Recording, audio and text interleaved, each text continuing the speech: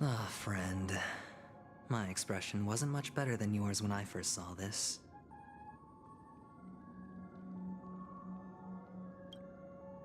Your eyes aren't deceiving you. It's her. The famous singer, Robin.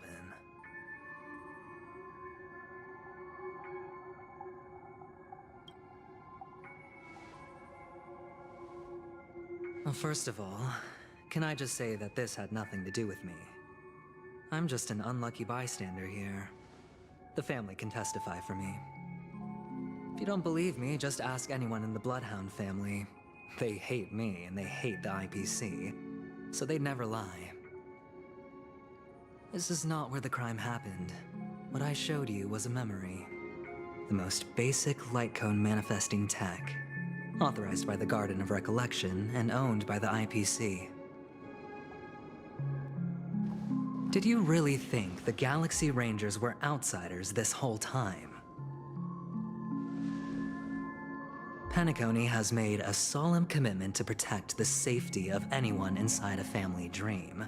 Any person in distress will be forcibly awakened and safely returned to reality. What gives them the confidence to make such conclusive statements? Because behind this promise is the harmony. The family's Dreamweavers link up their minds together to construct an unbreakable defensive line. Breaking through this line of defense to create death in the dreamscape. Not even a memo keeper could do that without the family's permission. Who could have done it, friend? The only one is her. The girl who calls herself a Galaxy Ranger. An imposter. An unsought guest. An emanator who hides her true identity. Ifrit's death was a foregone conclusion. And Robin? Her misfortune was staring right at her. Who will be the next to die?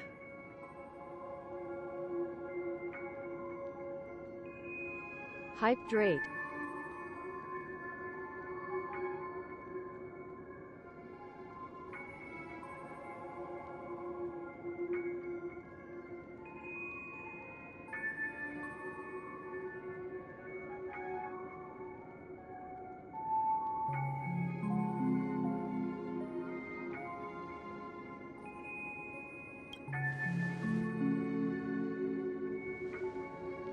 It's fine.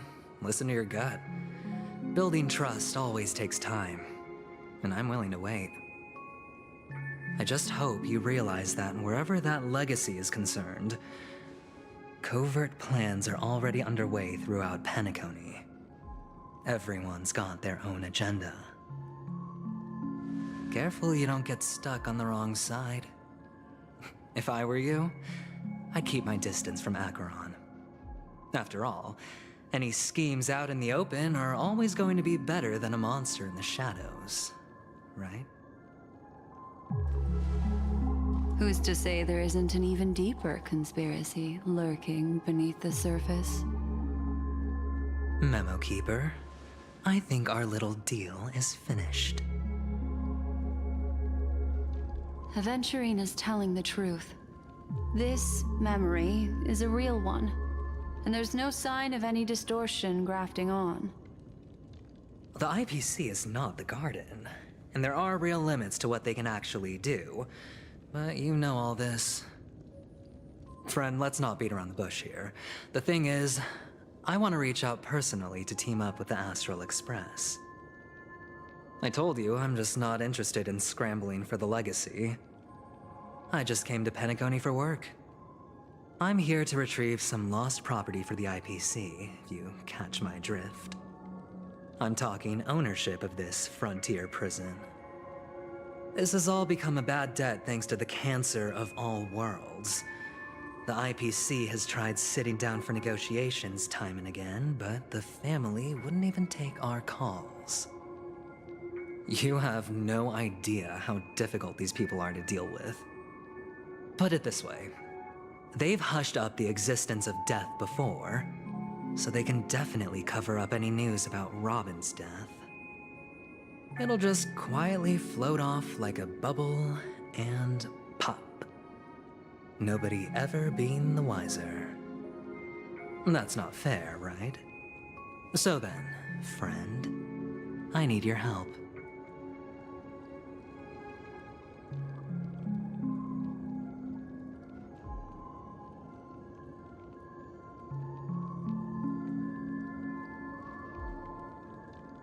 That's fine. I'm not forcing you. But I'm really not asking for much, so why don't you at least hear me out, okay? I have but only one goal. The family's front door is like a high wall, and to tear the whole thing down, I'll have to dig out a few chunks first. Once I find a weak point, the IPC will have plenty of means. Now we have our chance. So long as we can get to the truth behind her death, we can have justice for Robin. While also gaining a valuable bargaining chip for bringing the family to the table. Truly a once-in-a-blue-moon opportunity. I've been investigating and making lots of friends all over Penacony precisely for this very moment. This tragic news would be extremely bad for the family, so they'll be doing everything they can to stop it leaking. Especially to the IPC. But I trust that there are still a few factions that remain exceptions. And that's why I need you all. The reputation of the Astral Express precedes you. And the Harmony will give you the fairest of appraisals. You get to find out really what happened and seek justice. And I get to put it toward completing my mission for the IPC. It's what you call a win-win situation.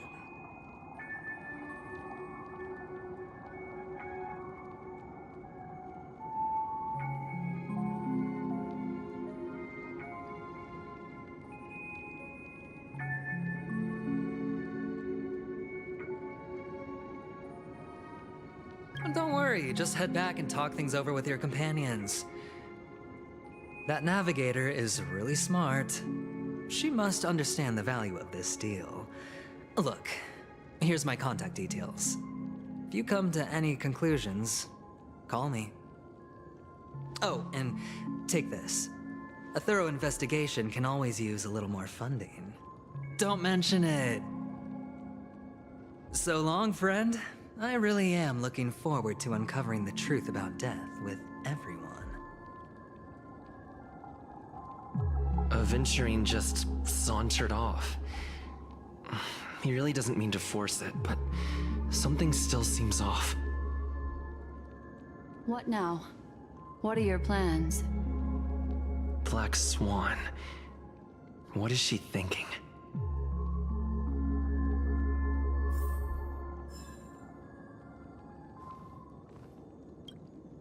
On the surface, this doesn't look like a bad deal for you. But Aventurine is a shrewd merchant whose scheme won't just be as simple as it appears to be. He doesn't know about Miss Firefly yet, but judging by your reaction, he may have noticed something going on and deliberately shifted topics to the truth of death to try and pull you in line with his way of thinking. That's quick thinking and very sound logic. Aventurine is no fool, and working with him definitely has its dangers.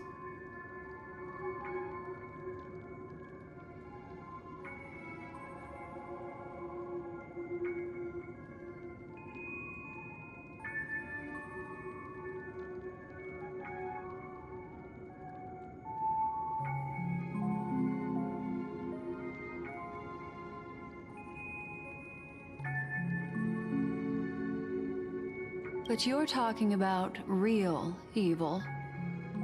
Anyway, be careful out there. There's more than one way to blaze a trail. In a dark forest beset by wolves, ensuring your own escape to safety should be your primary concern. As for the other questions, I'm not sure the two cases were committed by the same culprit, but that massive wound looked like its winged blade. We've all witnessed it in action before. Plus, it seems unlikely that there would be two lethal entities loose in the dreamscape. Sorry, I can't answer that question. That ranger is shrouded in mystery. I'm afraid no one is capable of providing an answer. But without a doubt, she is the most special guest at this banquet. It's like Aventurine said just then. It's best to keep your distance from her. Two victims appearing one after the other in a very short time span, in and of itself, that's very unusual. Two possibilities. The collapse of Penacony's dreamscape has started speeding up, making death extremely agitated and weakening the family's protections. Or everything has been planned out and executed by someone. If someone has chosen these victims deliberately, first a smuggler, then a family celebrity, then this murderer's motives are worth thoroughly chewing over. It's all happened so quickly, I can only make conjecture. After leaving here, go have a chat with your companions. I hope you can clarify the source of this confusion.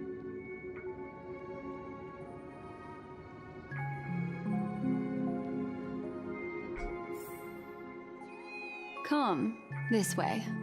It's a short walk. Don't get lost.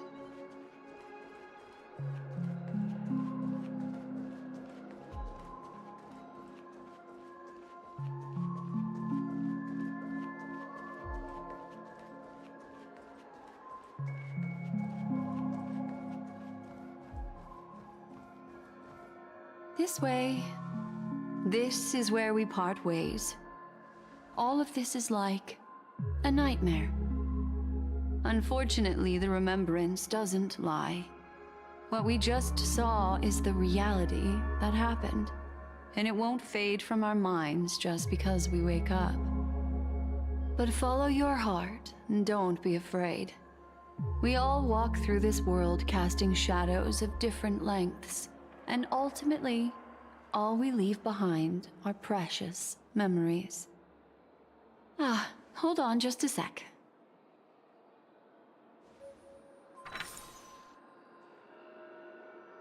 There you go. A small parting gift. If one day you unfortunately fall into the deep waters of the memory zone and there's no memo keeper to join you, hopefully it can guide you on my behalf. I also pay great attention to the ways of the world. Just think of this as an apology from me for hiding something from you.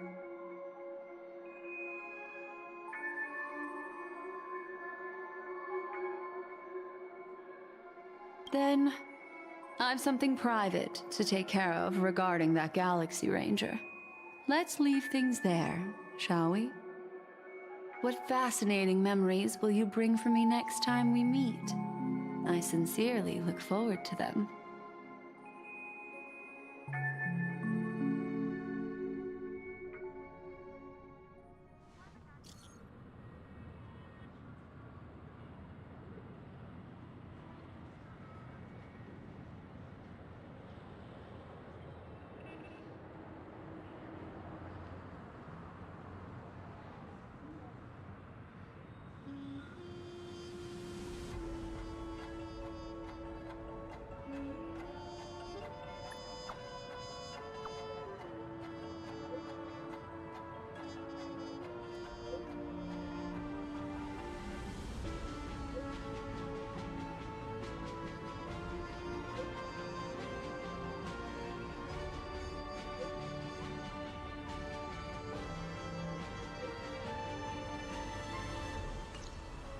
A family rep.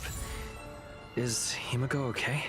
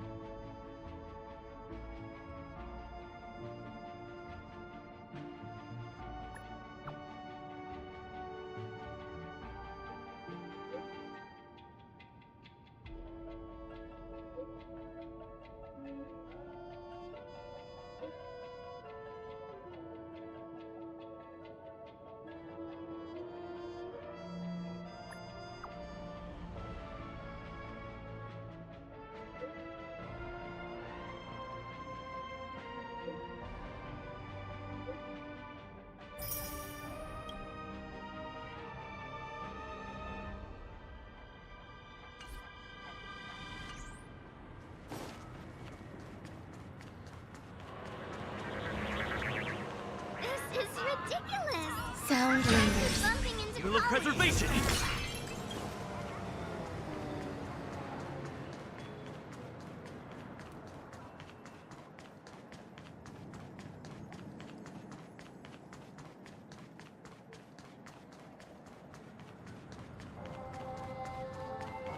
So much has happened. I should take a moment to gather my thoughts and wait for everyone to arrive.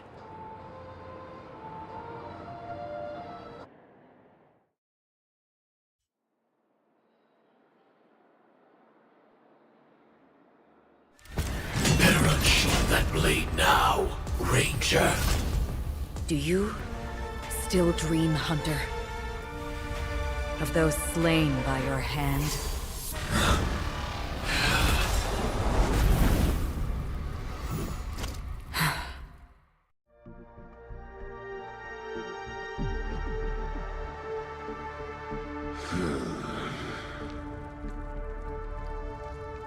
It appears the outcome has already been determined.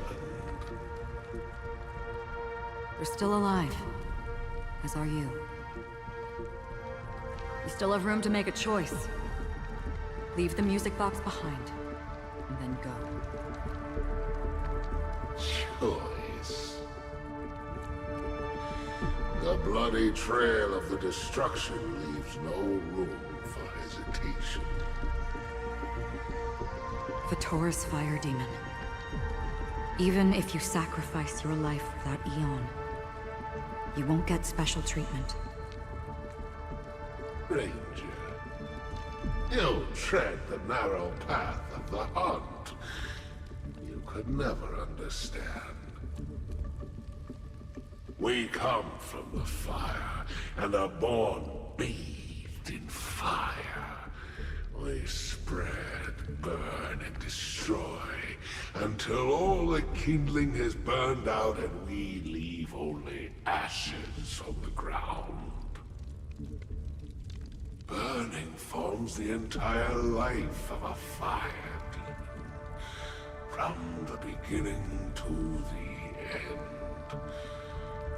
We are born to die, just to put into practice a profile of another universal truth.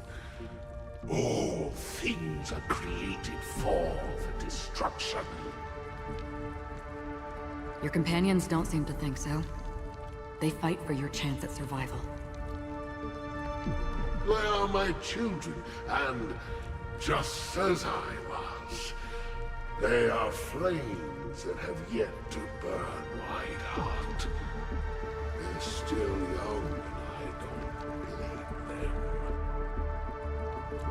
But my flames are faint, and time is running out. Can you see the planet of festivities in the distance? I plan to bring Purgatory with me there, and before that, I must surpass you. Why? Because on the path they have forged, you have traveled farther than I have. Emanator.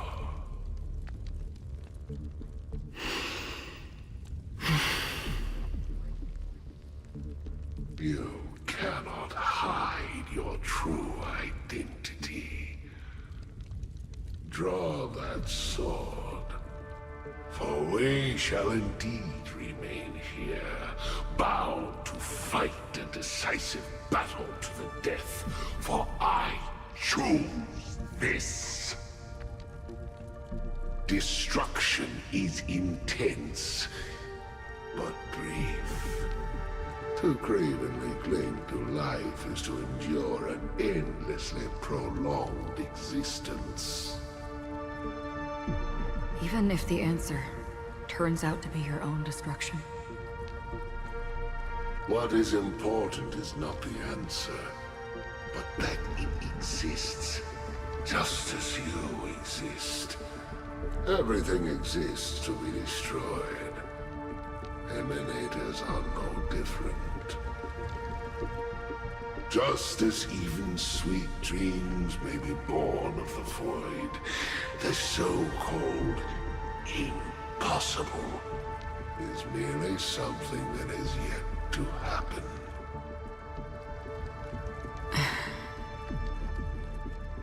All right.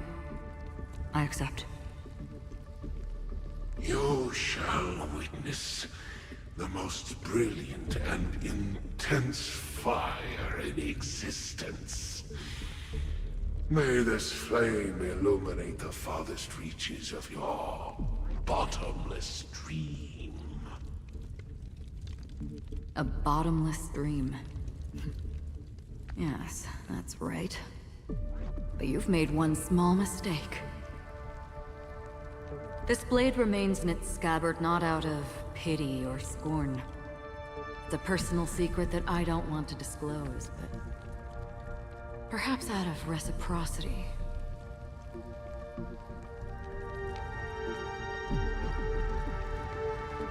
I'll reveal the truth to you. The hunt is not the path I truly follow. May death be the end of your boundless dream, guiding you back to the waking world.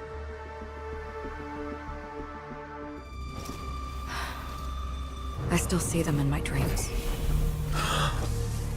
Hold it. Your time hasn't come yet. My time?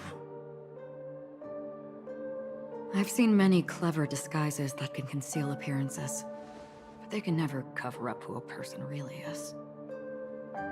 And you're no different. You had no desire to kill the Trailblazer. You only did what you did to drive me and the Memo Keeper away, but why?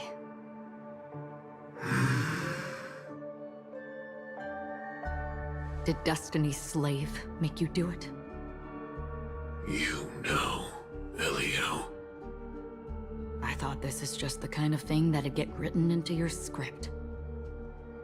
My script has always been brief. Other than that, anything beyond that is unnecessary. He knows my nature.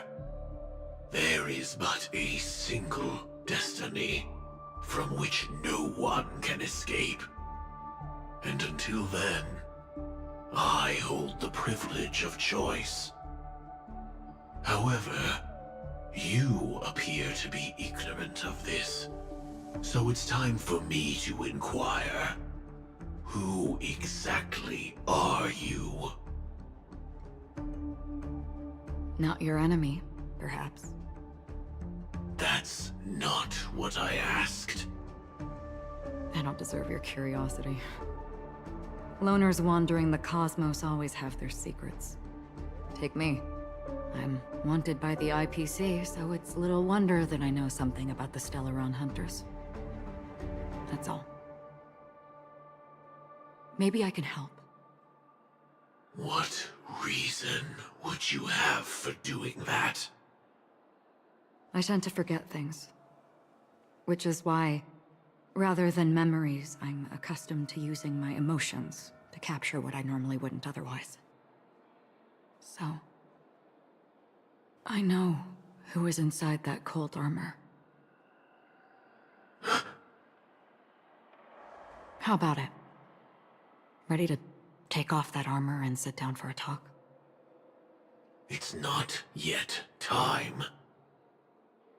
I don't need help, but I can give you a suggestion that would make things better for you and me. If your goal is the Watchmaker's legacy, then go look into the family.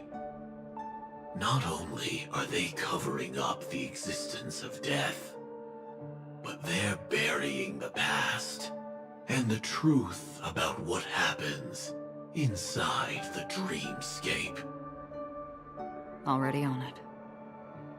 And the Astral Express is no enemy of yours. I know that. I just never expected to hear you say it. What's next then? The Trailblazer's been taken by Black Swan. Will you go look for him? No need for that. No harm in mentioning that Elio's only given me one instruction. Get all of the Astral Express to track down the Grand Legacy. I tried settling this in an easier and more direct way, but as you can see, here I am, confronting you. I failed. Can't ever go against the script. The so-called impossible is merely something that has yet to happen. That's it. Before we split, can I ask you one more thing? Is there anything else in your script about me? I'd like to know what kind of footnote I get to leave in that future foreseen by destiny. Unfortunately, not a thing came up. I knew it.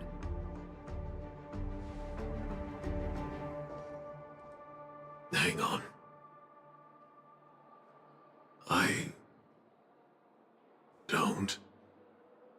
Don't. What? Your first question was, do you still have dreams about everyone who died because of you? I don't. Never have. I was born without the ability to dream. I live for this cold, harsh reality. For a little light, and to burn, to keep on burning, until I turn to ash. So, I really envy you. Is that so? Then you're already living in the waking world.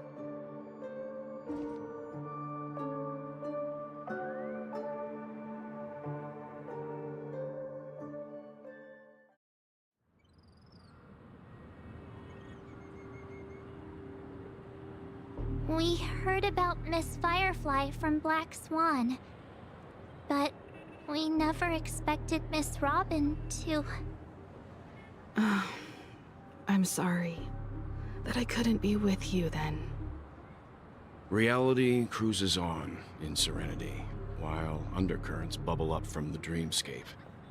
Just like that memo keeper said. Stay strong, everyone.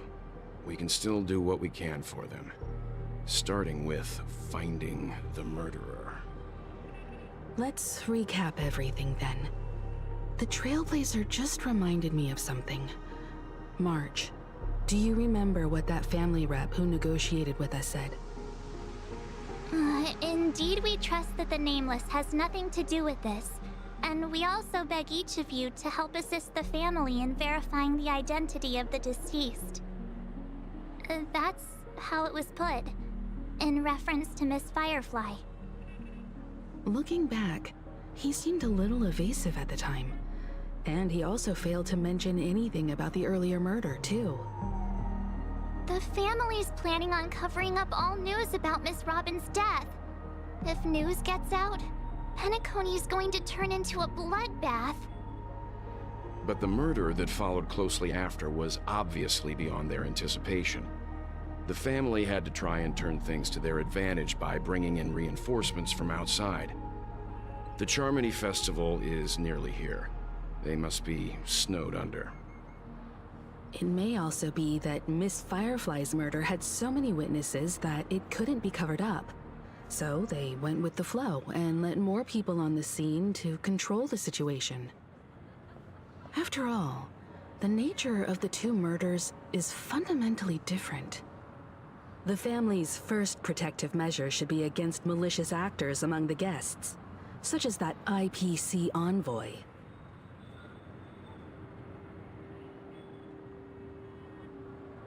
All the while accusing that Galaxy Ranger. Are we missing the forest for the trees here?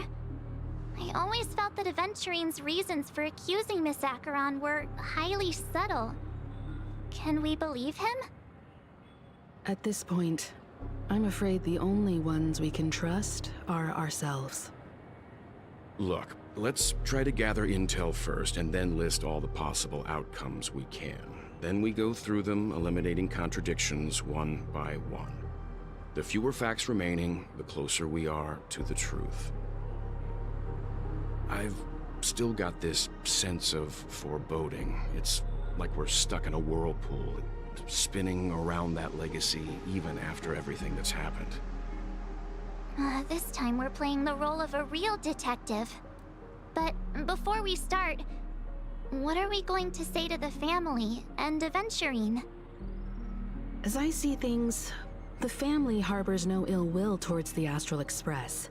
If they didn't trust the crew, they wouldn't have casually commissioned outsiders to investigate a case that's, in all likelihood, a scandal. Plus, this is the family's turf. Teaming up with them should make things easier for us in the future. As for that Aventurine, well, I'd like to hear your thoughts. He's complex. He deliberately slow-played his hand during negotiations while running circles around us all the while. He appealed convincingly to both reason and emotion. It wasn't forced, but the intent was obvious. Still, it's good to have contacts among all this uncertainty. Aventurine showed his skills, and as far as our interests are aligned, he can become a reliable ally. We also need to keep a certain distance from the family. Never let them get too close. Teaming up with the IPC helps balance that out. If either side makes a move, we have the option to pull out. So, you suggest accepting Aventurine's proposal to team up? Yes. It's risky, but we can only wait until both sides have played their cards before making any further judgments. I get why, but there's a whole lot of bad guys and girls around here, and I'm worried about getting stabbed in the back. He's been bullied a few times now, and I can't stand it anymore.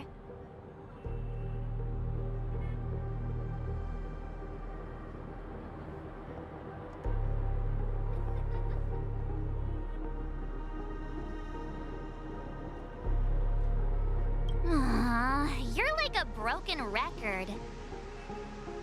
Forget about it. Just let me keep an eye on him. If that doesn't work, we can just turn the tables and use him instead. Then, could you please reply to Aventurine? Everyone, take this time to put together your thoughts.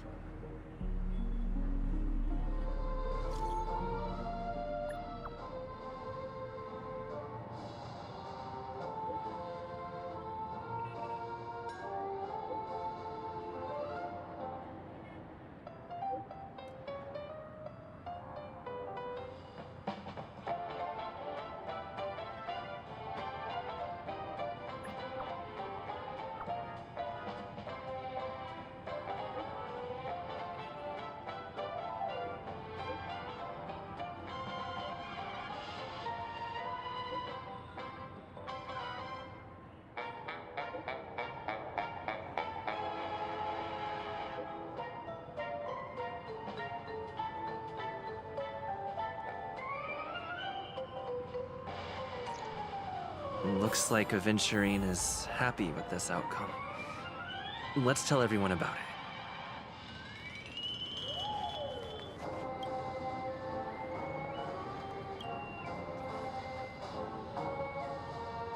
Like a long face, buddy! Cheer up!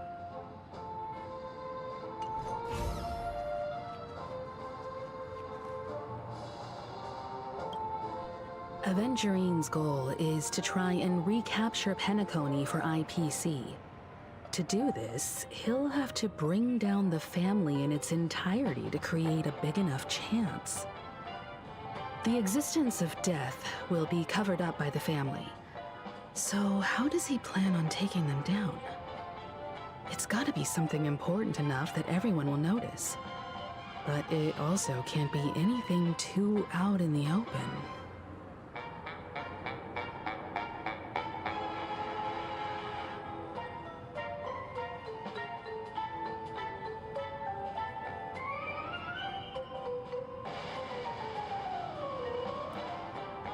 Aventurine has devoted considerable attention to her. But this Galaxy Ranger, we know hardly anything about her, and can't rush to any conclusions. He's definitely going for the family, and it's just a matter of how. The harmony is strong in Penacony, and almost impossible to take on head-to-head. The fact that the IPC dispatched Aventurine shows that they do not intend to simply play by the book here. An attack on the hotel guests?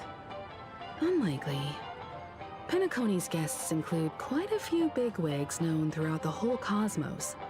People who not even the IPC would dare take lightly. Aventurine is a shrewd merchant, and there's no way he doesn't know that. I was also considering this possibility. Especially because he respects you so much, and has sought you out before a few times.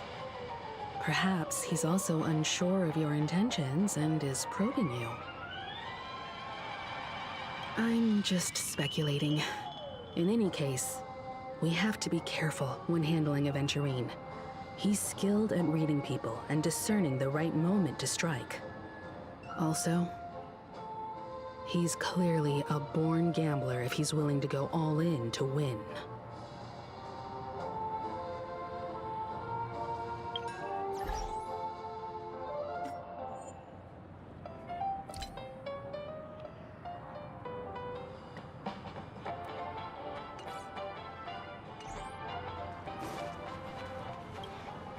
Aventurine said something that concerns me.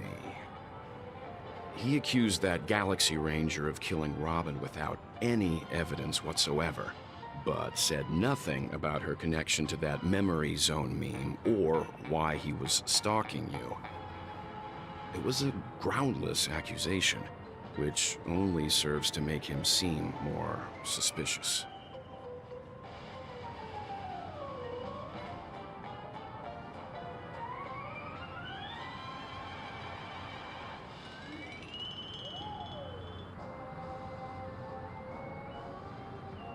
Maybe Aventurine's goal was never to gain our trust. Maybe he wanted to foster a feeling of enmity towards Acheron and make the situation more volatile. Two birds, one stone. However, I asked Dan Heng back on the Express to confirm that story about the Annihilation Gang and the lost messages. It wasn't something that Aventurine made up out of thin air. You've met her many times now. What's your impression of Miss Acheron?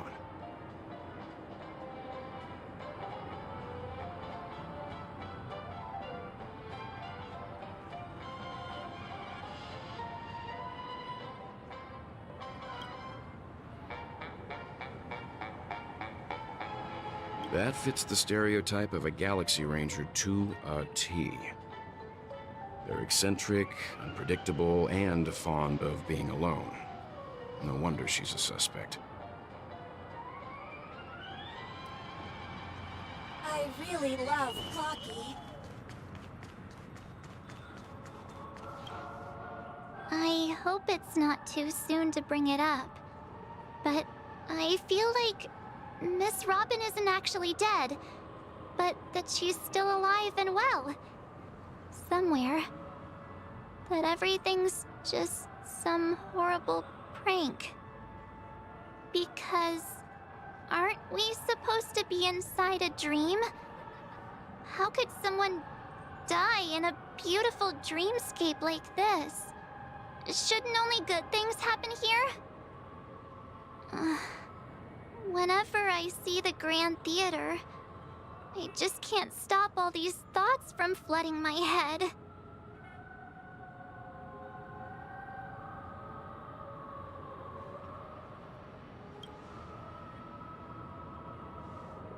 Yeah, of course.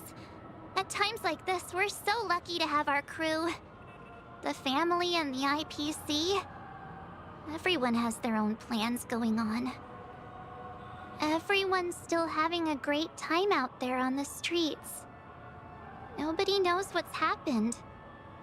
It's all so unreal. As if Firefly, Miss Robin, and us were all outsiders from another world. Aw, what a mess. I really want a nice cool drink of soda to help me calm down. But then I'd be just like everyone else out on the streets. Looks like Aventurine doesn't need anything else. Let's turn our attention to the family's assignment for now. Himeko, what do you think? Among our current clues, the 2 murders that he witnessed are the most directly connected. I suggest starting here. One thing I'm curious about is, if a person dies in a dream, what happens to them in real life? Seeing as we're at the family's behest, why not pop back out to reality and verify Miss Firefly's situation back at the hotel? Perhaps we could also make a few inquiries about her while out there. How about we split off into 2 groups? There are still some things worth focusing on inside the dreamscape. I'll investigate those, and we can link up again later. Worth focusing on? Oh. No problem. I'll leave it to you then. Huh? Aw, I thought I'd finally get to see Himeko and Mr. Yang go out on a mission together. Oh well. Take care then, Mr. Yang. I will. Keep in touch.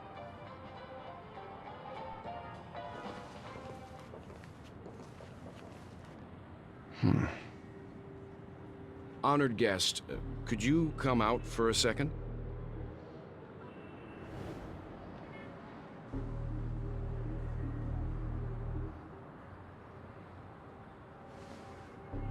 I'd be embarrassed too, getting stared at like that. Forgive me. My name is Welt Yang. I'm one of the crew members on the Astral Express. I believe you've met my colleagues. Welt. Is there something about my name? First, don't you want to know my name? I already do, Miss Acheron. You're a prominent figure in Penacony. What are they saying about me? Some claim that you're the real culprit behind these murders, that the Annihilation Gang's tragic fate at the banquet was a result of your blade, and that you're now attempting to unleash another bloodbath on Penacony. The Annihilation Gang. Ifrit of Everflame Mansion. Tragic fate. That Duke turned his dying body to flames and sacrificed his life as a martyr. He was a determined and heroic pathstrider. Not even a villain should be disparaged like this. And what's more, there were plenty of suspects invited. Do they really think that a blade is more dangerous than that black hole you're wielding? Keen intuition. Not even the family managed to point out the truth behind this cane. So you must surely know, Miss Acheron, that peering into a black hole is not a wise move. As a potential threat, your knowledge of us has reached uncomfortable depths. Reveal your true identity and intentions. Otherwise, brace yourself for gravitational disintegration. That shouldn't be necessary. But if it makes the Nameless feel less defensive, I'll be happy to abide.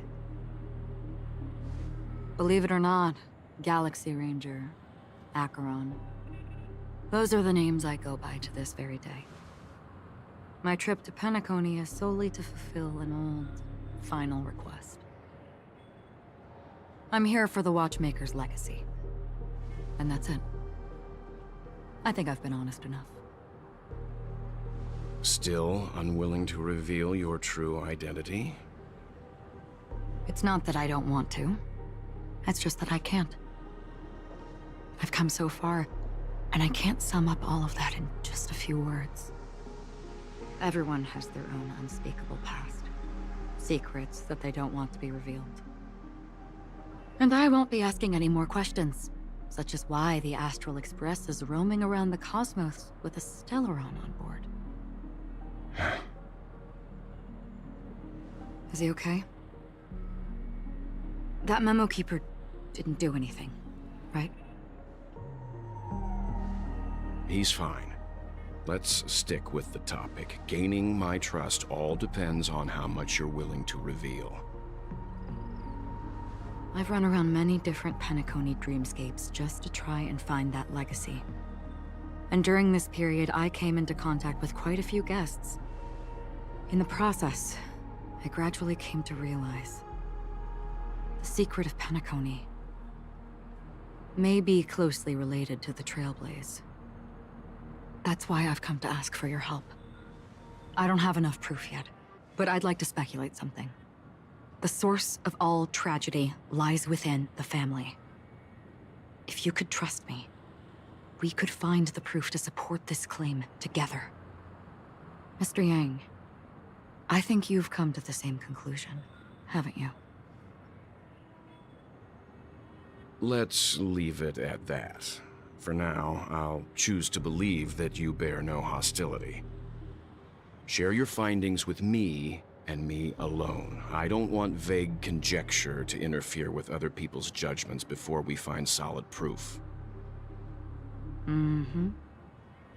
By the way, would you like something to drink? Before we go, how about 2 cups of Wake the Heck Up? No, 4 cups. Because the conversation coming up will last forever.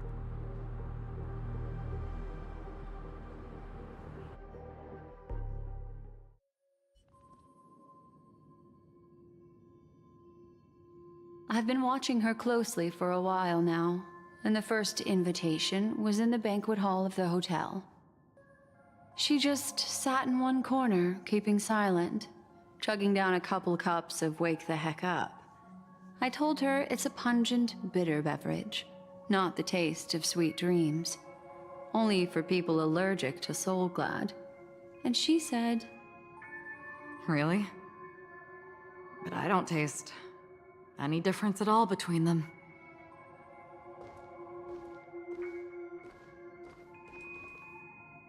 the guest rooms are charmingly minimalist. An aesthetic you share, Miss Acheron. It's a cinch, this music box. The invitation received by the Annihilation Gang. There are latent memories that linger on it yet. You see, memories of you are not yours alone. They travel in other people, other things. I know much, and I can predict even more. With some help, the dead can be made to speak.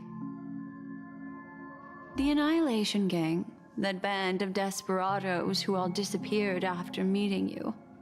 What exactly happened to them? Well, let me reveal all.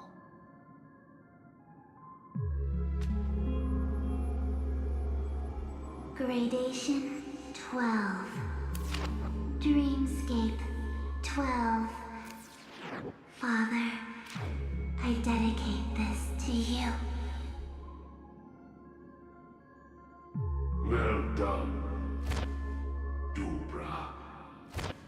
Wherever they go, shall be met by annihilation. There it is. It's hazy, but it's Ifrit's voice. The other one is probably his progeny. This is the residual memory from when the invitation was first delivered. They were abruptly interrupted. Then, what happened next is... They sought refuge in the land of sleep. Merely a wishing for undisturbed rest, away from the storms. Children of the Flame, this marks your rite of passage. She won't be necessary. I alone am enough.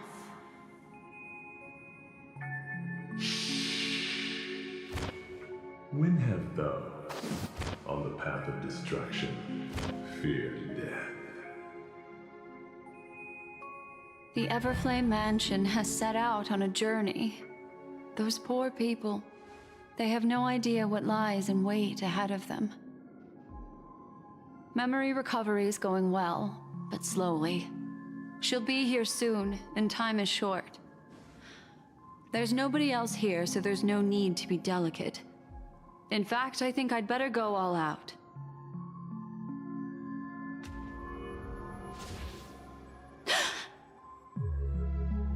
What happened?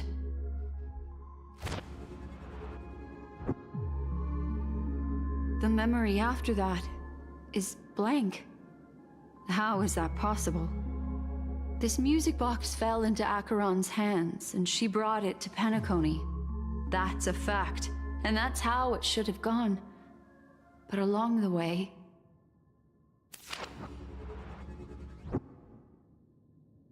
it's like it's been erased. Who's done this?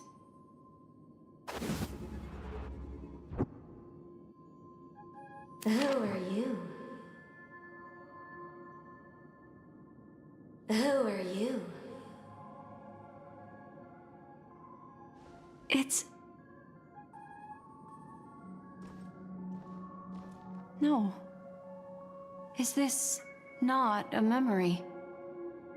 Oh, a memo keeper. Do you serve the Garden of Recollection? Or the Cremators? My name is Constance. A pleasure to meet you.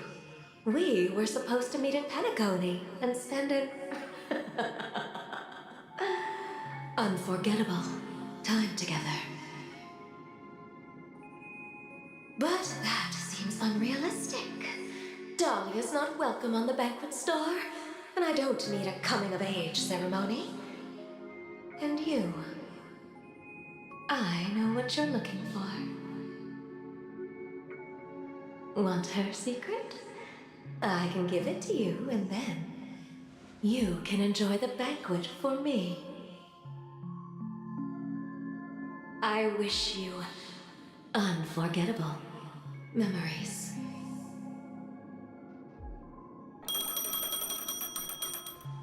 Oh. A phone. Wanna listen in?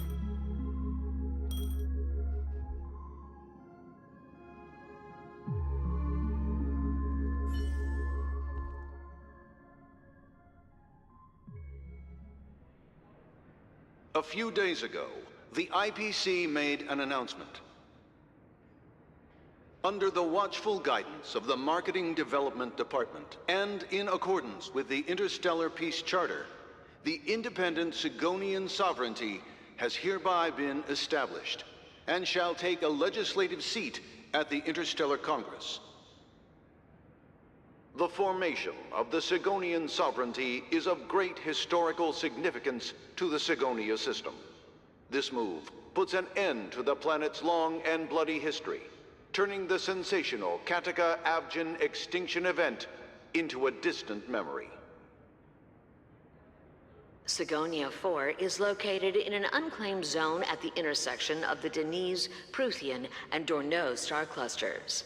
The planet's surface environment is known for being extremely harsh, constantly faced with the threat of impact from small-scale celestial objects. This is why very few intelligent species have made this planet their home, dividing themselves into several tribes to eke out nomad lifestyles as they struggle to survive the arid desert wilderness. They have developed their own folk beliefs that are independent of the Eon belief system. Sigonia. Sigonia. Ravenous eye of the storm, spurned by all the gods.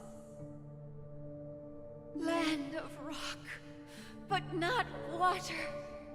Lightning, but not rain. Blood, but not tears.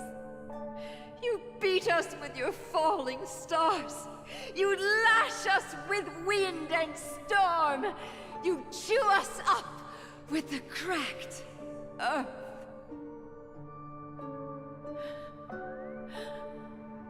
You promised us a land of honey, yet yoked us beneath a sword of bitterness. Oh, Gaiathra Triclops, if thou can hear me, please open up thy 3 eyes and gaze upon this child. When you took his father, my child was still sleeping in my belly. And where my husband went, I too soon must go. I don't ask for a peaceful death. Just for you to tell me, does the baby swaddled sweetly asleep? Does he dream of his mother's heartbeat and the sound of falling rain? Please tell me whether this life is all just a fleeting dream. Otherwise, why would this child be born to face impending death? Mommy! Mommy! Mommy, the rain. It's raining. Raining?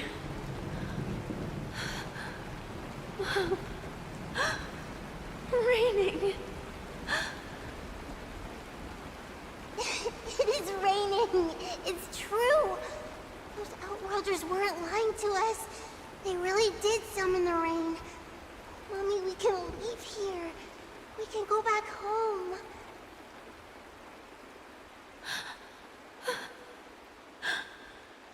Back home. Gaiathra Triclops. You came. Do you hear that? Thank you. Thank you.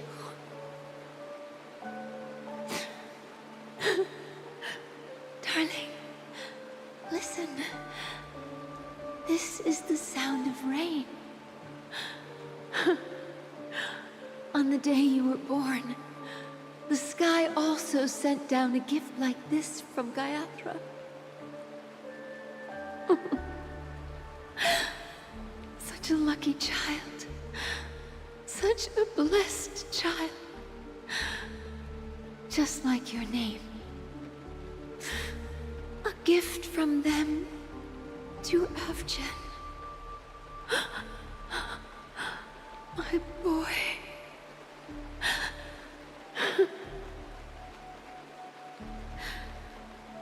May the goddess Gaiathra close her eyes 3 times. Keep your blood eternally pulsing. Let your journey be forever peaceful. And your schemes forever concealed.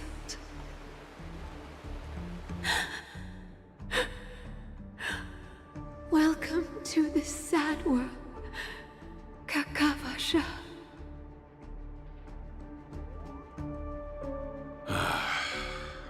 Time to wake up, gambler.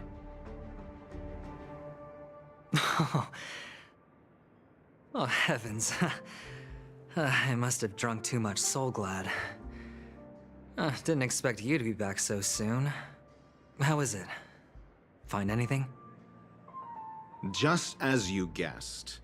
Nobody outside knows about Robin's death. There aren't even baseless conspiracy theories. They're still streaming the rehearsal for her ceremony, using a stand-in, I guess. They must be dreaming. Of course. Who could imagine that death would actually descend upon the idyllic dream created by the family? Let alone that the victim would be the female lead of the Charmony Festival. To be honest with you, I didn't believe it.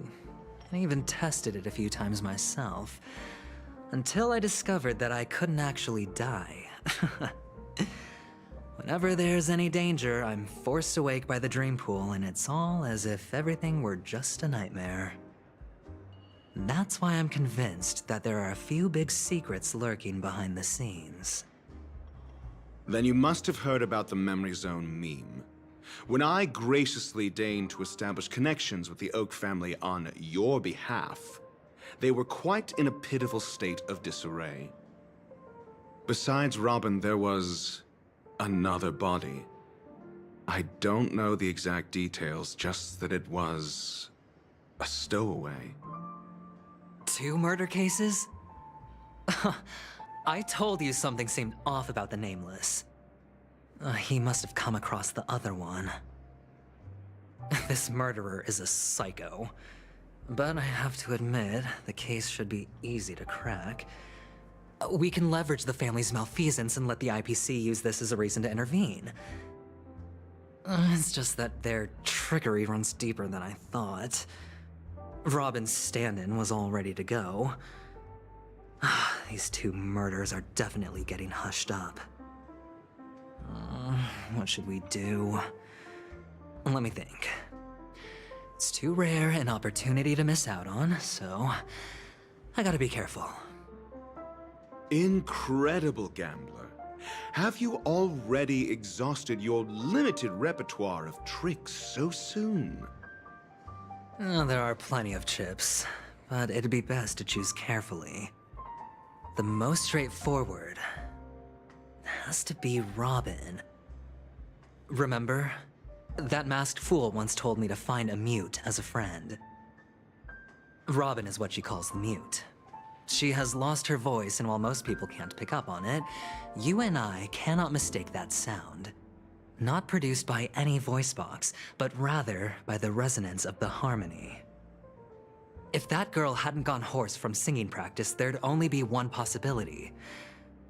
Something was up with the family. Or Robin herself. To get to the bottom of this, I tried every way I could to meet her. But she died. Right before my very eyes. A complete and utter loss.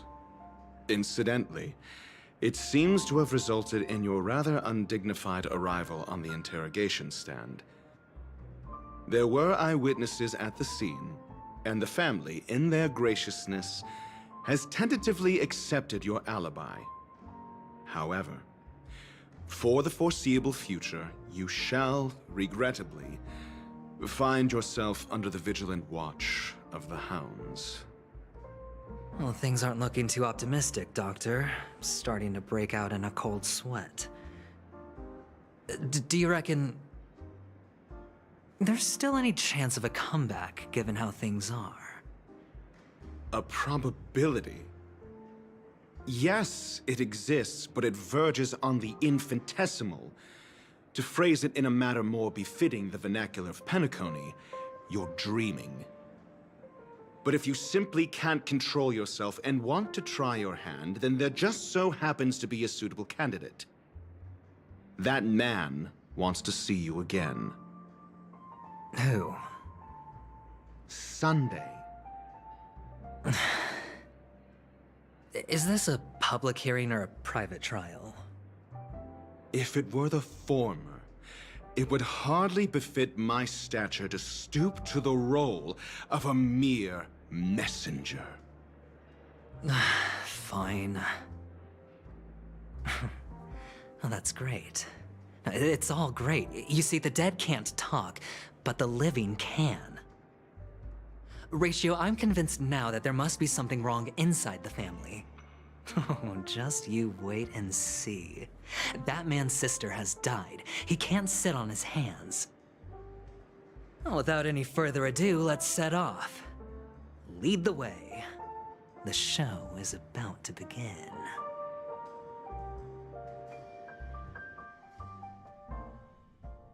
We're here. The Dewlight Pavilion is the Oak family's fortress and a place where heads of the families meet to discuss great plans for Penacony. Fortress? I like this metaphor. I dealt with the warlords of the Amanicus star system not long ago, and their synchronized orbital manor wasn't this heavily guarded. This mansion nominally belongs to Sunday, and is very befitting of its owner. Without his express invitation, the likes of ordinary guests would never grace these grounds in their lifetimes. Look around while you still have this moment of freedom. Hey, Doc, whose side are you on anyway? Who's to say I won't sell you out? We'll see.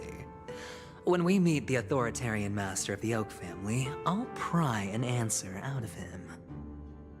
Follow me and I'll bring you to his parlor. Hold your tongue and let me deal with the members of the family.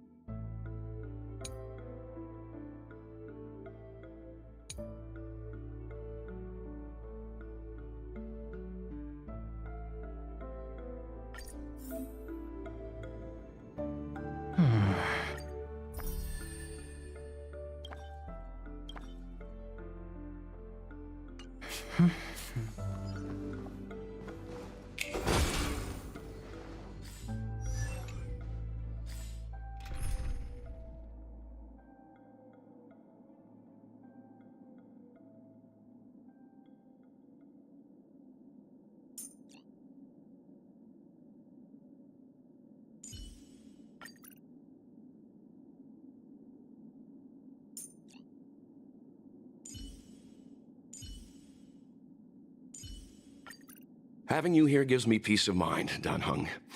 Still, I'll stop nagging.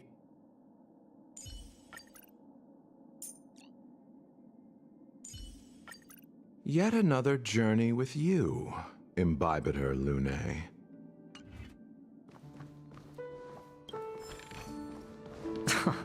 This is hardly enough for a seat at the table.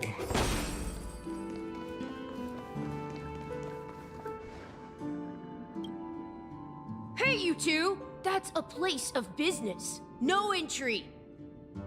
I was requested by Mr. Sunday to bring him the suspect. My name is Ratio. He should have mentioned it to you. Oh, I remember you. Veritas Ratio. Your punch virtual particle clock is impressive.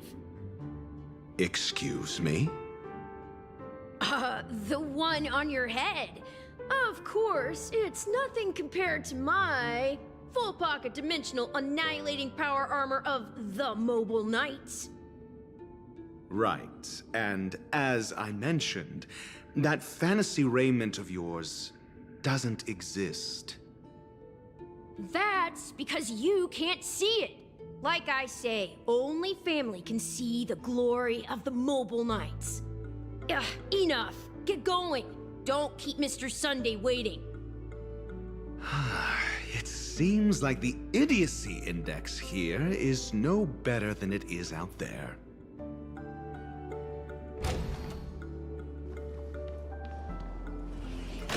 A dead end? The door is shut tight. Looks like we're on our own. I mean, there isn't a door. How did you get in before? For security reasons, the family built the administrative site deep in the dreamscape, with the mechanisms hidden in these Nightingale statues. the direction of the statues can be controlled. On the previous occasion, an attendant named Kona had gone to the side room to verify something before setting the statues in the correct positions. Well, maybe we should do the same. Let's go and take a look. Of course, we can also use brute force.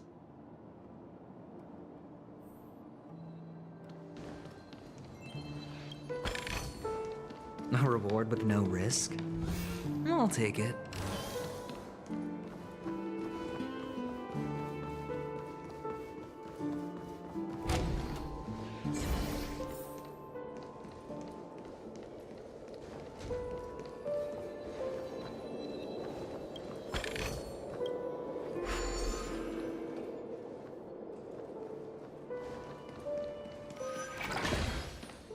The bigger the risk.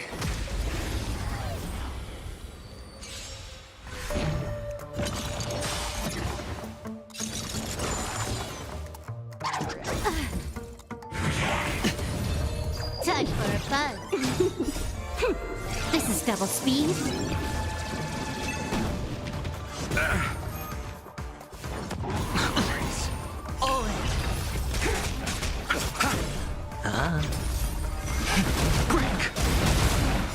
World cleansing dragon. Time for a buzz.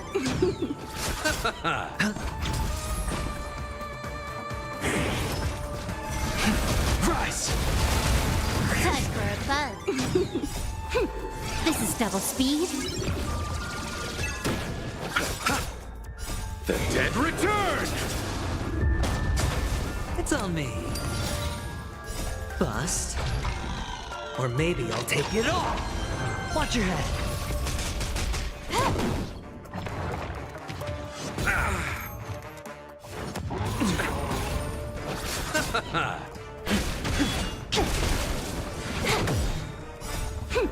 This is double speed.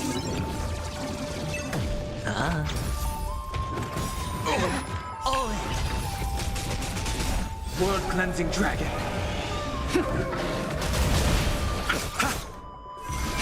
Break.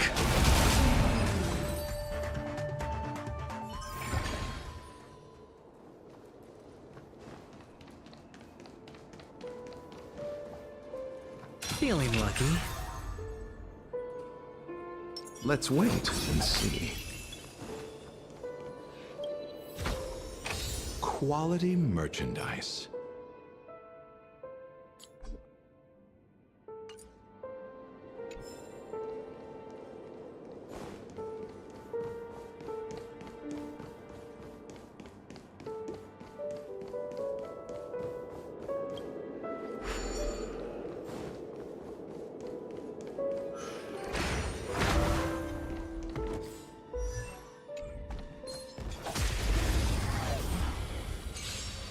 Repay.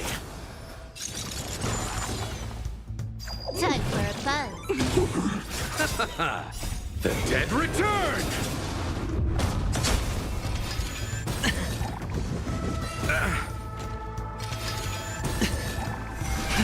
Rise. World cleansing dragon. Bust. Or maybe I'll take it all. A moment's excitement, nothing more.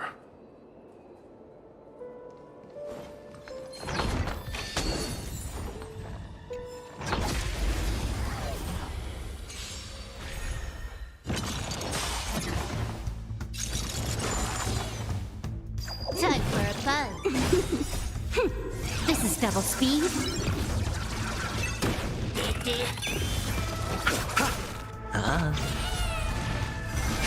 Break. Time for a buzz.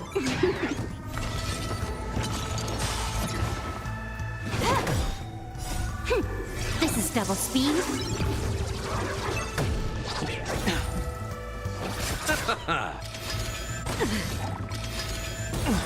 It's on me. Time for a buzz. cleansing dragon.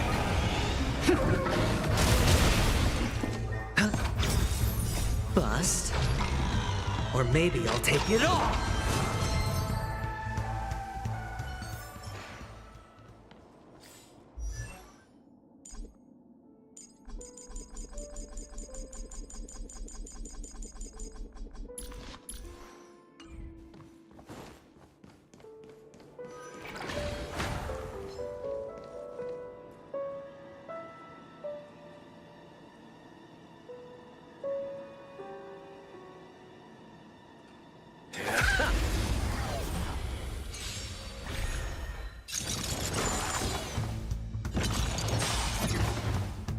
Time for a buzz. This is double speed.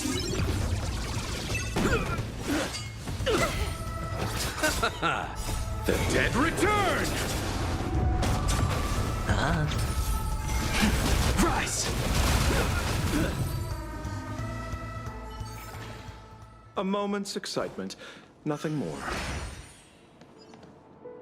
6 nightingales facing in different directions. An obvious hint.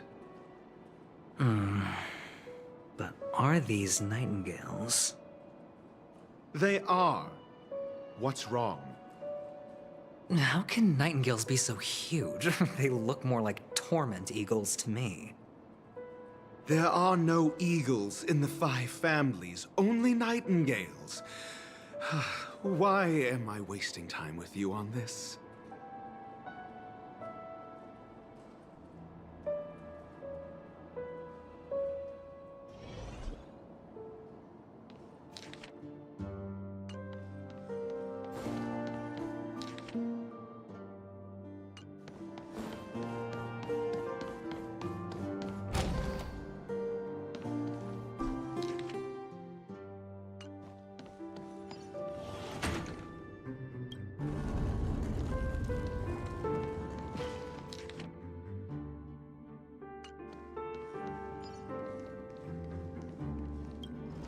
Yeah.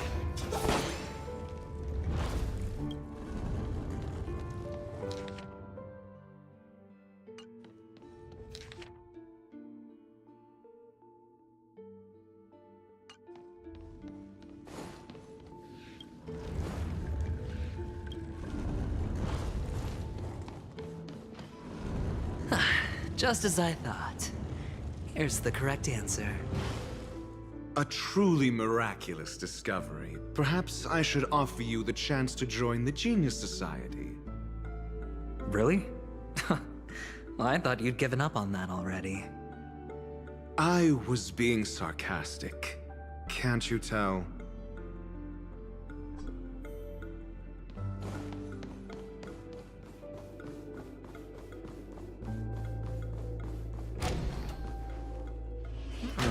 Impressive. So much for Mr. Sunday's reserved, virtuous image. Do you need me to remind you? We're in a dreamscape. No matter how grand the mansion looks, it'll not affect Penacony. Stop wasting your time nitpicking the family here. Yeah, you're right. The only way to destroy the family is death.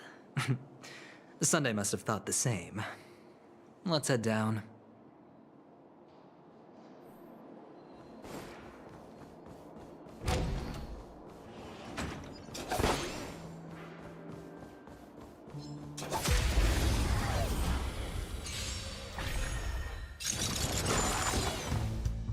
Time for a buzz.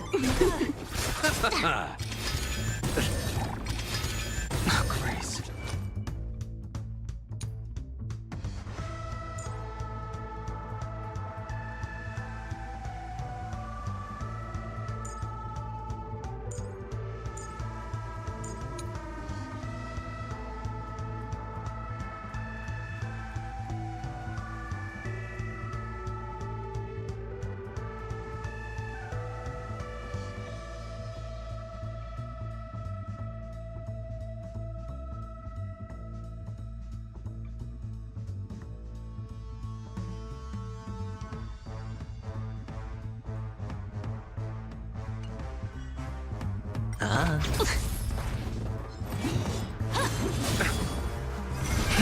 Rise!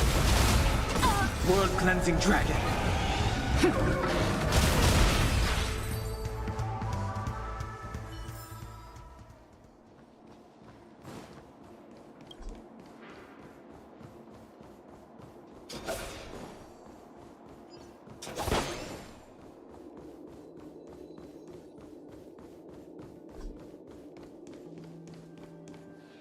Hold on.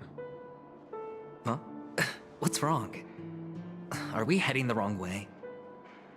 No, but this door is locked. My friend?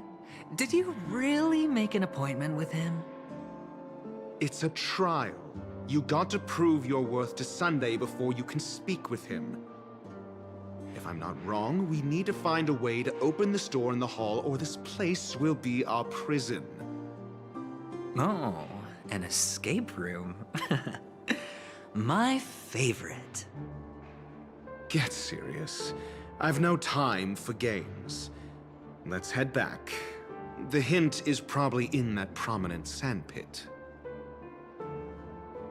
Wow. That's an enormous sandpit. I'd love to build a tall building for myself. Once I have enough savings.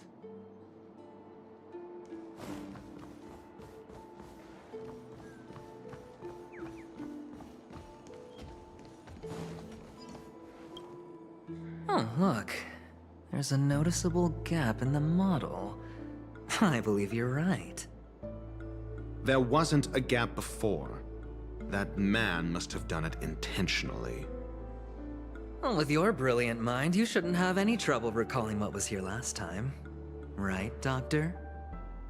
Of course. Let's look around. When I see it, I will know it. Fine. Fine. Why do I feel that we're pursuing a degree in burglary now?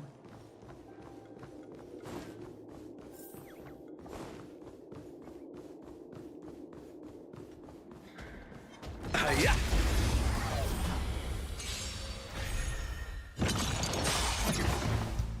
Time for a buzz. This is double speed.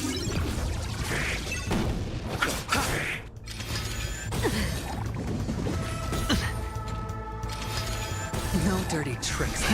Rise! Bust. Or maybe I'll take it all. Watch your head. Time for a buzz. The dead return!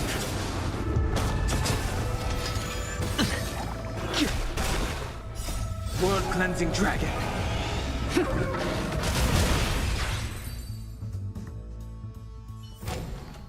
A moment's excitement.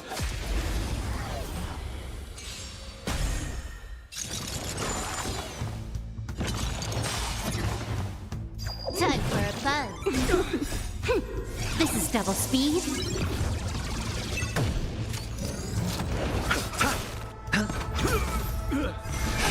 Break!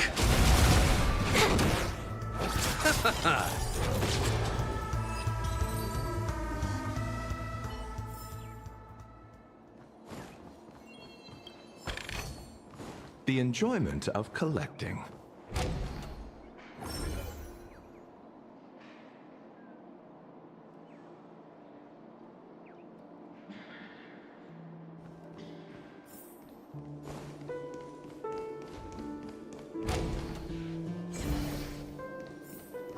Found it. This is it.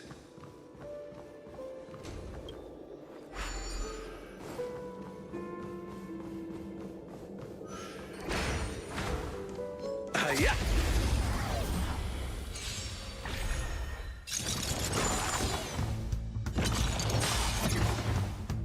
Time for a buzz.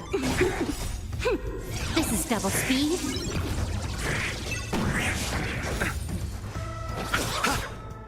The dead return! Rise!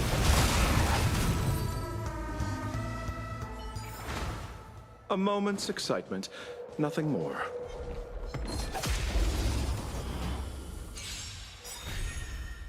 Time for a buzz. World cleansing dragon.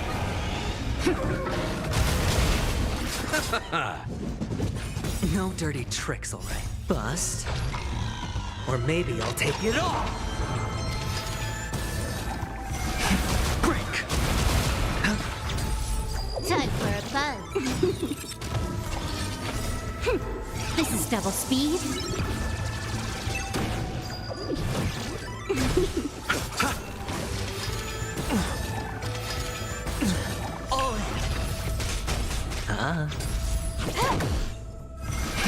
Rise! World cleansing dragon.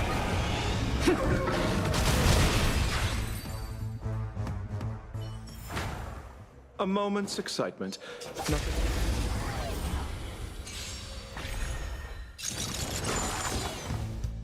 Time for a buzz. This is double speed.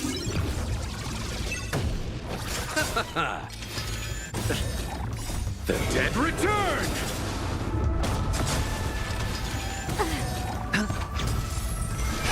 Break! Time for a buzz.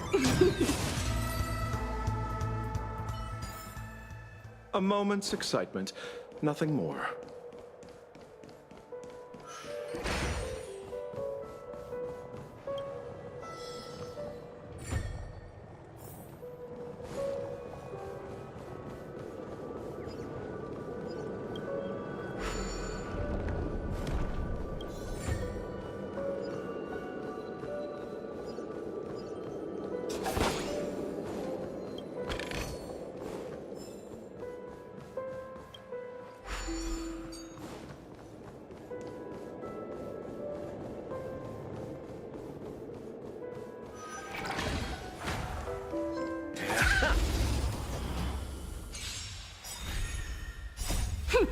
This is double speed.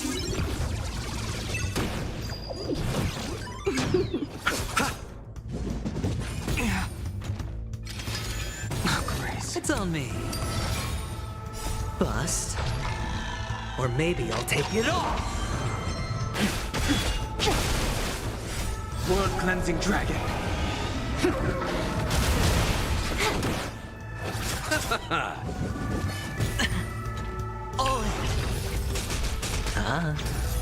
Time for a buzz. This is double speed.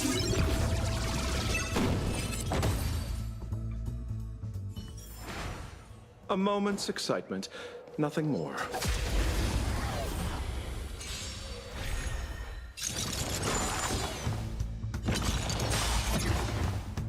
Time for a buzz. This is double speed.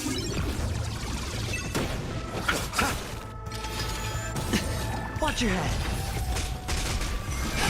Break!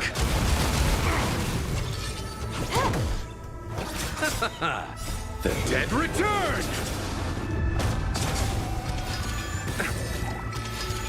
No dirty tricks, alright. Bust. Or maybe I'll take it all! Rise!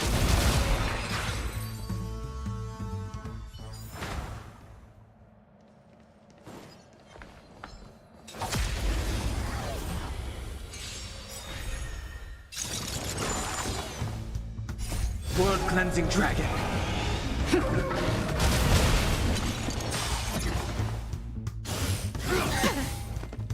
Time for a buzz. Oh. Inevitable. Watch your head. Break.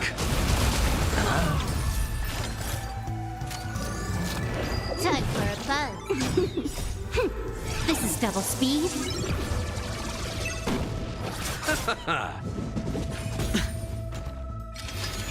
No dirty tricks, alright. Rise! World cleansing dragon.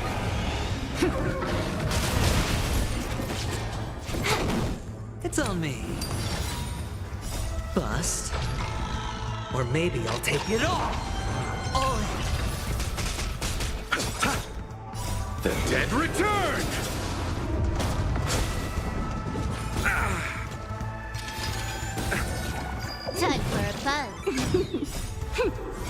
is double speed. Break!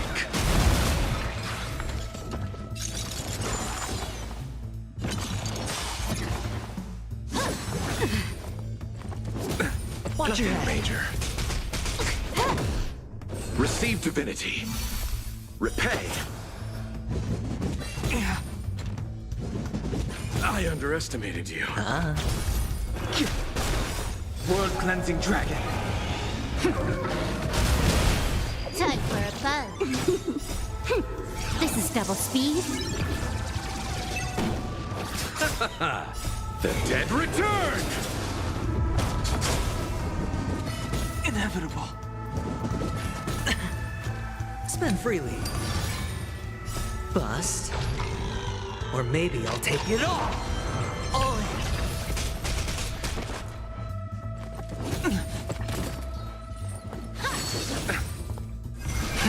Rise!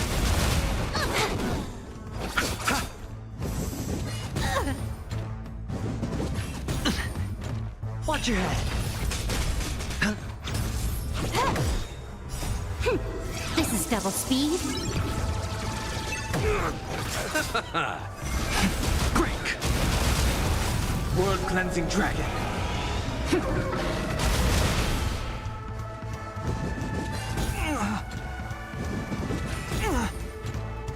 Time for a buzz. No dirty tricks, all right. Rise! Time for a buzz. This is double speed. It's on me. Bust. Or maybe I'll take it all. All in.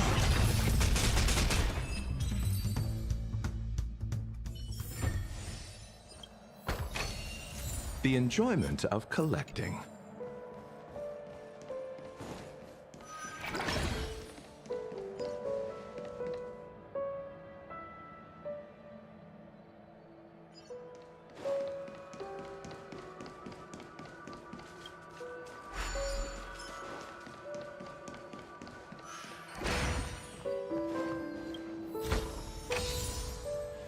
Find peace.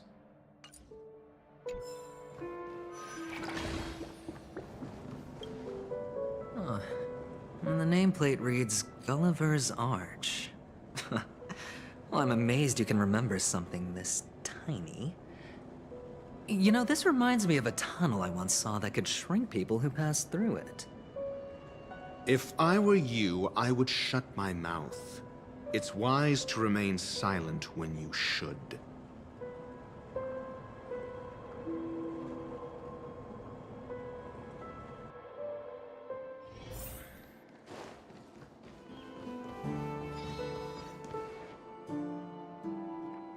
Oh, this reminds me of one of those building toys. You know, with the blocks. I've never played with them before. I wonder if it's more interesting than stacking chips.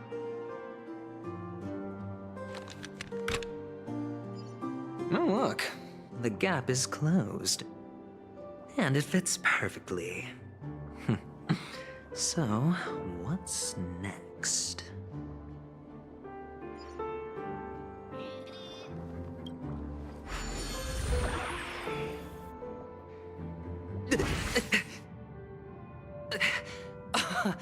Oh, good heavens. Did I drink? Am I still in a dream? Indeed. Oh, Doctor, you're huge. It's me! Down here! In the sand pit!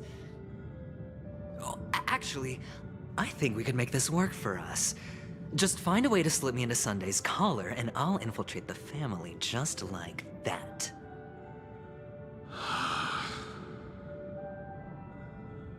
Oh, fine. I was just kidding. Let's find a way to open the door.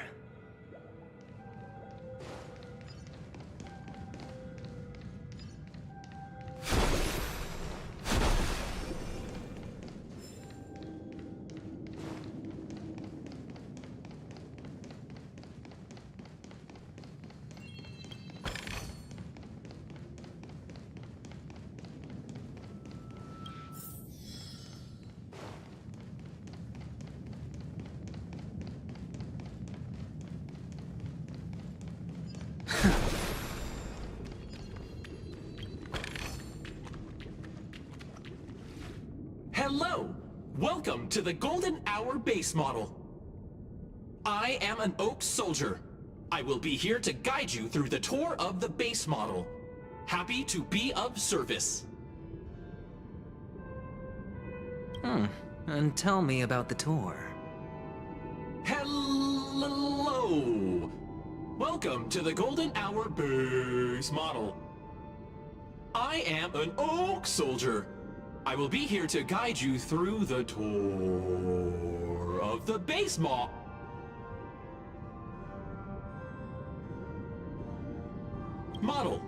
Happy to be of service.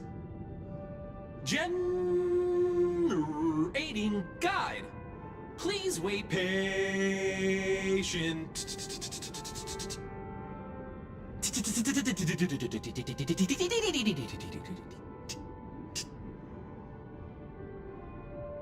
Found the nearest check-in spot.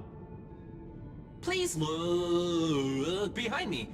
A capsule machine model.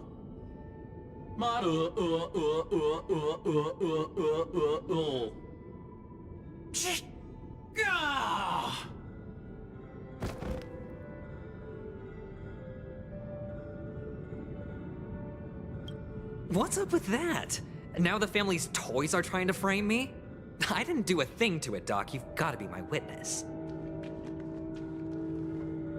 Oh, capsule machine.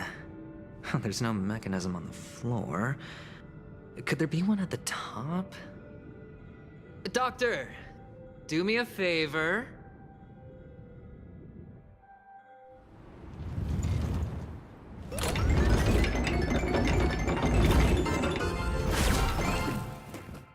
So, I was right. These models have interiors that look exactly like the real buildings. The only difference is that no one lives in them. Funny that Sunday puts a miniature that makes him seem like a giant by comparison right where he can see it first thing in the morning. Insecure much?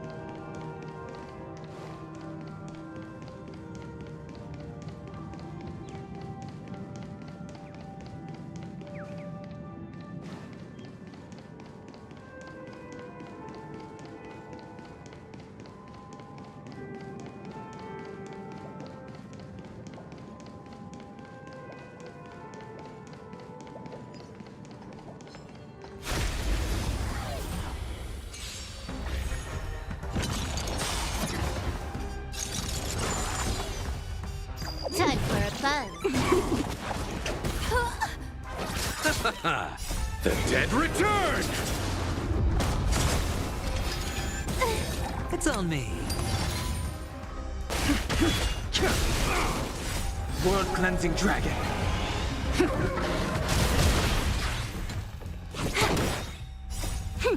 This is double speed.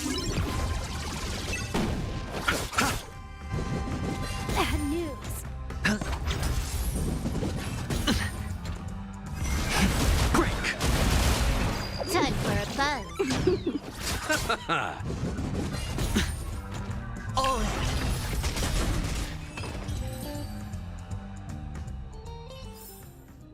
The consequences are mine to bear. Feeling lucky. Let's wait and see. Oh, one of the fragments flew upstairs. I'll need to use the pinball machine to flick myself up there. But it's tough.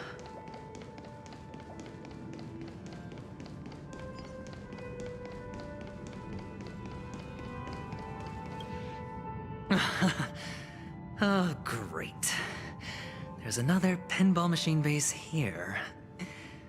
And it's empty too. Doc! I'll need your brain power again. There's no need to yell, I can hear you. The pinball machine must be hidden somewhere in the hall, like the arch. Wait here, and I'll be back in a minute.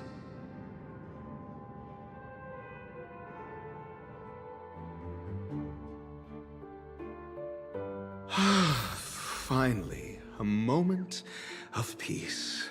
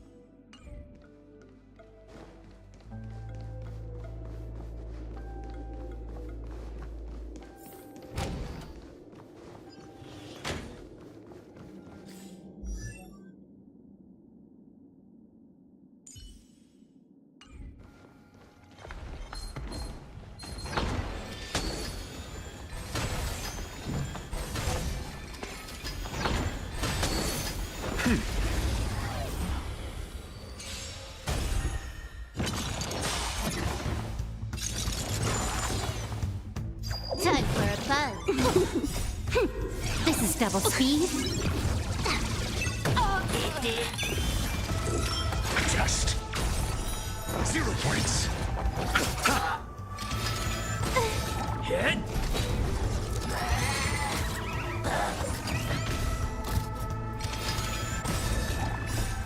Lance! Forward! Answer me. Free. The dead return! Just. Time for a buzz. This is double speed. Answer me. Knowledge, the measure of truth and falsehood.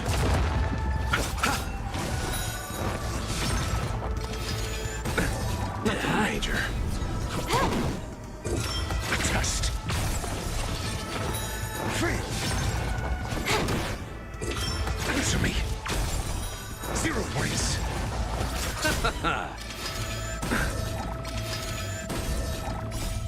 Lance! Forward!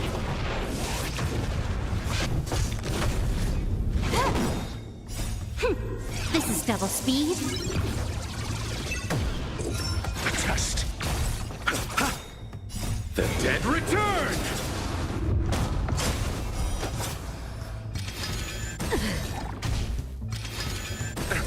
Hit. Answer me. Free. Knowledge, the measure of truth and falsehood.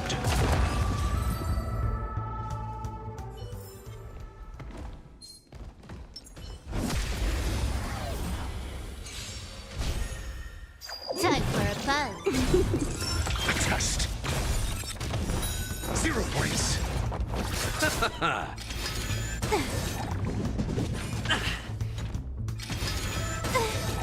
Receive divinity. This is double speed. Lance! Forward! Answer me. Free. The dead return! Time for a buzz.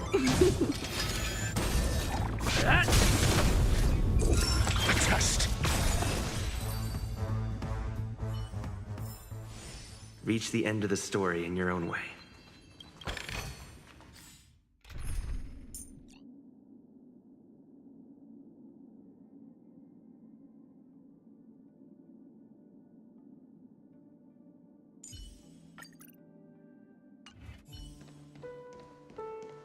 That's it. Pleasant moments of solitude are always fleeting.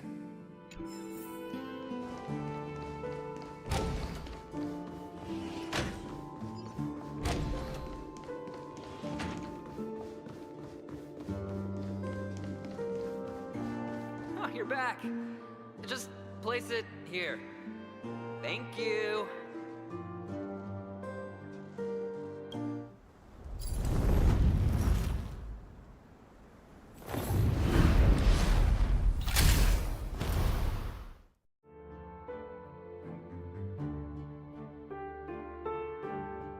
Thanks, Doc.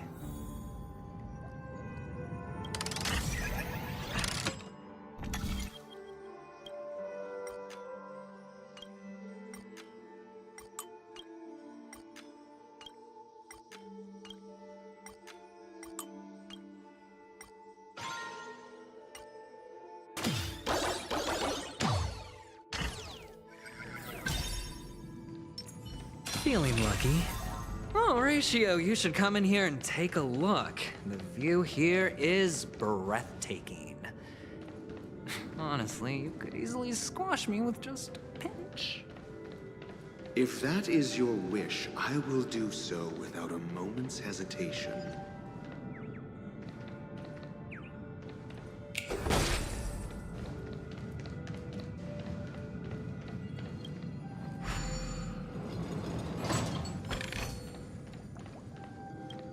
All done. Piece of cake.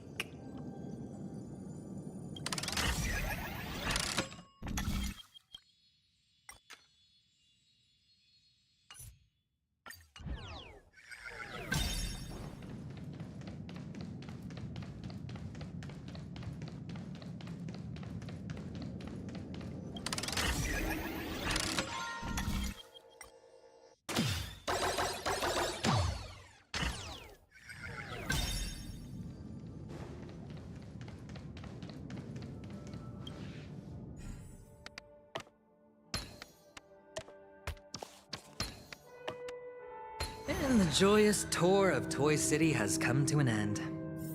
Makes me feel sad. Penacony isn't all bad, right? I'll use this interesting experience as a talking point at the poker table.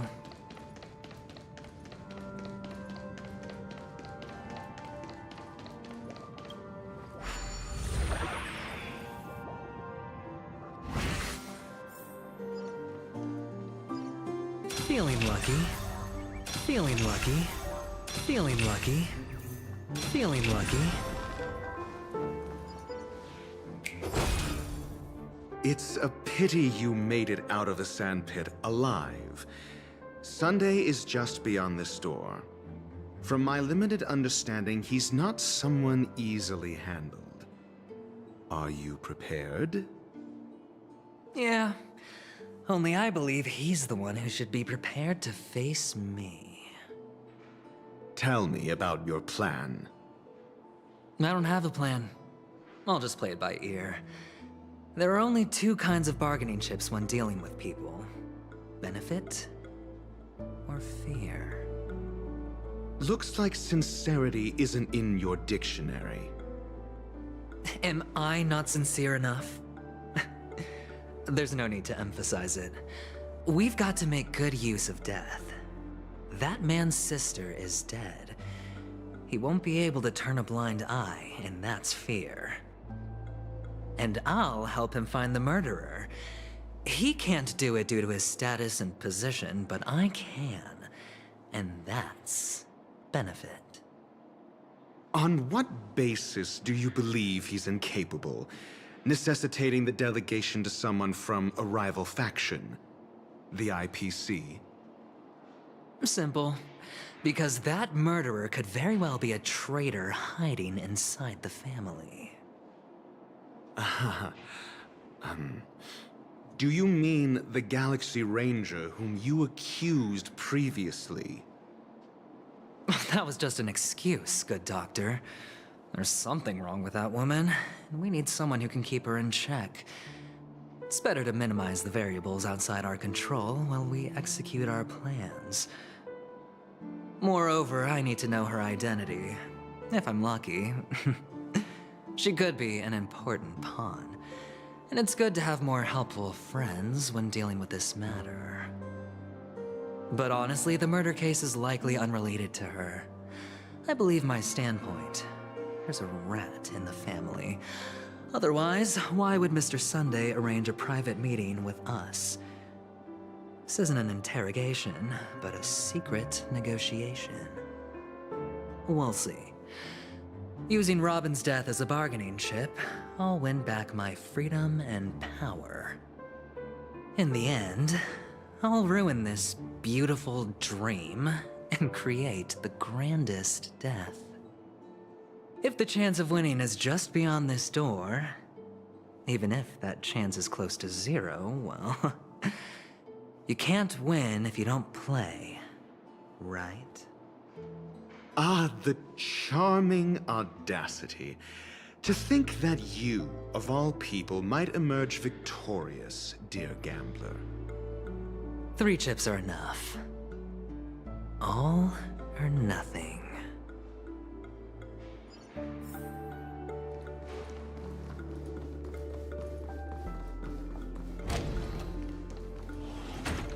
It seems my puzzles are too effortless for you, IPC Ambassador. I appreciate your words. And I see you put a lot of effort into welcoming me, Mr. Sunday. However, this is no way to greet a guest. Well, this isn't an invitation, but a summoning. Before we speak, I need to test your character. I imagine this knowledgeable doctor friend of yours has been of great help, yes? Certainly. You ought to know this better than I do. He's already faithfully fulfilled his duties, hasn't he? Yes, the doctor has assured me of your noble character. He considers you, like himself, a virtuous person who can be trusted by the family. I have come to know you very well as a person, Mr. Aventurine. You're diligent, generous, and willing to cooperate. The fact that you succeeded in overcoming many obstacles just to meet me gave me the reason to believe in your wisdom and courage. But there's one thing I must ask you. That is, you've used your wisdom at the wrong place to meet the wrong person and put yourself in a situation where you shouldn't be, witnessing a tragedy that shouldn't have happened.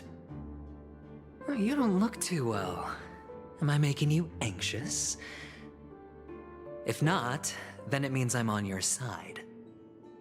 If I wasn't mistaken, you'd just made a serious accusation against the family. No, you weren't mistaken. For depravity is creeping in around you. Well, there's no need for us to be evasive. Let's talk about your sister. Your sister's talent is unrivaled in the world of show business. As you know, her voice has been out of tune since she returned to Penacony. What's more disheartening, she can't sing anymore. Who could be responsible for this? Many suspect the culprit is among the outsiders, but I know you hold a different opinion. Now your noble status has become a shackle, preventing you from apprehending the murderer and avenging your sister's death. You're feeling anxious because you're out on a limb. But don't worry, I'm on your side. I'm immensely honored by your concern for me, Mr. Aventurine. Since you're so selfless and generous, I believe you wouldn't ask for anything in return, would you? Well, naturally, you wouldn't incur any loss from this. I just want to reclaim what is mine.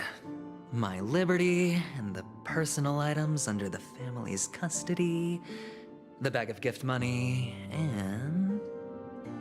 the box in which the cornerstone is stored. That's right. Cornerstone. I've heard it's a treasured asset of the Strategic Investment Department.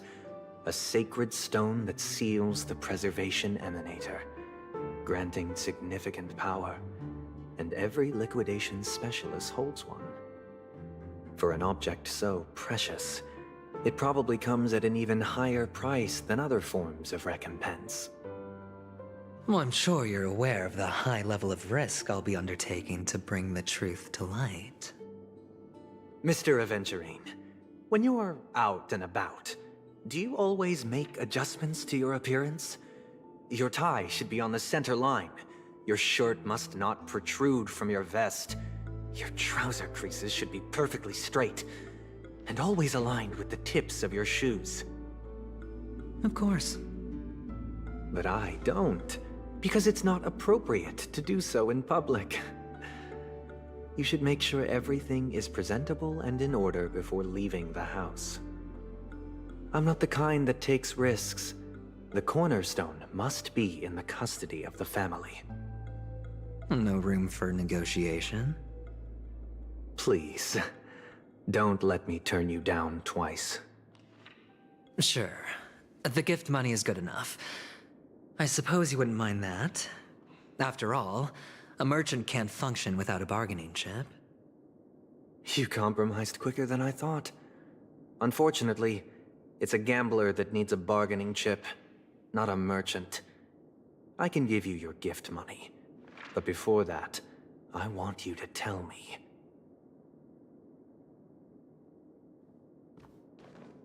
The fact that you can decisively forsake the box you asked for, what exactly is stored in it?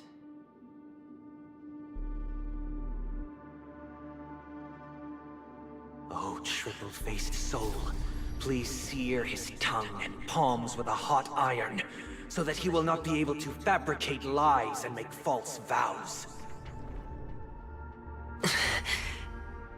What have you done? Under the light of the harmony, all wickedness is revealed. I implore them to shed their light, and I'll ask you questions on their behalf. Next, you have 113 seconds to prove your innocence and gain my trust. And if I refuse to answer? You can try, and we'll see if the harmony rejects you. Question: do you own a cornerstone? Yes. What a simple answer. You, too, understand that idle chatter leads only to poverty. Did you hand over the cornerstone to the family when you entered Penacony? Yes. Does the cornerstone you handed over to the family belong to you? Yes. Is your cornerstone in this room right now? Yes. Is your memory free from any kind of tampering or deletion, encompassing but not restricted to the techniques of the Garden of Recollection? Yes. Are you an Avgin from Sigonia? Yes. You even know about that? Do the Avgins have any ability to read, tamper with, or manipulate one's own or another's mind? No. Does it matter? Do you love your family more than yourself? Yes. All the Avgins were killed in a massacre. Am I right? No. Are you your clan's sole survivor?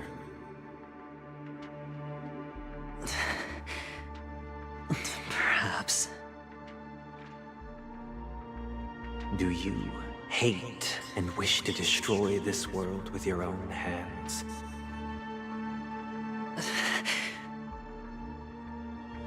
I don't know. Interesting. Now, the final question. Can you swear that at this very moment, the Aventurine Stone is safe and sound in this box?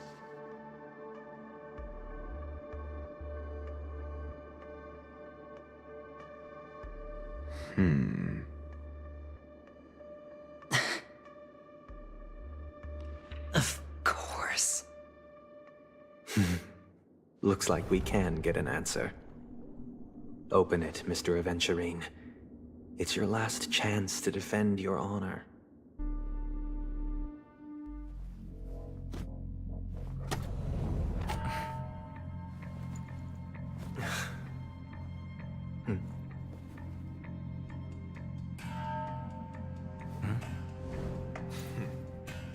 Please.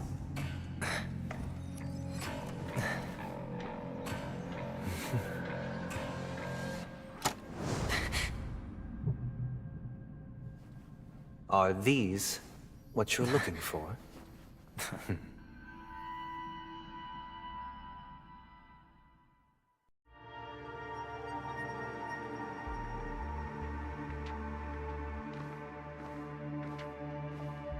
Since you came as promised, learned doctor, does this mean that you are willing to take the side of the family in this farce? What makes you think you can convince me? I've heard you haven't enjoyed Mr. Aventurine's company. I also understand that you're an avid learner who sees the pursuit of knowledge above all.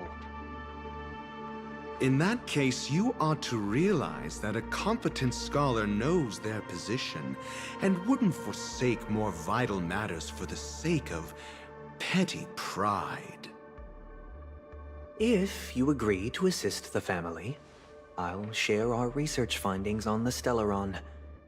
You must be quite aware that, besides the family, no other faction is willing to share such information.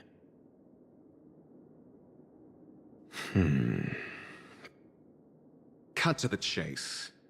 What do you need from me? I need Mr. Aventurine's comprehensive plan. Haven't you confiscated his cornerstone? You can't expect a featherless bird to take flight. But I've also heard the 10 elites in the Strategic Investment Department have united, progressing together in the interests of the IPC. You'll have to speak more clearly than that. The cornerstone, which Mr. Aventurine surrendered. Was it really his? You question whether he would entrust you with someone else's cornerstone. The 10 Stonehearts aren't as united as you think. Cornerstones are significantly more precious to them than their very own lives. But you know that he's a crazed gambler. The more vocal he is about it, the more cautious I must be. I never imagined someone would share his way of thinking. Honestly, you should see a shrink. Bring it. The box containing the cornerstone is unique, and only IPC senior staff and related members can access it. But I happen to be among them.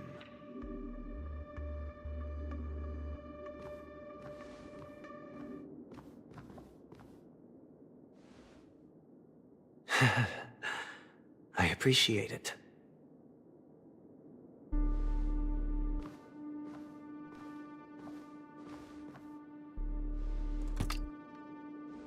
Unfortunately, your guess is correct.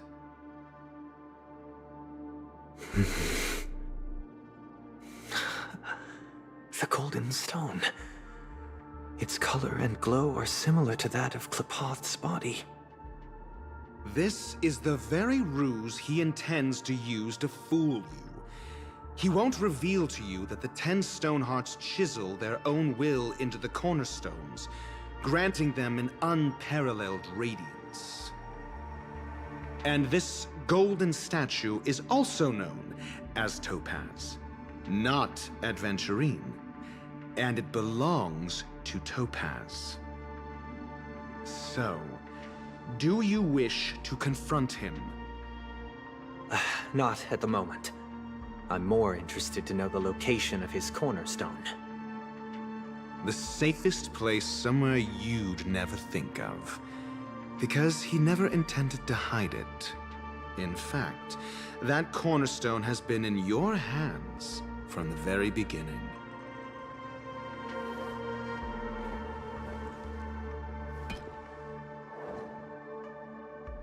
I see. This bag. Mixing a cornerstone, more precious than life itself, with a bunch of worthless jewels, disguised as a gift of money waiting to be confiscated, is indeed in line with Mr. Aventurine's style. Then he makes up some trivial excuse, downplaying the matter, and requests the gift money. This is a gamble, one he's all too familiar with, betting on your single misstep, leading to a total loss. Learned Doctor, I am grateful for your help. The family will surely reward a righteous person like you. As for the villain, I hope he retreats in humiliation. It was all thanks to your friend with a keen eye that I could add a blot of utter failure to your storied career. Ratio, you wretch. Finally shown your true colors, huh? Oh, and just to remind you, you currently only have 17 system hours left to live. Treasure your remaining time, and savor the delectable aftertaste of defeat. You might as well explain yourself a little more clearly. What I performed on you just now was the Harmony's consecration. You were to show allegiance beneath the illumination of their grace. Yet you acted willfully, uttering nothing but falsehoods, transforming the consecration into a trial. I genuinely see no reason to absolve you from it. Is this what the Harmony represents? But is it built upon constraint and coercion? You misunderstand, Mr. Aventurine. Punishment is meant for the irreverent, but I have seen your resilient spirit, and thus I offer you the possibility of a new beginning. Throughout these 17 system hours, you will be unable to escape the dreamscape, or contact any of your companions. You only have 2 paths before you, and it all depends on whether you can complete my test within the time limit. Should you succeed, you will be able to coalesce into the Harmony and be with your family. If you fail, you will suffer the wrath of the eternal Centurion and fall into an abyss of doom. Sounds like I'm gonna end up the same either way. I indeed do need a servant to help me uncover the evil hidden in the family from an external perspective. I will purge the evil from the inside and bring the real culprits to justice within 17 system hours. When the time comes, compare your findings with mine. If both our findings align, or if you can provide me more insights, then they will truly be able to grant you mercy and honesty. Shameless hypocrites.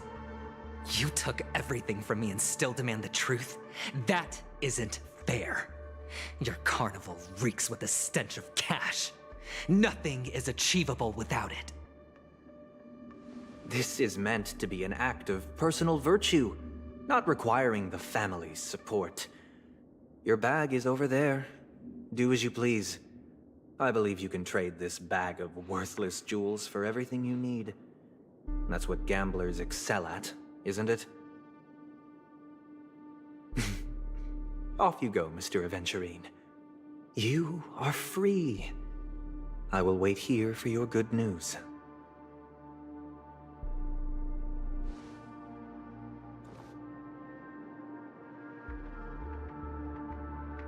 This meeting isn't an interrogation or a negotiation. It's an outright execution. Why would I do that, Mr. Aventurine?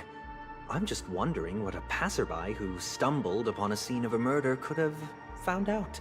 That's all. By the way, before you go, I have a personal question. What is it now?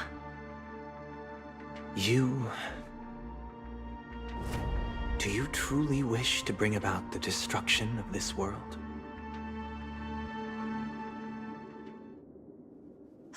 Kakavasha! Where did you go? Oh, are you injured? I got it back, sister. You went to look for them? That's too dangerous. It's just a necklace. It's neither food nor water. We can survive without it.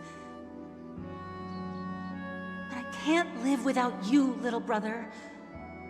Promise me not to look for those catechins again, okay?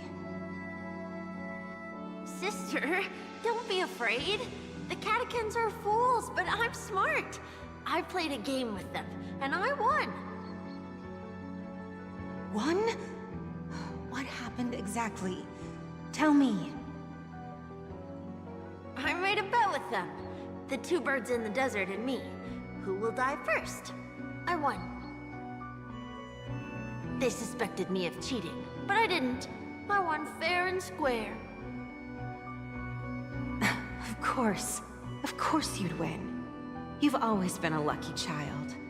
Gaiathra Triclops must be watching over you. But that's no reason to push your luck by going up against those bloodthirsty, cruel catechins. Have you forgotten how Mom and Dad...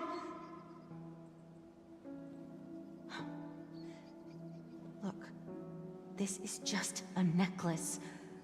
But Kakavasha, you are my only family.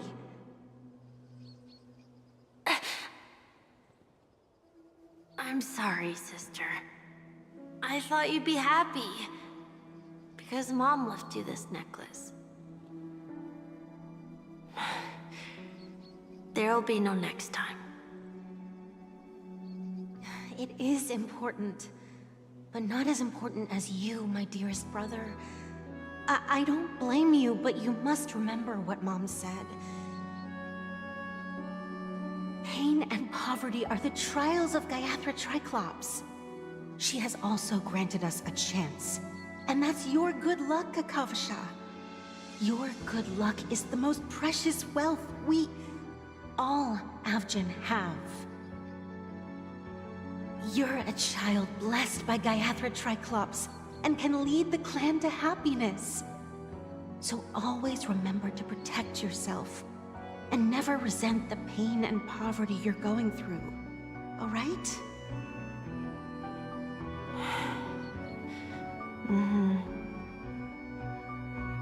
Listen to me and swear to Gaiathra Triclops. Okay. We'll swear to Gaiathra Triclops to protect this wealth. But sister, if Gaiathra Triclops was really watching over us, then why did she not protect Dad when he was swept away by the quicksand? After all, Dad went to the Catechins' land only to prepare for Gaiathra Triclops' offerings. And where was Gaiathra Triclops when Mom was shivering in our arms? Mom was still pleading for Gaiathra Triclops' forgiveness under her breath, until the moment she closed her eyes. Sister, everyone praises me for being smart, but I don't get it.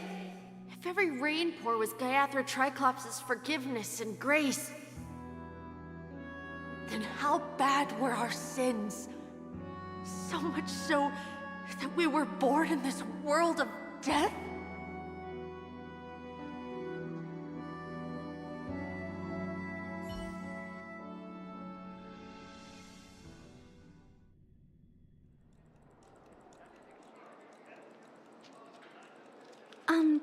Excuse me. I can't seem to find any information on this artist in the Iris family archives. The photo you provided also doesn't show any matches. Just as I thought. I'd like to ask, what kind of traces do people leave when they enter a dream? Are you referring to the records when you enter the dream pool? The equipment will monitor physiological indicators such as heart rate, blood oxygen levels, and body temperature in real time. This data will be included in statistics and handed over to the family for the screening of any data anomalies. Immediate action will be taken once any illegal behavior is detected.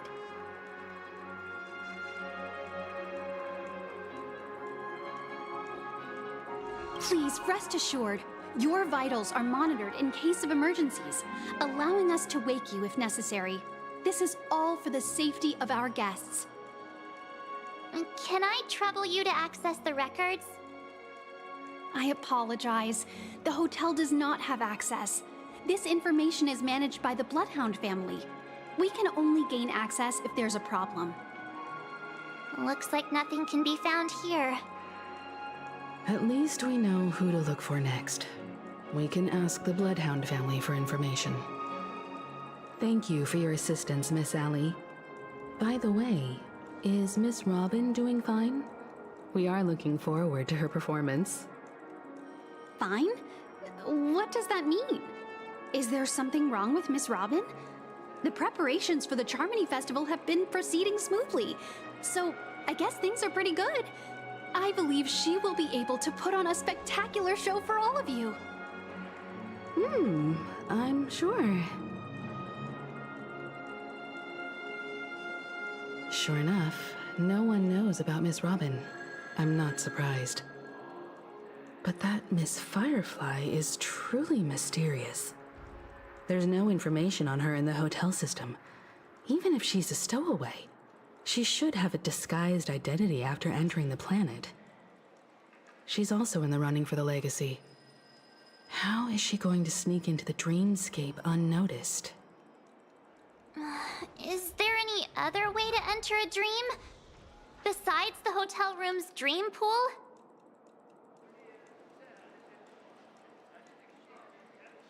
The Memo Keepers have abilities that are difficult for normal people to comprehend. In the memory zone of Penacony, they thrive effortlessly, a fact proven to us by Black Swan. The hacker girl from the Stellaron Hunters used extraordinary means to unlock the Dreamscape Hotel's seal. According to the scene witnessed by him, it is likely that they are behind Miss Firefly's case. The Garden of Recollection and the Stellaron Hunters. Both are possible, but what about the IPC? Since they want Penacony all for themselves, they're bound to have a plan. Have you seen a GM today? Who are you guys?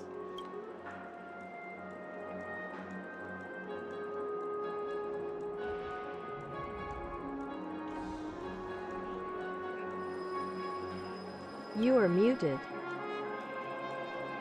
The Bravo team has arrived at their designated position, ready to execute armed evacuation operation.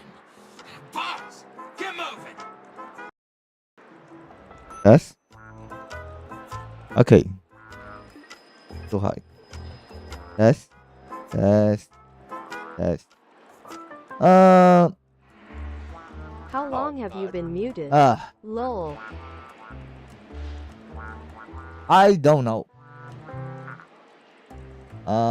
Panda, I don't know. But Adrian was here on the beginning of this stream.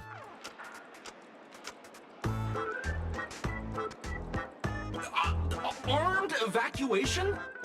Boss, are you drunk? Oh, I see. What do you know? It's more efficient this way. Just don't let the director find out. Act first, report later.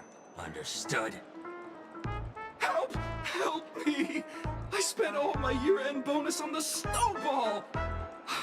I don't want my name on the department's major disciplinary notice! Hey, check it out! That voice.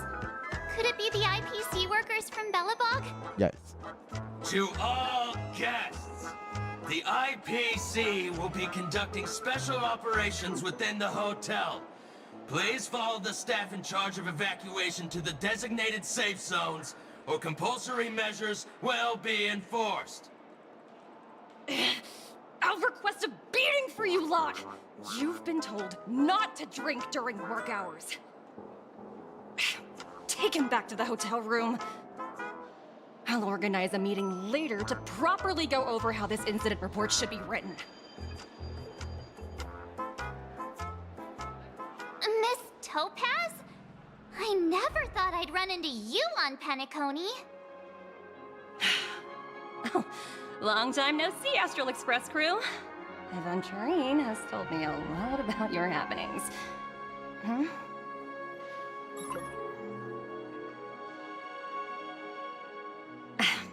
It's fine. Do as they ask, and try to avoid any conflicts with the family. Report to me before taking any action. Yes, all right. As you see, the IPC isn't very popular here on Penacony. Cordiality from the family is a mere facade. The former frontier prison has turned around and cuffed its shackles on the IPC staff now. Only Aventurine, who carries an invitation, is allowed to attend the banquet. An entourage like us, we can only sit around in the reality hotel, unauthorized to even enter dreams. No wonder Aventurine's scrambling to partner up with someone. The IPC can't back him up in the dreamscape. His situation isn't optimistic, I hear. You're all helping to investigate some dirt on the family, are you not? Let me know if you need anything outside the dreamscape. The IPC always treats its partners well. Thank you, Miss Topaz. We're on our way to the Hounds to verify some intel. Perhaps you've had dealings with them? Yep. They're tailing us right now. Why not go and talk to them? It'll take the spotlight off me. Being constantly stared at is really uncomfortable.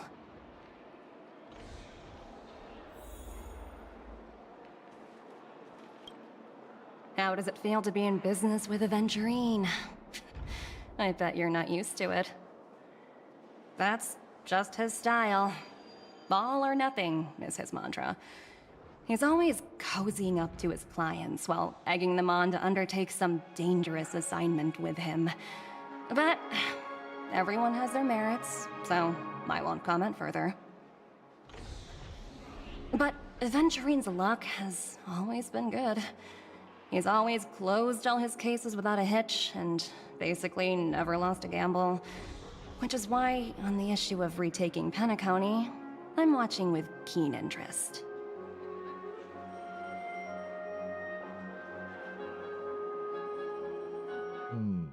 This works only when outpiling to the airline. Of course. It's business after all. What's important is where you're seated at the table. As for the two cases, apologies, but I don't have much info on them either. All I can do is ask you to keep digging for more details. Please, continue to investigate the case. All I can do is sit tight in the real world. I look forward to hearing your progress. We're carrying out our captain's orders. What do you want? We made a mistake last time, and we're working hard to rectify it now. We don't have time for anything else. Surveilling the IPC executive Topaz, ensuring that she stays put at the Reverie Hotel during her time on Penacony. We've got the right one this time. So that's it. They were the pair who were after Firefly at the time. We meet again. It's you again. Back for more trouble? We're not afraid of you this time. Well, spit it out. Stop bothering us if you've nothing important. So you know each other. Why do you keep running into people you've beaten up before?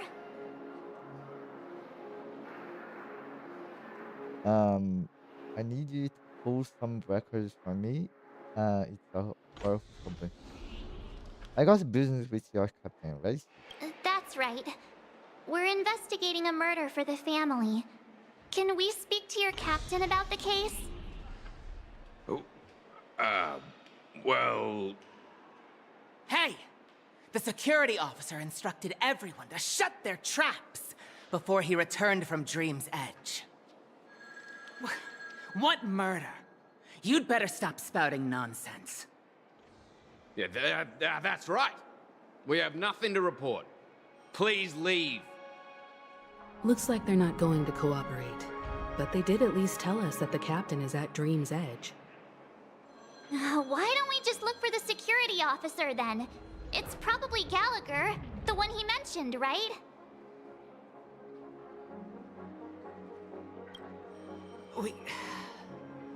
We have nothing to report. Please, leave. Please, continue to invest. Okay, okay, doing it.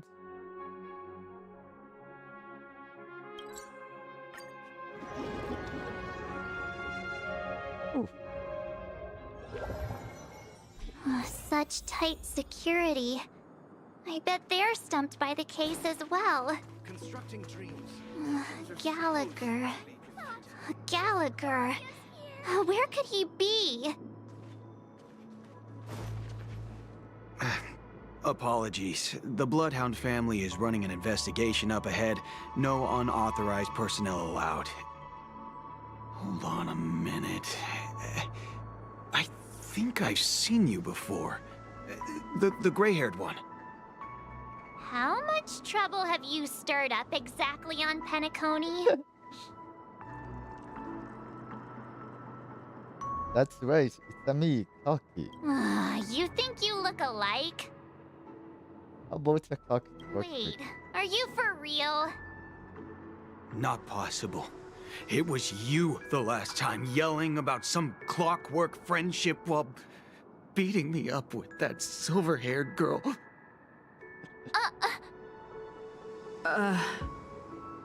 I'm not letting you get by this time. Please leave, or I'll have to get on my knees and beg you. Beg you? Huh? What kind of heinous crime have you committed now? Hold on, sir.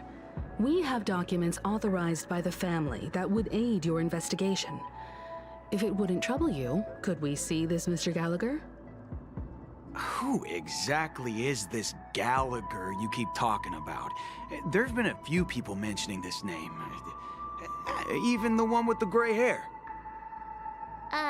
He didn't send you all here? It was the security officer who dispatched us. That's all I can divulge. He'll do. He's the one we've been looking for. Sorry, no can do. The boss said that since it's a matter of the family's reputation, no one's allowed through. Everyone, please leave. There's really no need for us to make things difficult for each other, right? We're really sorry for troubling you. Let's think of another way. Another way. That's it! Didn't they say something about that... what was it? Clockwork? That got this guy to change his mind? Can you perform it again? That... clocky magic. But I can't abuse it for evil doings. It's not bad if we're resolving a misunderstanding. Please?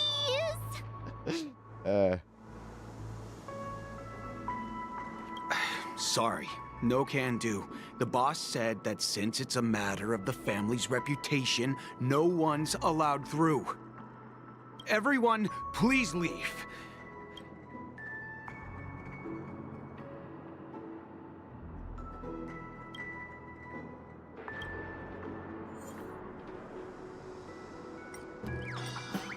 Happy. Let me see what time it is now. Whoa! It's this time already. What? Time to clock out. And no one's gonna stop me.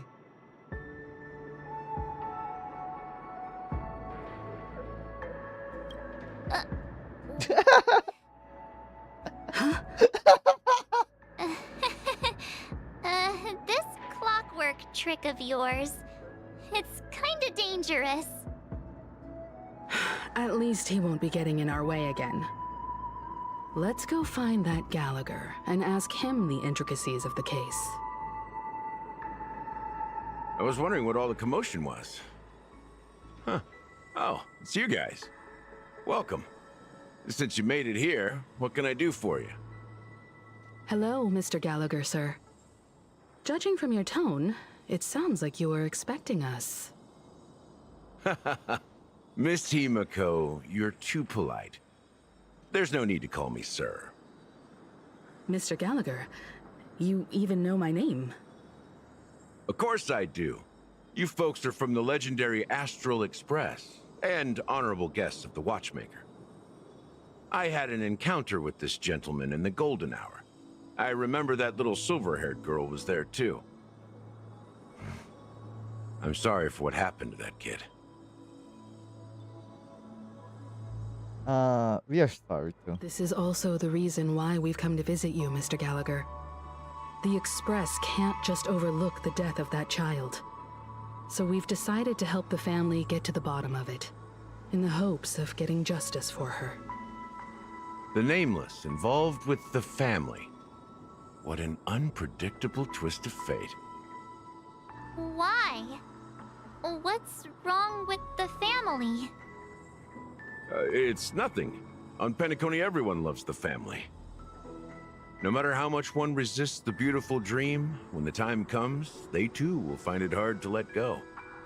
Who wants to leave a warm nest? Just idiots, little kids, and inebriated fools. Mr. Gallagher seems to be getting at something. But you got it wrong. I'm not. You want to discuss the case? Sure. Come with me. This is not a good place to talk. Let's go elsewhere.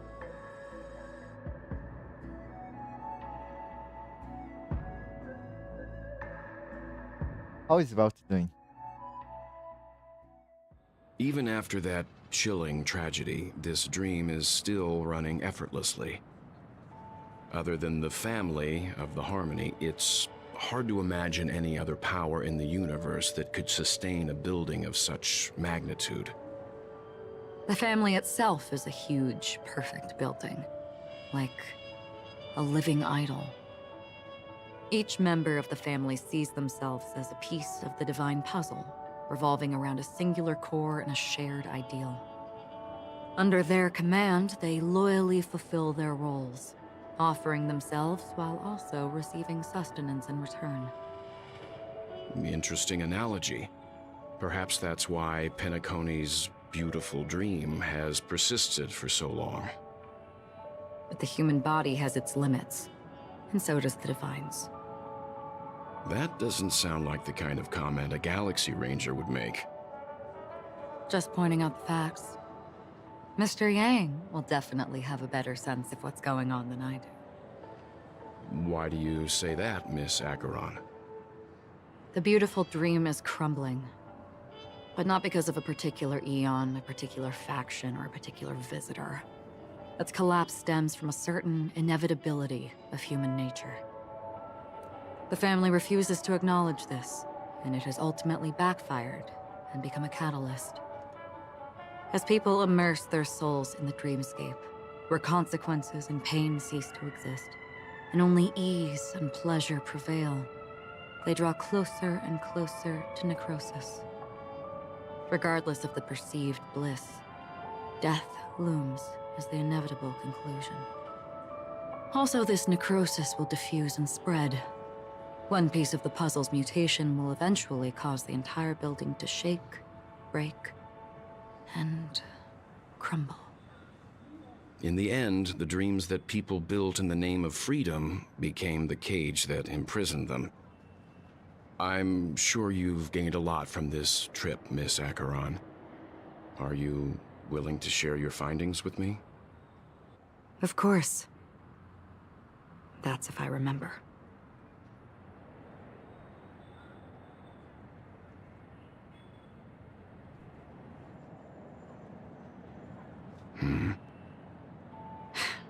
Don't mind me. It's just a habit. Owing to events in the past, I've become easily forgetful. It's only when this sword is unsheathed that those hazy memories start to become clearer. Take your time. That should do it. I vividly remember everything that occurred on Penacony. Ask away. Regarding the moment of daybreak. The moment of daybreak. I've heard that's where the Dawn Factory, which processes the foundation of the dreamscape, is located. Behind the dreamscape's song and dance stand many imagination factories.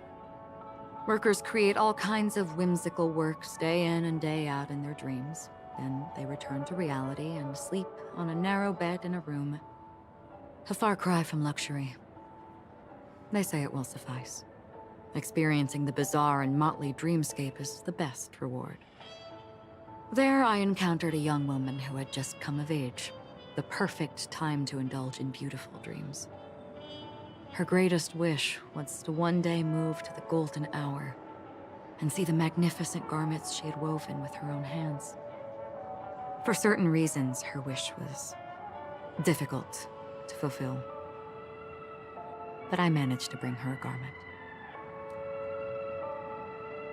Regarding the Gilded Hour. Gilded Hour. It's said to be Penacony's currency center. Yes. It is a fortress-like financial city, the economic heart of the dreamscape. The Pepeshi people of the Alfalfa family are there to keep it running, sending blood that is made from money everywhere on Penacony. Everyone there is exquisitely dressed and always in a hurry. The greatest wish of the local Pepeshi people is for their future generations to work in the Gilded Hour. I've never met anyone who is willing to talk. I could only stand at the crossroads, watching crowds of people hurrying like the wind through the jungle of steel, only to deposit the alfalfa credits that they'd earned into the bank's vault. I don't know if they would open the vault door, but before I left, I witnessed a well-dressed Pepeshi person plummet from the sky, while those around him continued on their way, unfazed.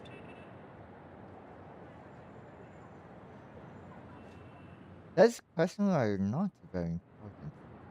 I hear the Blue Hour is very romantic. Do you have any tales to share? Perhaps Mr. Yang has heard. There is a large boat called the Eventide, anchored along the Sea of Dreams, where soft music and dancing persist endlessly every night. I ran into a wizened lady there. She was at the dock, waiting for her long-departed lover to return, waiting for countless hours within time that stood still. In the humid sea breeze, she spoke of her own youth. Like many who desired wealth and love, they came to Penacony to pursue their dreams. Alas, her lover's consciousness was lost in the dark depths of the Sea of Dreams. Finally, she suggested we continue our conversation on a boat in the shallows. I agreed and boarded the boat with her. But she never said anything. Her eyes absent-mindedly gazing at the horizon for what seemed like forever. Finally, we retreated to the beach. The dreamscape of chic, luxury, and consumerism, the moment of dusk. My companions have been there too. Then you all must have seen those who are attempting to realize their dreams. Or have realized them. Scattering money as if it were dust and betting it on all or nothing. Everything has a price, and everything can be bought or sold. Even dreams themselves. I saw an Intellitron there, who was preparing to auction himself.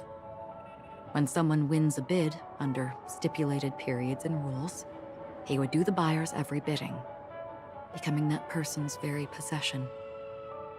That Intellitron had been auctioned off 12 times, and I participated in his 13th. That was the grandest banquet I had ever attended. But never again did anyone cast another glance at him. This time around, there were no successful bids for him. This is what I've seen and heard along the way. Someone once said to me, Penacony wasn't like this a long time ago, nor should it be. I've traveled through the reality and dreamscape of the planet of festivities, watched the tides of night rise and fall when time stopped for people, where the spirits of the rich and impoverished remain forever fixed on their own scales. This is why I think the collapse of the beautiful dream is inevitable. There might be a way to change everything. Perhaps. But if this is indeed the world that people desire, if this is precisely why life chooses to slumber, should we still seek to change it?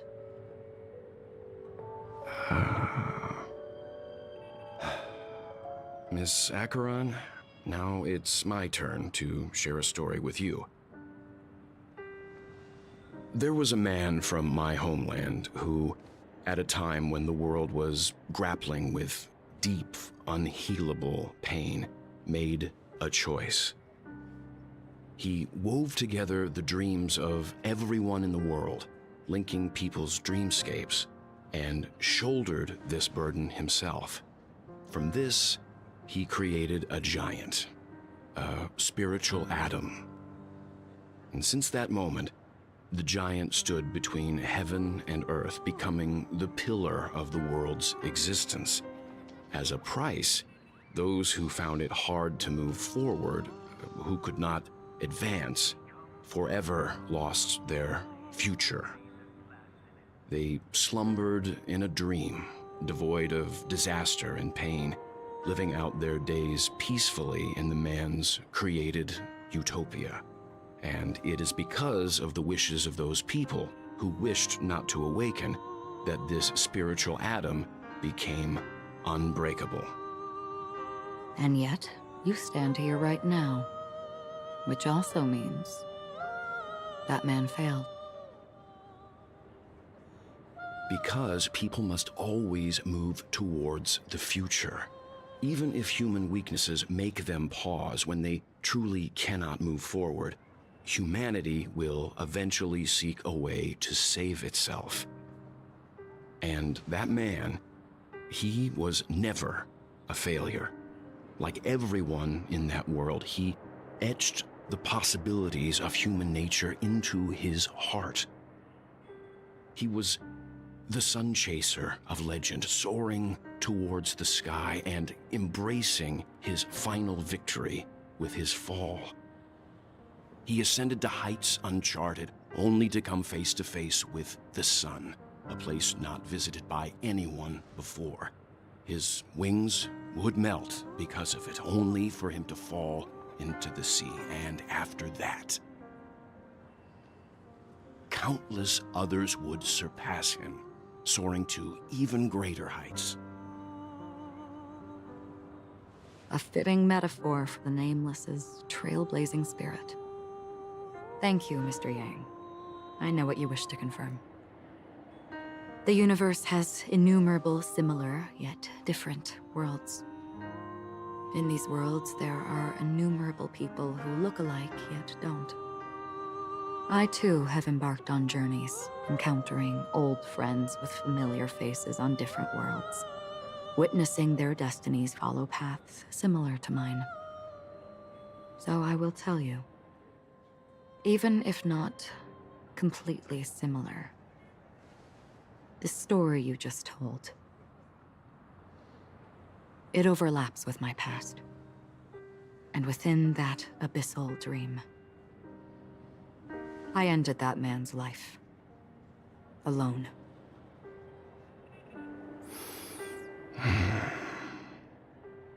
I am not who you think I am, nor will my home be as fortunate as your world. I am sorry. It's fine. I don't mind, so long as I can alleviate your suspicions. There's something I still wish to know, Miss Acheron. Under that representation of the hunt, exactly what sort of power is it that has motivated your solitary journey thus far?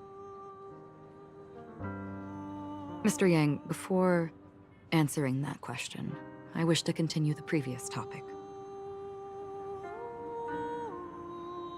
I like your analogy very much. Indeed, birds are born to fly. But in a distant past, their ancestors could only gaze at the sky in envy. They saw that faraway ray of light from above the heavens, piercing through the clouds and blanketing the earth. And so, time and time again, generation after generation, the birds spread their wings and took to the sky, attempting to touch its ceiling, all because the sun was there.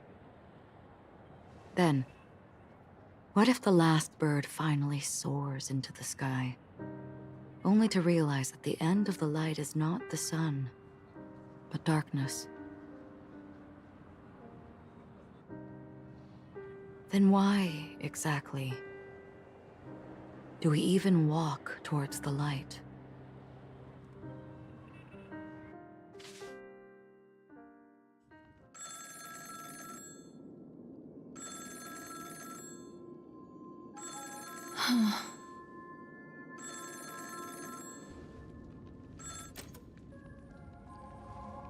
Long time no see.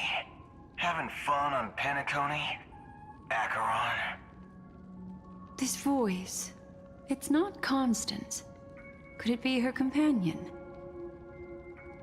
Though I don't know exactly what you are, or what you're up to, my bullets will find you. Until then, you best find a casket store on Penacony and ask the owner to reserve a good quality casket for you, imposter. Imposter? I see. She gave my whereabouts to someone who's tracking Acheron too. Who are you? Huh? Did I make a mistake? Who the heck are you? I'm the Garden of Recollection's memo keeper. Oh, right. Not bad. This is the kind of tough challenge I like. You that imposter's bodyguard? Never mind. It's fine. I'll leave a round for you. So get that forehead clean and wait for me. You need to do world record grind with some friend. Oh, don't worry. You were playing a lot of the Lethal Company. I'm missing that. Have fun. I don't know what world record are you doing. I think it's Lethal Company. I could be wrong. I'm going to enjoy this story here.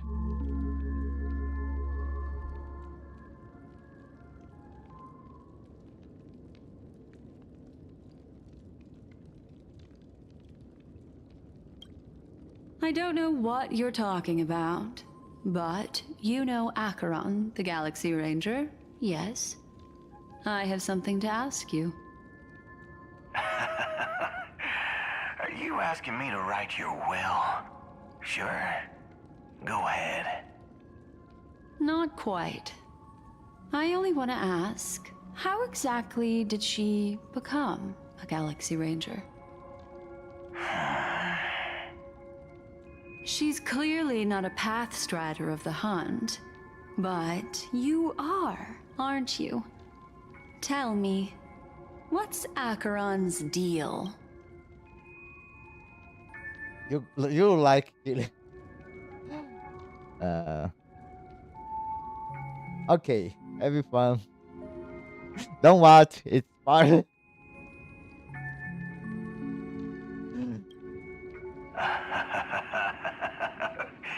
Sure. Heck, never thought I'd come across an ally. What a stroke of luck. Well, I'll be on Penacony soon. Memo keeper. Go buy a bottle of his Donna's White Oak and warm it up. And I'll raise a glass to you. That lady's passed. Well, nobody knows. But if all you want is a simple answer, sure, you best get a chair and take a seat. That woman, named Acheron, is an emanator who should not exist.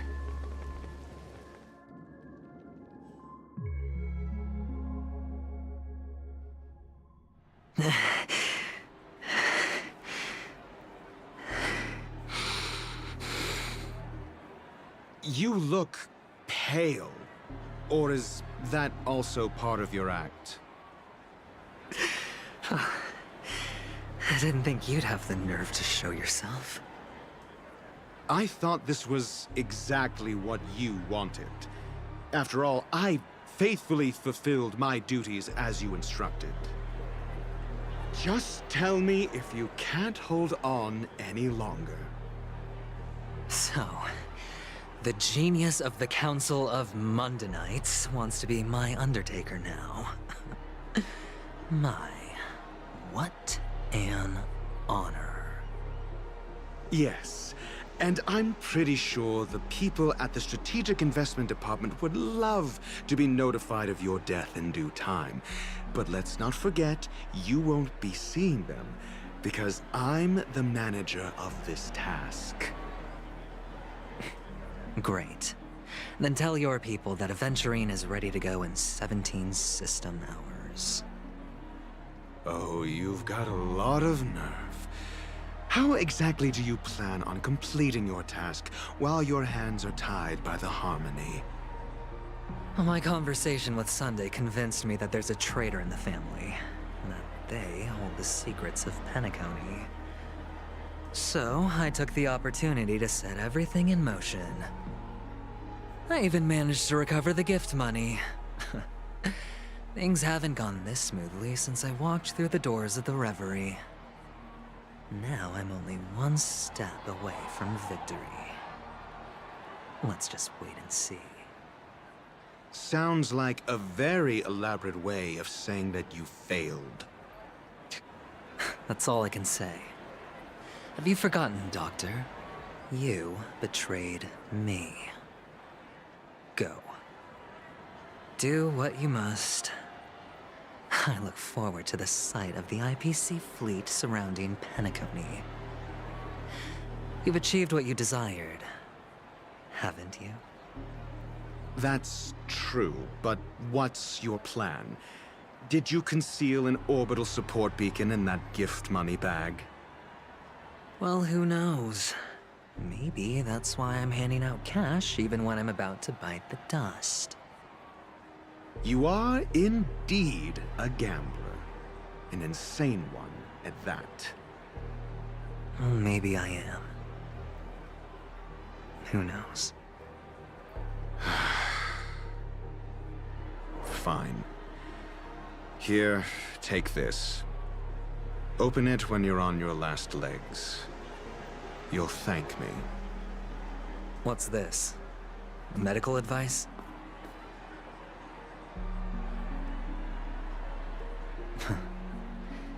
You catch on pretty fast, Doctor.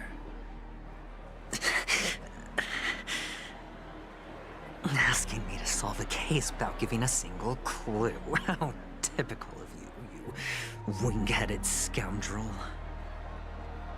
But the way you're all on edge about that stowaway, it's just as I guessed it would be.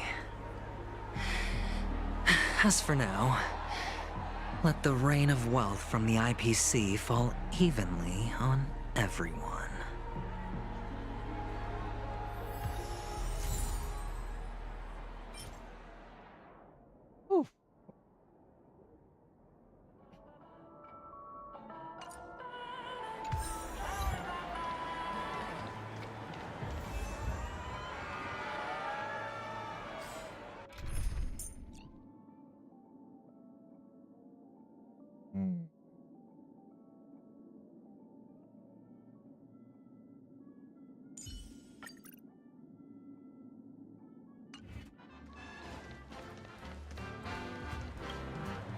would you be willing to support my performance? And keep the Song of Beauty alive in the cosmos? Yeah, I got you. Wow, how fabulous! But why would you give such a wonderful gift to a random stranger like me? Well, you see, I can't bear to see anyone in this sweet dream suffering from poverty. That's incredibly kind of you. Thank you so much, sir. If you ever get the chance, please, feel free to come by and indulge in my singing. Sure thing. Oh, by the way, do you happen to know anything interesting about death? Death? That's a pretty scary topic, and it doesn't really match the mood of this sweet dream. Oh, you see, I'm a tabloid reporter collecting ghost stories in Penacony. As you know, the more chilling the stories, the more attention they get. Maybe you could help me out. Well, if you're up for some gossip, it's not about death, but there have been some rumors about a guest at the reality hotel who fell into a deep sleep and didn't wake up. It was like they were in some sort of coma. Nobody knows what caused it, but luckily the customer eventually regained consciousness. Well, all customers are under the protection of the family, after all.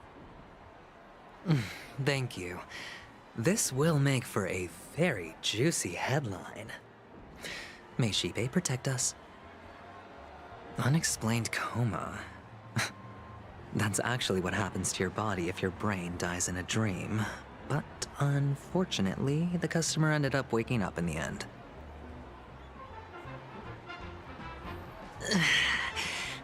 I can feel something inside my head. Is the harmony starting to kick in?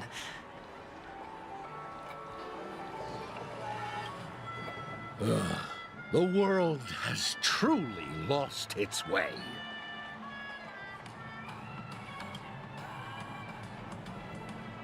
You... Wait. I get it now. This is some sort of prank show, right? You must have some cameras set up around here to film yourself doing good deeds, right? You youngsters are always looking for a quick way to get an audience. But you know what? A truly great show never comes easy. A great show will start soon, old man. But before that, I need to ask you something. Do you know where I can find death in this dream? Ah, I see. Another fearless youngster looking for death, huh? Well, let me give you a piece of advice. Don't think you're the first one who's ever thought of that idea. Death? Not even remotely innovative. I bought it from Dr. Edward. He claimed it was some exclusive fancy schmancy stuff. Now, but what a disappointment. The effects were awful. First, some monster covered in eyes stabs you in the gut. And then all you see are blurry glimpses of buildings and lights. The sky was spinning so fast it almost made me puke. Is that all? Yeah, what else can you expect? Don't put too much stock in the Penacony movie industry. They even call this junk groundbreaking art. Can you believe it? What a joke. Well, I'll leave you be then. I hope you have a wonderful day. A monster covered in eyes. That sounds like the Memory Zone meme. But buildings and lights... I don't think those have anything to do with death. Well, that whole dream bubble was probably created using rumors and gossip.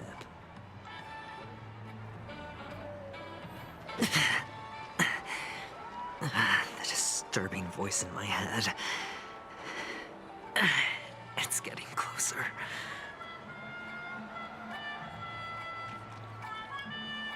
A sip of liquor.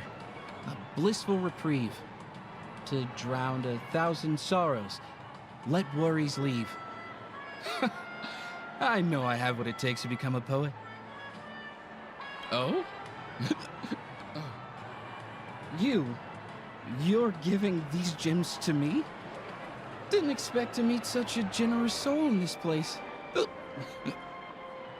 Or are you just pitying me? Well, it really doesn't matter. As long as I have Soul Glad, that's enough. This is just a dream after all. You really shouldn't drink so much Soul Glad, my friend. It's not good for your health. Oh. Maybe I really should quit. But not before meeting the Devil of Soul Glad. The Devil of Soul Glad? Care to elaborate? Yeah. It's a seahorse with a long neck. They say it loves to appear to drunk people, especially the ones who are passed out on the side of the road. How funny. Yeah. Very funny indeed. Thank you.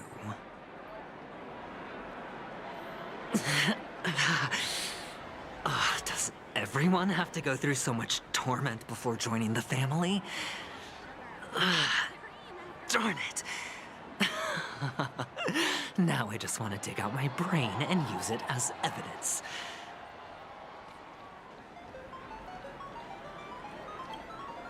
Take care, my friend. If you ever find yourself in danger, remember that the hounds are always ready to help.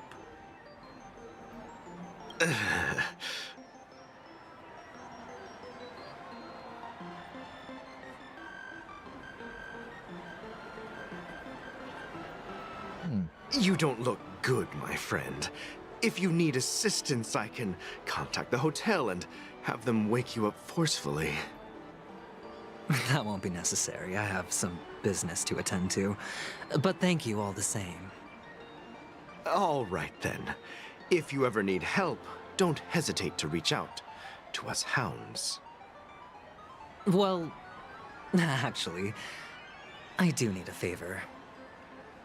As the most outstanding hound in Penacony, have you come across any stowaways recently?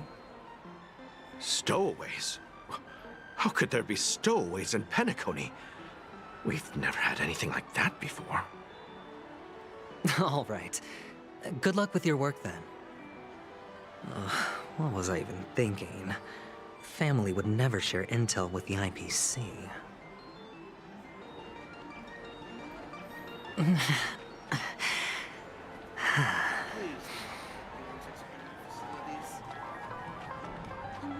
on. You want to talk to me? Sure, but nothing too sensitive, okay? Huh. Wealthy people have fancy ways to enjoy this dream. But to be honest, I've never seen anyone who gives out money to others like you. So, are you trying to be the prince from the tale, handing out his gold leaf garment and melting his lead heart in the fire? I'm flattered. I'm no prince, and I just thought these gems would help you speak. So, as an investigative reporter, maybe you've heard something about death? Ah, another curious soul. I see. Well, that was actually the topic I was most into when I entered the industry. But my boss shut it down. How did your boss talk you out of it? Well, she simply said, covering baseless urban legends like that would make us look like some third-rate tabloid. I thought about it, and she had a point. Reporting on stuff like blowing out birthday candles and getting spooked by nightmare ghosts isn't exactly professional material. Guess she's got a point. Thank you for sharing.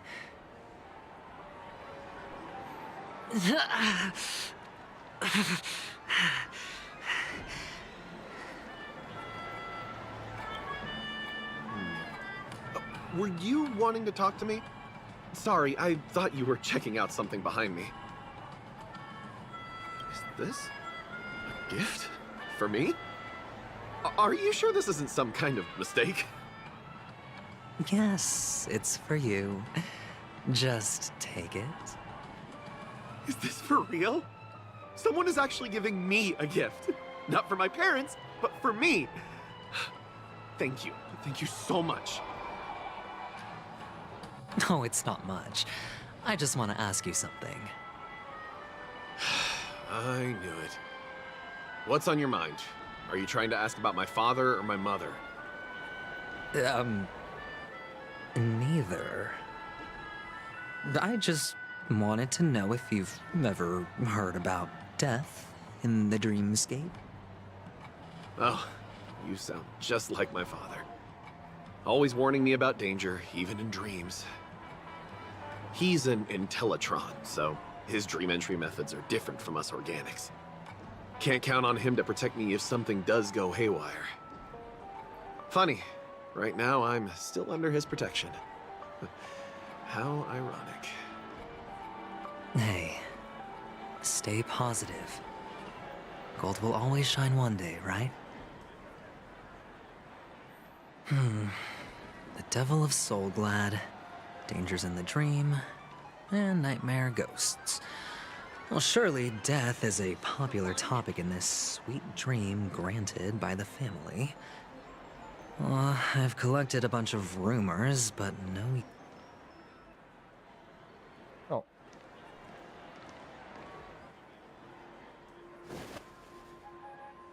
Remember what I said. You Sigonians are better off hiding in the sewers. Look at you, snooping around and sticking your nose everywhere.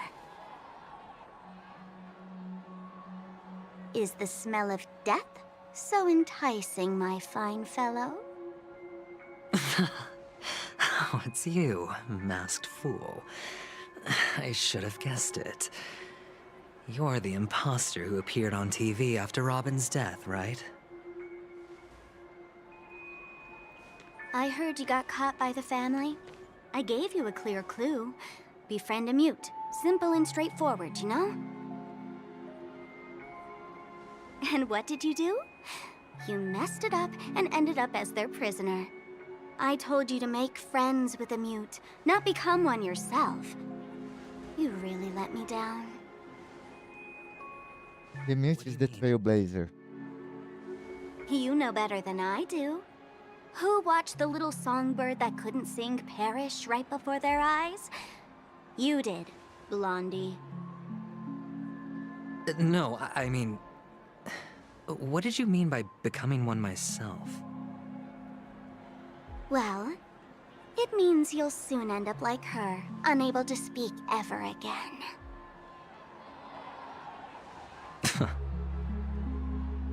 But it's a good thing if you ask me, because... Because I'm getting closer to the truth, right? Oh? Why else do you think I'm handing out cheap trinkets all over the streets, fool? All part of the act. Fool's bait. The more pathetic I seem, the more likely you'll come sniffing around. So, now that I've drawn you out, will you reward me with an answer for my efforts? Why should I help you? Don't you want to see Penacony descend into... chaos? Well, I can make that happen. I just need an answer to one question. Back then, when you asked me to find a mute, did you really mean Robin?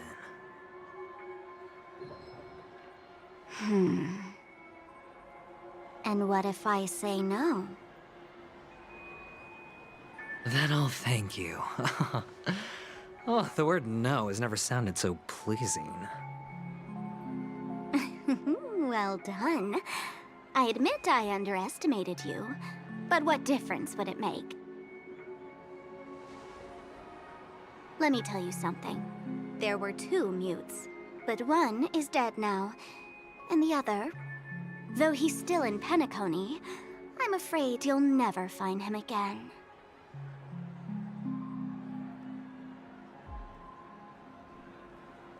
Now I'm completely sure that I was on the right track from the beginning and never strayed, fool.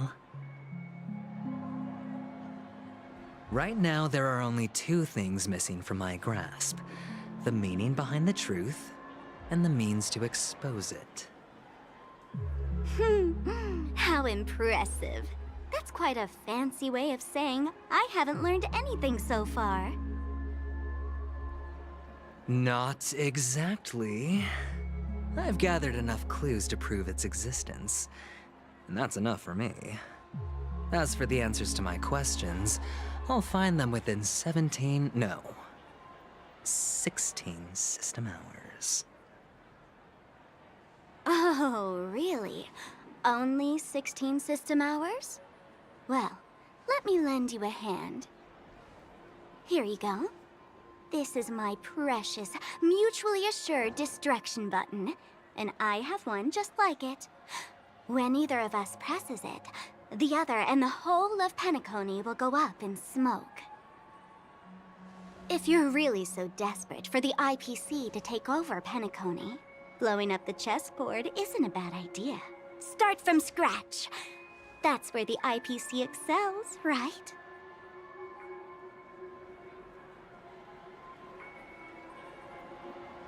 Just press the button when you're at your wit's end. And of course, feel free to reach out to me for my hospice care, too. Oh, a deadly button, huh? Well, I guess the family didn't take your threat seriously at all. Otherwise, how on earth did you manage to bring it in here? I have my own ways. That's all you need to know. Well, I'm afraid I'll have to decline your offer. Who knows if your little gadget will actually work. By the way, I have no plans to search for the other mute friend you speak of, but it's good to hear that he's still here in Penacony. I'll handle the rest myself. I'll orchestrate a grand finale for the downfall of the family. And at the climax, the walls will crumble, people will wake up, and those who couldn't speak will find their voices again. When that time comes, go ahead, press the button, light up the sky with a magnificent fireworks display for me. Catch you later, fool. You're still talking big, but sure, if that happens, I'll stay true to my word. Just don't let me down now, okay?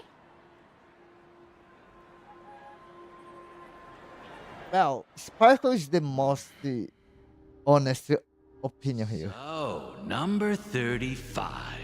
You're back. Like your new lucky charm? Can a commodity code really be considered a lucky charm? Silence! I didn't give you permission to speak, you Sigonian hound.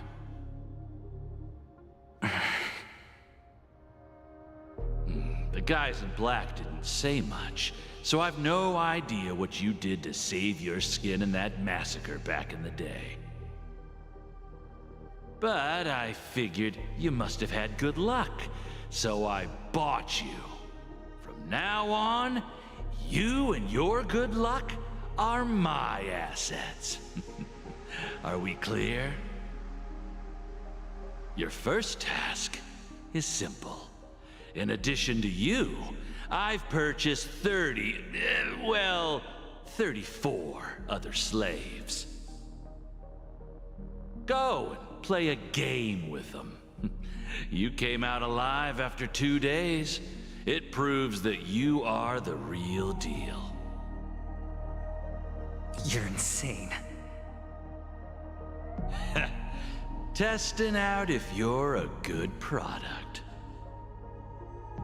Aren't you worried that the money you spent on me will go to waste? I've got stacks on stacks, Blondie. The slave market is never short of self-righteous brats like you. But you look good, and that's why many customers are betting their fortunes on a scrawny brat like you.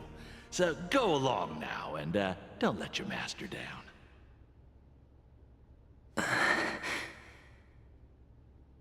How much did you spend? What? My price. How much did you pay for me? Huh. You really want to know? Well, it was 60 tanba.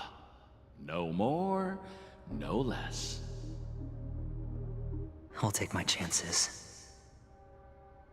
30 tanba. If I come back alive, you'll give me 30 tanba. Deal? Are you trying to strike a bet with me? Oh, you've got some guts. Yeah, sorry, but that won't do. Don't forget your place, slave. You're not qualified to be at the table. You're just a chip. A life thrown away in someone else's hands. Either you come back with more chips for your master, or you never come back. It's all or nothing. Don't embarrass me, my lucky hound.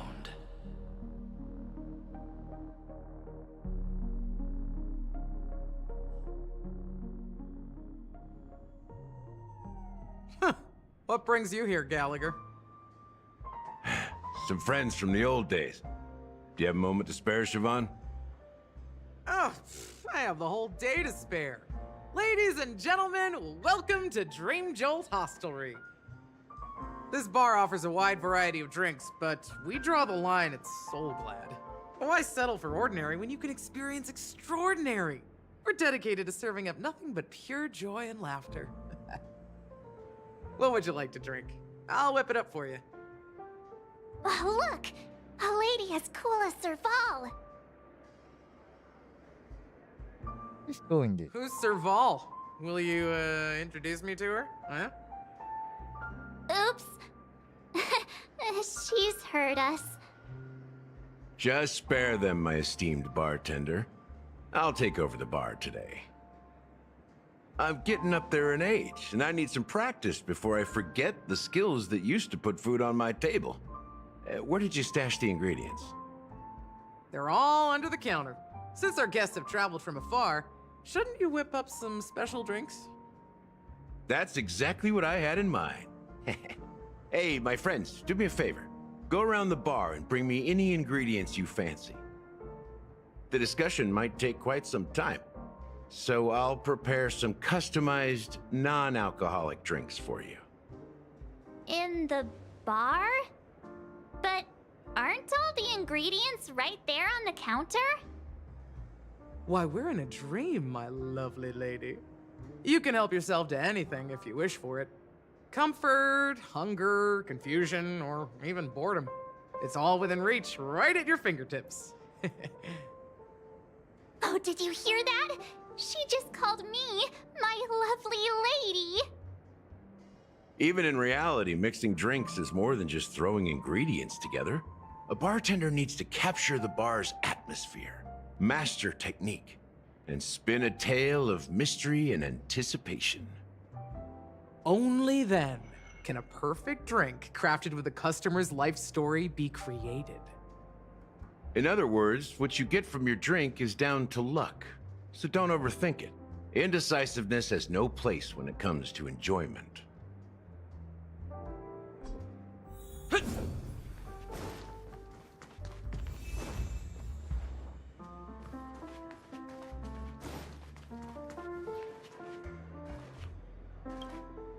It's Soul Glad! But I thought they didn't sell Soul Glad at the bar. Let's give it a shake. Nice, it's still fizzy and has a long shelf life. Maybe it's spicy for the curry. Yeah, perhaps. Soulglad is a classic in Penacony, and it'd be strange for a bar not to have it. Why don't they sell Soulglad in this bar? Did something happen? It's all about the bartender's pride. It wouldn't make sense for customers to come here and order drinks they can find anywhere else. That's the mindset I use when I brew my coffee. You're right, Himeko.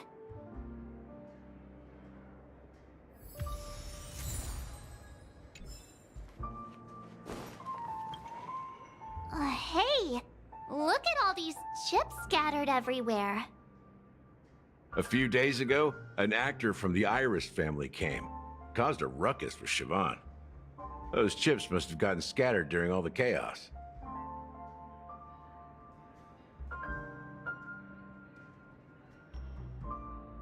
임시잡 coins having drinks.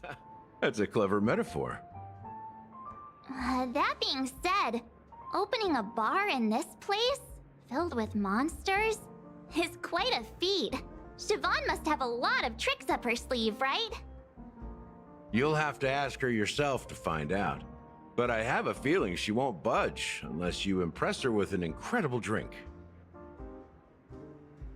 That's quite a stash. Not sure if it's enough. Stay out of my way. I'm looking for Siobhan. Uh-huh? What's all the commotion about? Haven't I made myself clear enough, Miss Amiki? The Dream Jolt Hostelry only welcomes guests who want to enjoy a drink to their heart's content. I'm sorry, but I'm not interested in your proposal. But you have the talent. You'll attract a huge audience. You're destined for the Iris stage, not for this rundown shack. Come with me. We'll become the talk of Penacony, is shining light into every corner of the dreamscape. Please, Siobhan, I really need you. As you see, I'm entertaining my guests. Don't make me repeat myself. Fine. If you don't come along, I'll just sit here and not go anywhere else. Give me a sparkling drink. Sweet. With extra ice. Just one moment. What's her deal? We can't discuss the case with other people hanging around the bar. Hey, can you do that clockwork trick of yours again? How come it having you, Himeko? Time's running out. We need to hurry. Having you! Yeah, I'm counting on you. You're one of Siobhan's guests, right? What can I do for you? If you're here to convince me to leave, please stop it. I'll never leave until she accepts my proposal. I just don't get why she won't leave this place. This rundown shack with no customers whatsoever.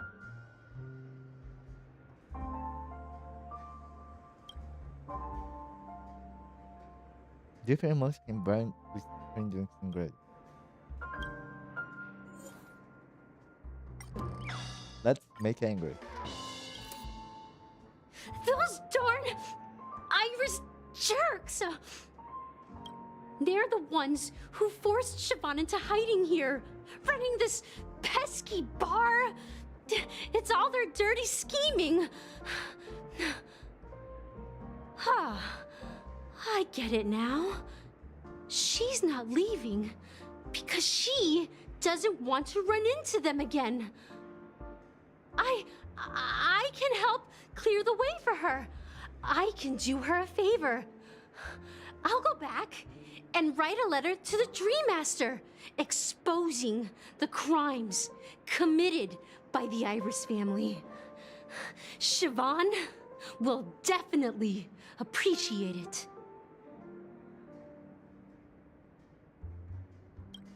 I just don't get why she won't leave this place.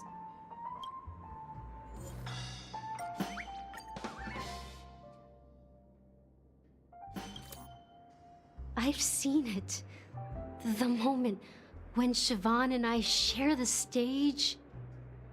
The crowd is going wild, applause crashing like waves, the aroma of irises fills the air. A beautiful melody playing, ribbons dancing around us, and the taste is sweeter than honey. I've seen that scene countless times in my dreams, and every time it mesmerizes me. That's why I have to bring her back to that world, no matter what it takes. Want to raise a glass, my attentive listener? Let's consider it a toast to my far-fetched dream.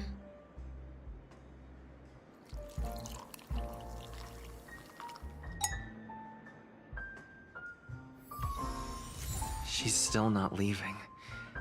Maybe I'll have to try again. I just don't get why she won't.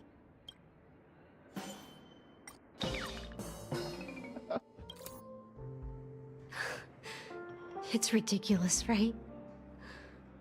Our paths were never meant to cross, yet I'm still holding on to her. I'm too timid and shy, longing to shine but afraid of stepping into the spotlight.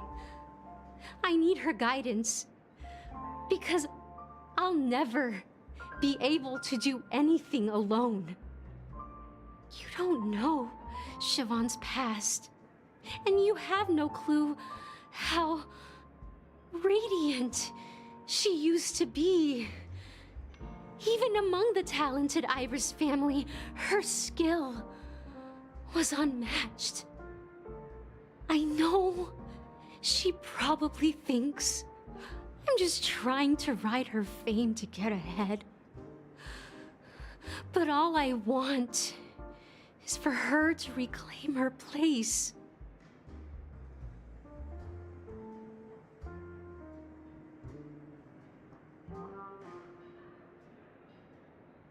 Well, talking to you has got me feeling a bit down. My thoughts are swirling, making my mind clear, and bringing tears to my eyes. Maybe I should find a place to reflect on what Siobhan truly means to me. Here's the payment for the drinks. Please, pass it on to her. I'm leaving now. Amaki has left? That's good for her. Radiant dreams may be enticing, but they're nothing more than dreams. Her drink is on the house. Please keep the money. When you're ready, go to Gallagher. I can tell he's itching to show off his skills.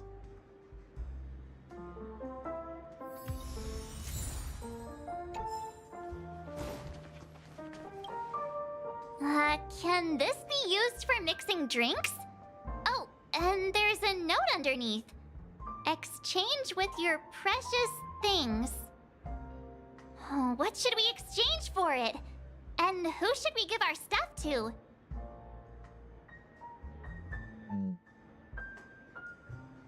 Give 50,000 credits.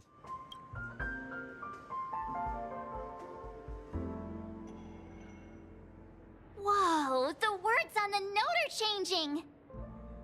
Stairs made of coins can lead to happiness. Does this mean we can take it? I'm not sure if it's a good deal, but thank you anyway.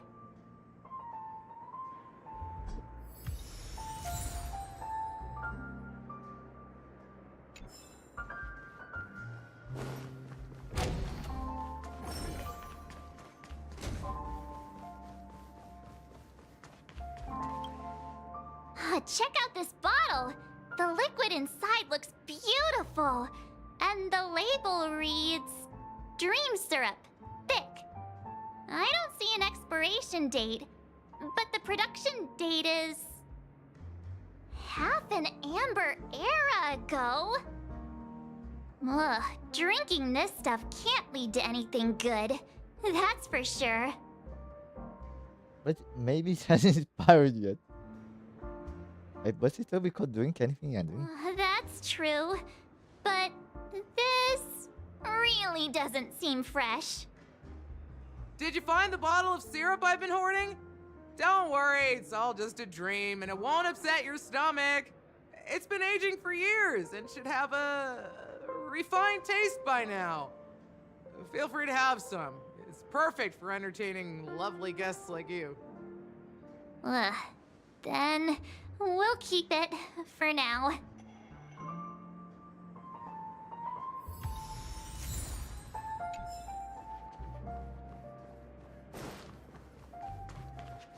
That being said, mixing a drink is way simpler than you'd imagine.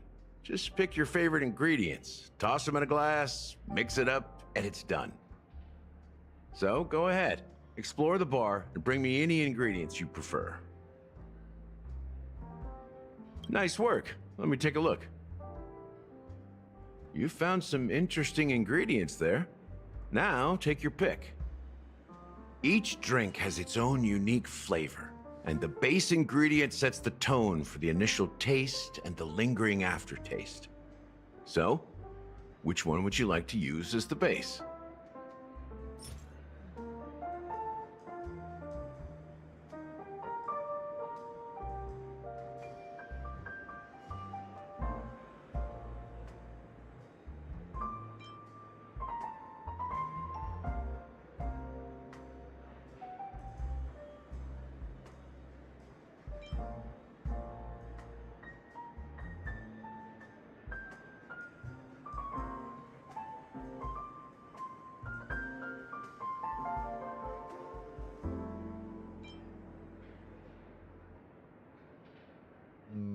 I'm torn between. I will take pick. The original formula is said to be Nunu's favorite drink. It's sour and bitter, and the bubbles burst in your throat like swallowing rusty chains, evoking thoughts of dungeons and prisons. Now that you've chosen the base, it's time to pick the adjunct. The ingredient that'll create a marvelous chemical reaction with the base. It should give an unforgettable taste without overpowering the main tone. So, what's your choice for the adjunct?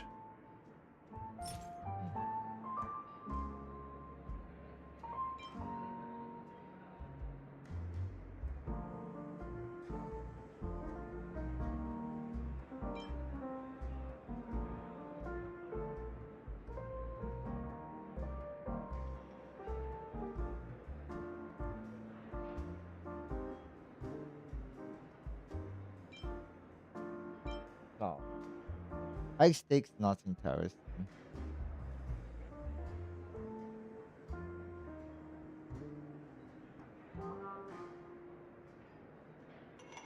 The taste is not very intense, yet evocative.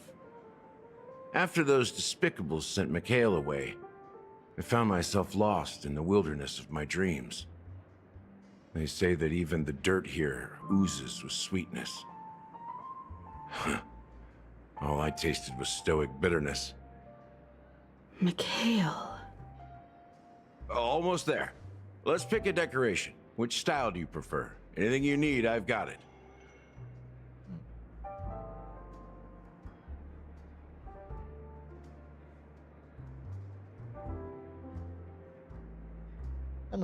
A symbol of bravery and dauntlessness. May you break free from your shackles just like he did. Well, it's done. Here's to you, Trailblazer, with this glass of even the wicked. To the sad truth. Well done, Gallagher. You're not over the hill yet. So, are you satisfied? Oh, the flavors! They're way more sophisticated than Soulglad. The richness and layers of these flavors are a masterpiece, especially with the adjuncts. I can taste the spicy and sour notes with a hint of sweetness. I'm not entirely sure what it all means. Maybe Mr. Gallagher can shed some light on it. Well, if you're expecting a profound answer, I'm afraid I'll disappoint you. The imagery it implies is pretty straightforward. It's just a glimpse of what this dream truly tastes like. Nothing more. Does this true taste have anything to do with that Mikhail? Mikhail. I heard this name in my dream. Yeah, that name does sound familiar. When you got knocked out by that masked fool girl, I think I heard someone calling that name. Do you remember? I was right about you. You guys seem to know quite a bit, and now there's no reason to hide anything from you anymore. Let's dig deeper into the case, and of course, I'll tell you a story about Mikhail. All right, let's start with what we know based on the clues the family has. It seems that Firefly isn't a local or an invited guest. In other words, she's a stowaway. She managed to fool me at first. My age must be getting the best of me. But here on the planet of festivities, stowaways are a common sight. You're bound to run into one sooner or later. After the incident, the hounds wasted no time searching for that girl in both the dreamscape and reality. But here's the thing. We only received bad news, and the trickiest kind at that. She simply vanished, leaving no trace in the dreamscape or reality, as if she had never come to Penacony at all.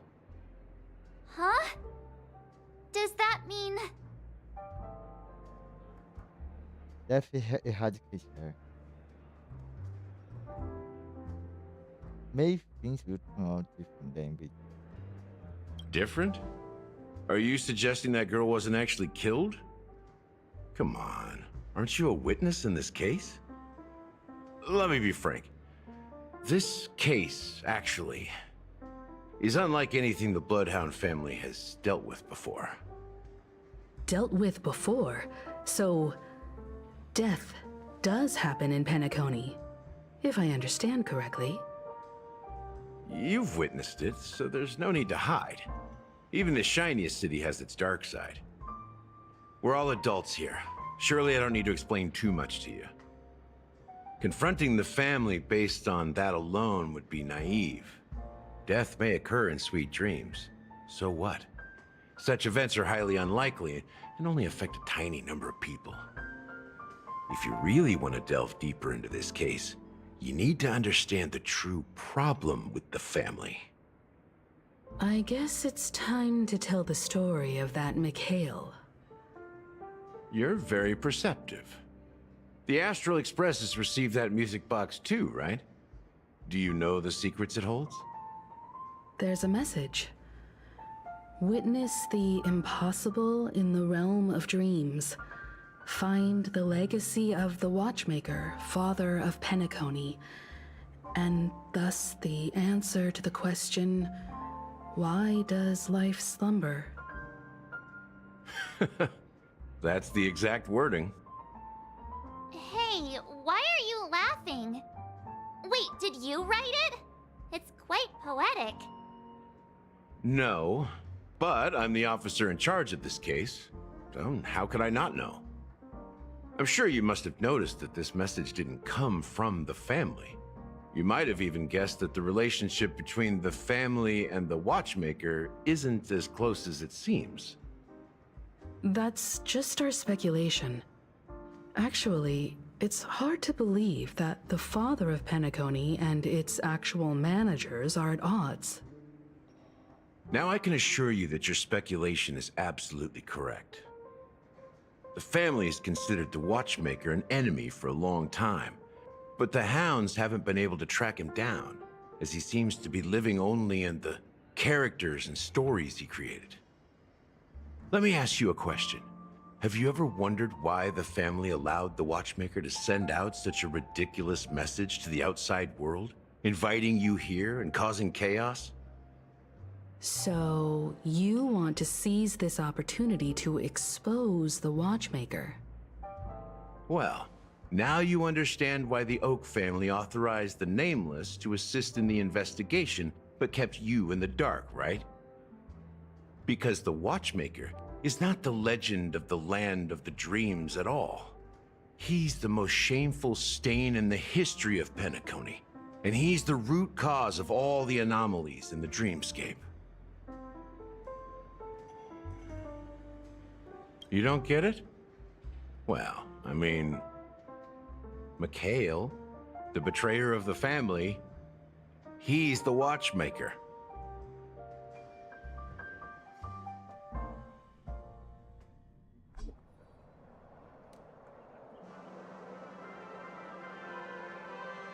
Here we are, Clock Studios theme park, the most popular entertainment center in Penacony.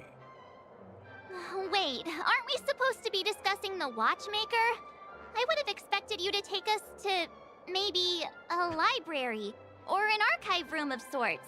But an amusement park? The culture of a city reflects its history in the most authentic way. To you, it's a fun place. But to me, it's a prison for the planet's past. You know that Penacony used to be the IPC's prison planet, right? All the prisoners were brought here, helping the Garden of Recollection salvage the leaking memoria from the macro void. The prolonged exposure to high concentrations of memoria caused a unique phenomenon. The dreams of countless prisoners intersected and overlapped, and people started meeting each other in their dreams, living lives that were almost identical to reality. But everything has a price, and sweet dreams are no exception. In the end, the dream world was unable to alleviate the suffering of prisoners in reality. One of the prisoners broke free from the IPC shackles and fought for freedom. He is Hanu, the great leader of Dreamville, the great peacemaker, and the faithful companion of the underdogs. So, Hanu is based on the real life. History is always written by the winners.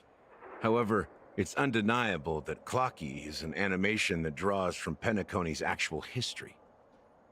These characters not only exist in Dreamville, but also in the distant past. Once you realize this, you'll understand why we're here.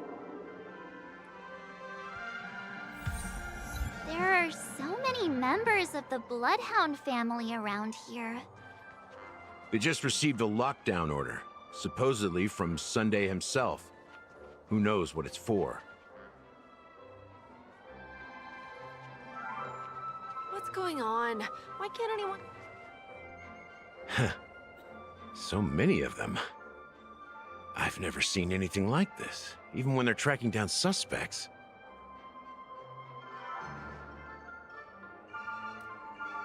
It's impressive. Every Ultron here. Well, it's a masterpiece from the family, after all. Besides the followers of the preservation, the family members are the best at creating mind-blowing marvels. Let's find a quiet spot and continue our conversation. View here is great, right? We can see everything from here, including Clocky. If all the characters in the animation are based on characters in reality, then Clocky's counterpart is definitely the Watchmaker. In the animation, he's Hanu's partner and one of the founders of Dreamville. Does that mean the Watchmaker was personally involved in that war and sided with Asdana? It was a monumental war for freedom. Hanunu fought alongside a motley crew of masked fools, nameless, history fictionologists, mourning actors, omen vanguards, even visitors from beyond the sky. In the end, they emerged victorious. Among them was the person who would eventually be known as the Watchmaker. But if you do the math, doesn't that mean the Watchmaker was around for several centuries? I'm not sure, but Mikhail was already the Watchmaker when I met him, so maybe he inherited the title. How old are you now, Mr. Officer? I'm 13. No way. Not even close. Anunu freed the frontier prison, but peace still eluded him. With limited resources, threats from the outside world, and internal conflicts between major prison districts, the future of Ozdana was uncertain. It wasn't until the Watchmaker approached the family with the idea of turning the prison into the planet of festivities that Penacony finally gained its name and glory. Thus, he became known as the Father of Penacony. But didn't you say the Watchmaker betrayed the family? And you said you were his companion, so that means you... No, I'm not his companion, but rather one of his many children. But I am indeed a traitor. Not to the family, but to Mikhail. What did you do? I did nothing. And that's the worst betrayal of all. Just like you, I had close companions. We dedicated ourselves to Penacony. But the Oak family, they set us up. Mikhail was too old to protect his children anymore. So we left the family to find our own path. We were branded traitors of the Harmony, even though the true traitors were someone else. While they continue to praise the Watchmaker's name in the world, behind closed doors, they condemn him on a pillar of shame. Nevertheless, we wanted to clear his name. We intended to find the real traitor, the one responsible for all this, and restore harmony to Penacony. But we failed. Too much time had passed, and the land of the dreams had become deeply corrupted. After countless fruitless pursuits, I gave up. Like a lost dog. The family accepted me and made me an officer, supposedly as a form of forgiveness. But it was actually a punishment. Since then, I've been completely cut off from my partners and my past. As for Mikhail, I heard he died in obscurity, in a place where no one could find him. That's when I realized that the Penacony I once knew would never return. We're truly sorry for what happened.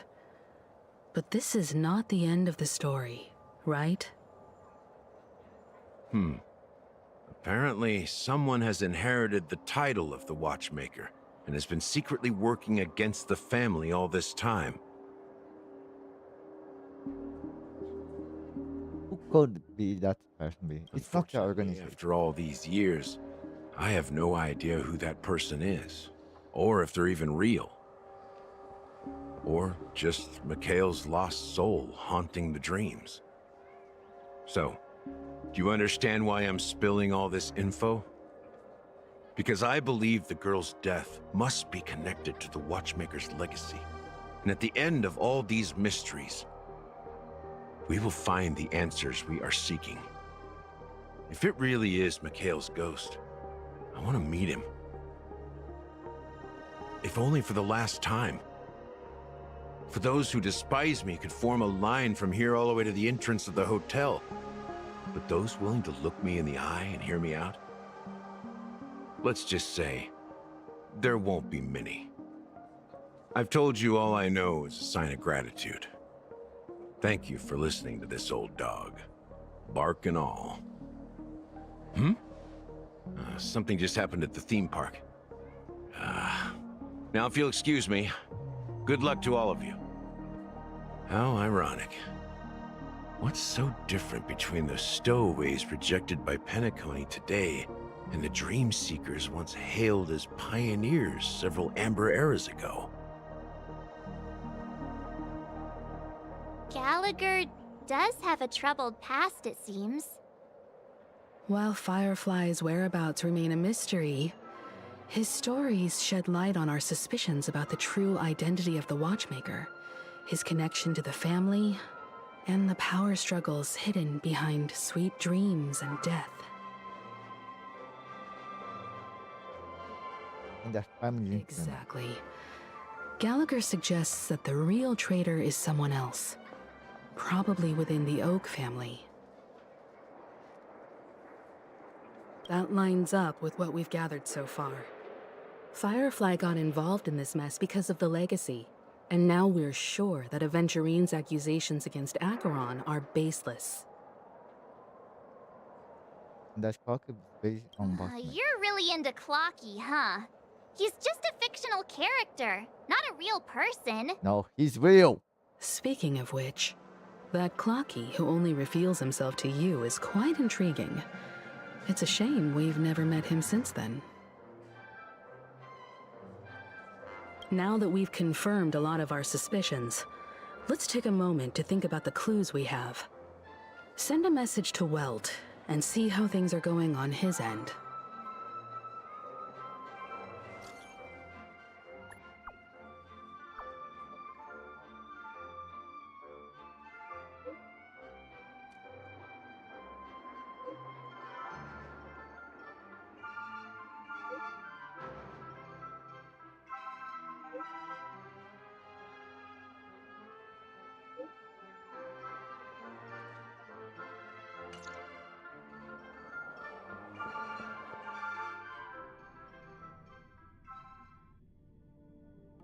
Are your companions worried about you?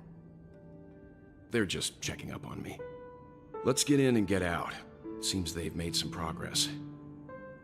Looks like we're about to enter the depths of Dewlight Pavilion. It's been a smooth ride.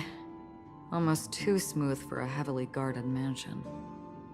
Let's see if there's anyone waiting to greet us.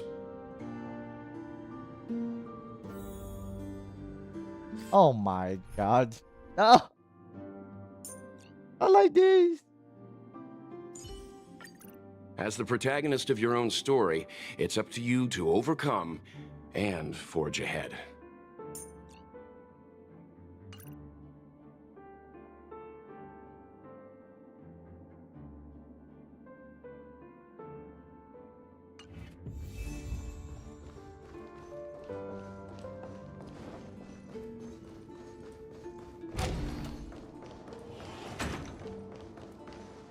Something feels off. A grand mansion like this and not a butler or servant in sight. Could it be due to the disruption caused by the emergency? Well, this door is open. Looks like we'll have to investigate ourselves. Let's proceed with caution. Just one moment.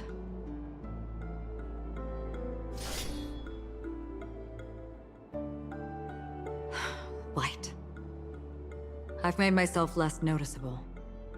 The crew can explain their presence as authorized by the family, but I can't come up with any excuses for being here. I see. What an interesting technique.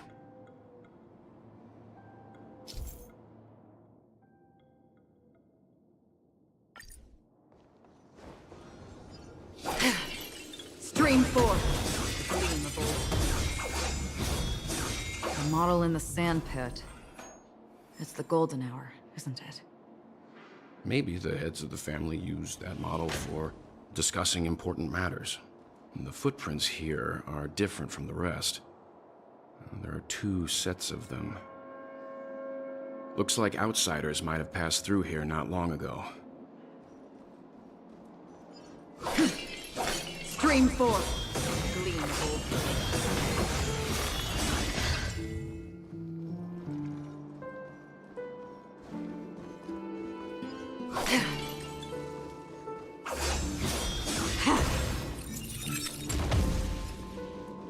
While there aren't any people in this mansion, they've set up quite a few mimetic guards to patrol this place.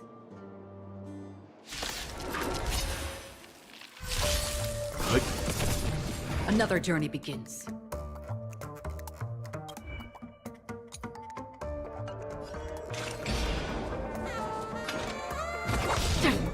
Stand still.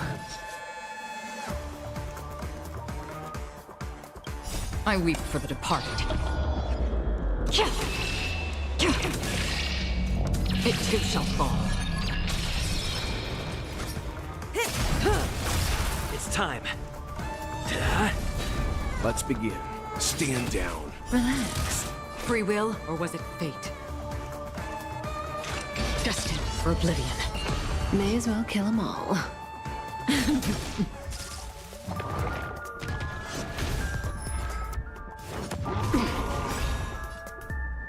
Lance ablaze. Lance! Forward! Stand still. I weep for the departed. It too shall fall.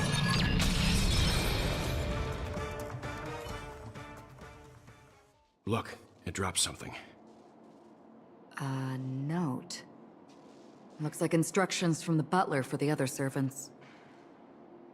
Seems like the mansion's entire workforce were assigned other tasks before Robin's death. It must have been a big project to require that much manpower. The Charmony Festival, perhaps. But no matter what their main priorities are, there should always be someone left at the mansion, right? So you're saying someone deliberately cleared the place out? Yeah, but I don't know why.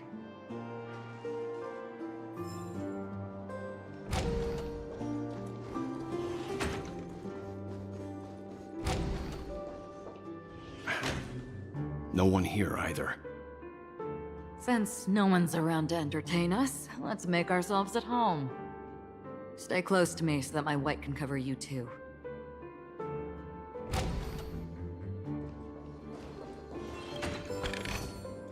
Don't forget to let your friends in on the action.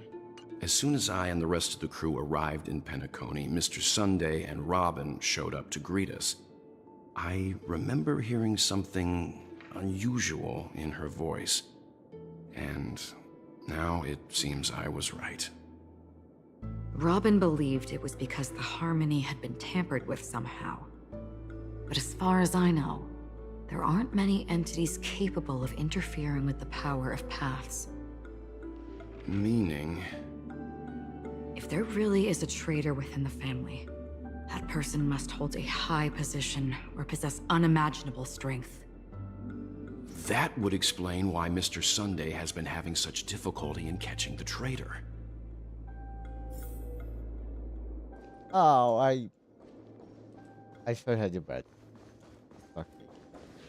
This light cone is securely guarded. It must hold some important memories.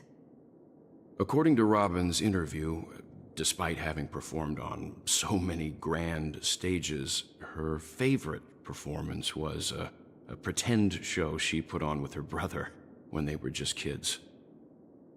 I wonder how their relationship is now. Growing up brings gains, but also losses. Yeah, time has a way of smoothing things out. The beautiful dreams of youth will eventually fade away.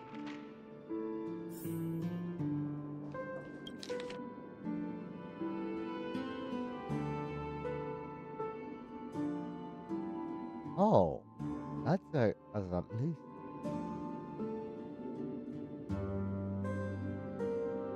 Function so.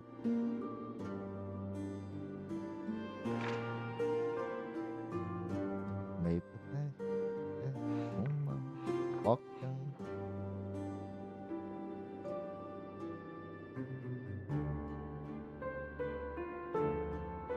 Bloodhound.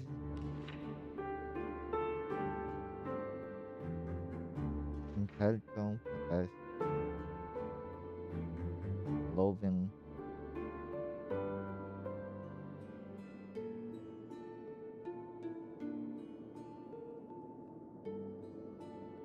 The information about Robin, Firefly, and the other victims. I don't see any commonalities among them. Looks like the rumors were right. Death does seem to be targeting random victims. And based on Sunday's notes, he's no stranger to death. He's just surprised that it has resurfaced.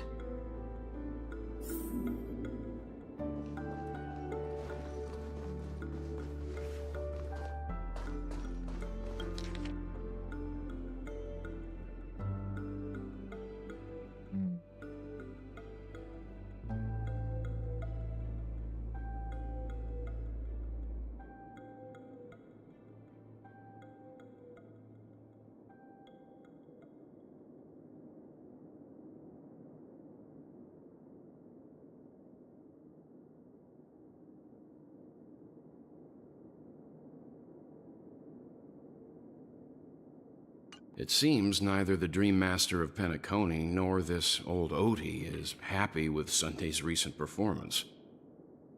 They don't seem to care much about death. Instead, they're more concerned about the Charmony Festival and the Watchmaker. Maybe the other family heads don't think death is a big deal. One thing's for sure. There's a lot of internal conflict within the family, and everybody has their own agenda.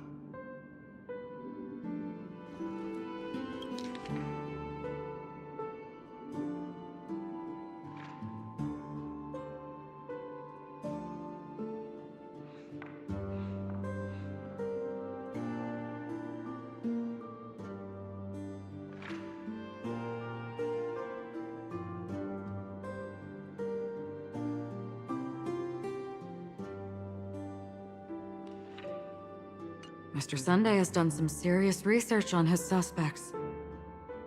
This traitor must have been causing trouble for the family for a long time. They all seem to be insiders, but I haven't met any of them. Huh? Wait, these characteristics. What is it? No, nothing. Maybe I'm just overthinking things. However, if this traitor really exists, could they be responsible for Firefly and Robin's deaths? Perhaps that's why Sunday is taking this matter so seriously. That's all for now. Nothing more noteworthy. Before coming here, I had all sorts of scenarios in my head about dealing with the family. I did not expect an empty mansion. Watch out. Someone's approaching. I don't think trespassing on forbidden areas is the way to be a guest, Mr. Yang. And... Acheron? The Galaxy Ranger? Our apologies, Mr. Sunday. Nobody came to greet us, so we entered without permission. I hope you can forgive us. But even if there's no one to greet you, you should wait for the host. Don't you agree? Even without the famous Galaxy Ranger. As far as I know, the crew has officially accepted the family's commission, so coming here will be unnecessary for you. On the contrary, that's exactly why we're here, to ask you about the case and gather more information. We don't want any loose ends. Well, since you've come with goodwill, I have no reason to show you the door. Rest assured, he hasn't figured out that we went through those documents. While the truth remains a mystery, I'm getting close to it. I assure you that the traitor will soon pay the price. Let's hope justice will prevail soon. I have a question for you, if you don't mind. How did the family come to the conclusion that the murderer was within the family? With all due respect, it's in the IPC's interest to wreak havoc before the Charmony Festival, and the family has every reason to suspect the IPC's involvement. Well, other family heads share the same suspicions as you, but in my opinion, the true murderer would never have drawn as much attention as that ambassador did. Not to mention, I personally shackled him a while ago. However, I'll give you a suggestion regarding your suspicions, Mr. Yang. You should be more cautious of Aventurine. While the wicked can't break through high walls, they can plunge their evil dagger into the heart of the righteous. He's a businessman, not some philanthropist. But right now, He's out there handing out his wealth on the streets. And he went to the Clock Studios theme park all by himself. Who knows what kind of scheme he's cooking up? While the family is dedicated to keeping our guests safe, it might be wise for you to stay alert. You never know what unexpected troubles could arise.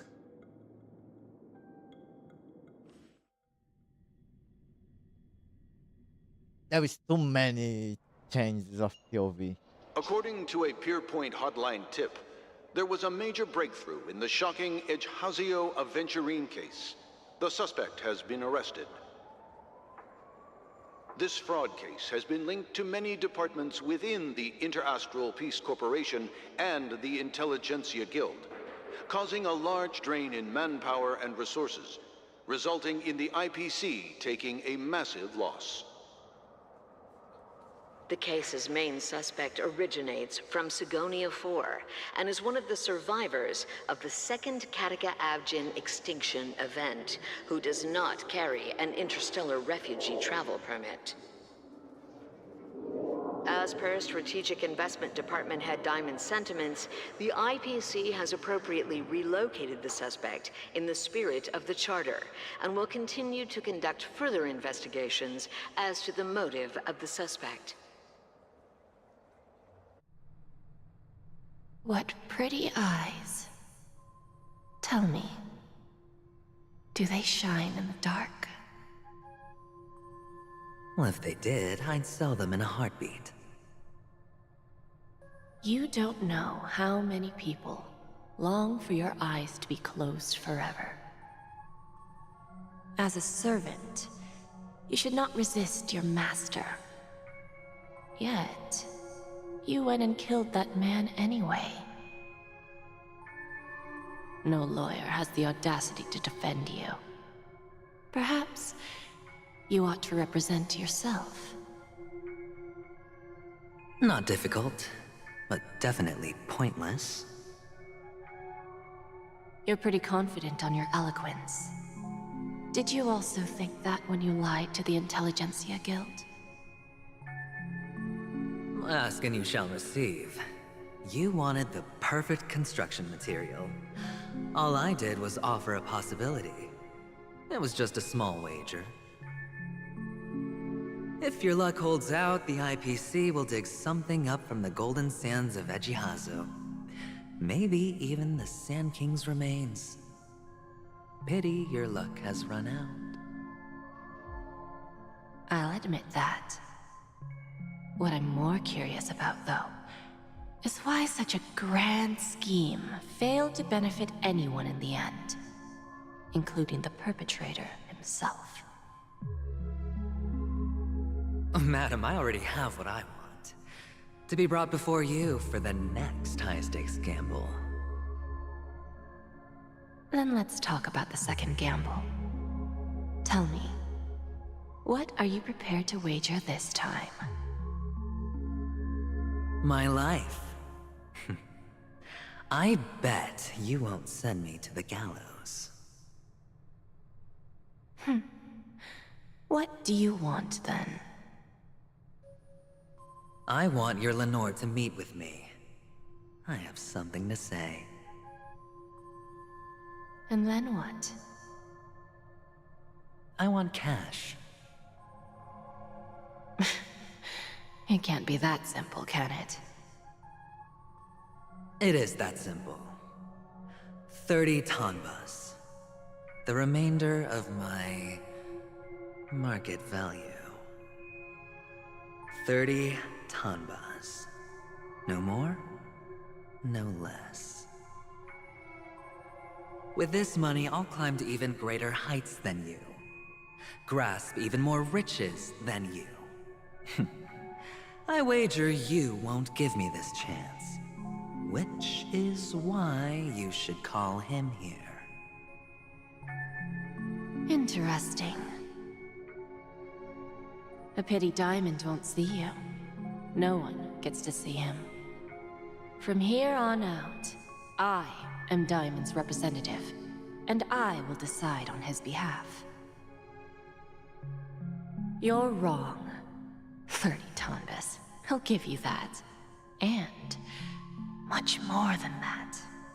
Wealth, status, power. The IPC will give you whatever you want, even what you don't want. Kakavasha. A good name, but unfortunately destined to be buried in the dirt. You, though, you deserve to live, to create even more wealth for us. Go, pick the clothes you like, then choose your desired identity. And then, use them well, child. May your plans never suffer failure.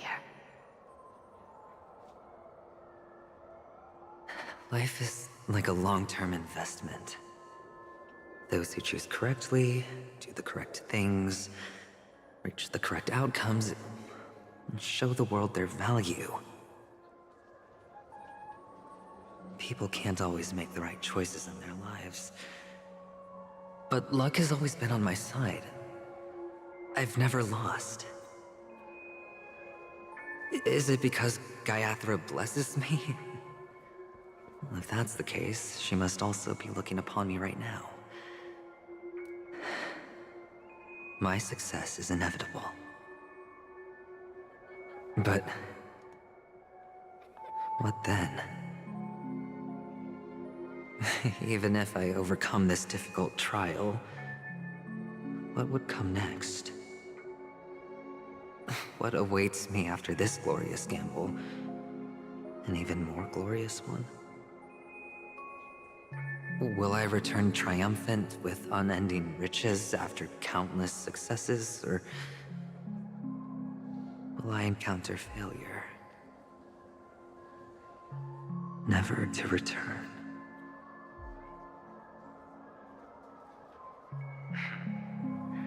I'm pretty sure you already have some ideas.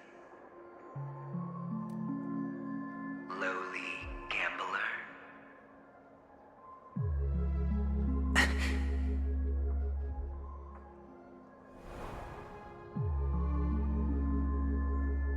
What? What? What?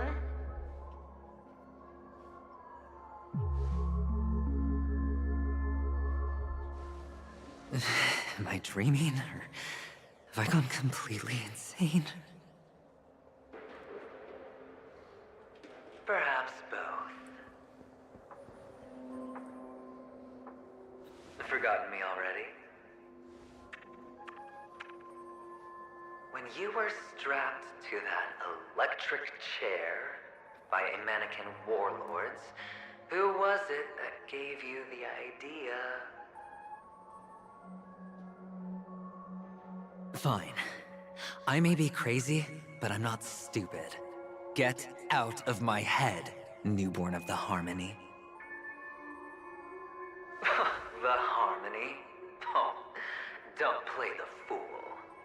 It's not the first time we've met. No need to be so polite.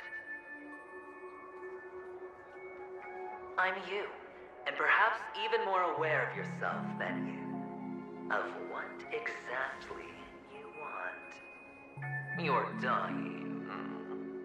And you still want to drag a bunch of unfortunate fools with you through death's door. That's why you're here, isn't it? A grand unveiling. You really think you can pull it off? Why not? Well, you may have fooled everyone, but you can't fool yourself. I can show you.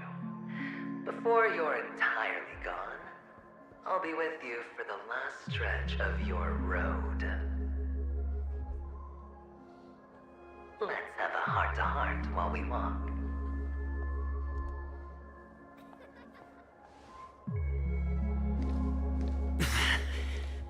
What exactly are you?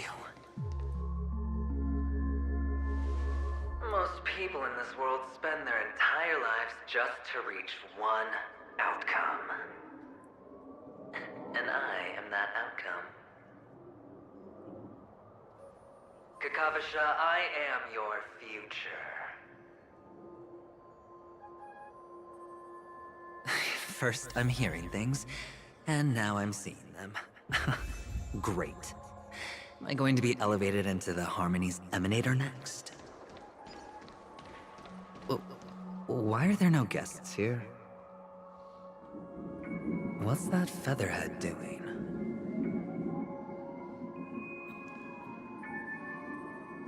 Just a Pepeshi?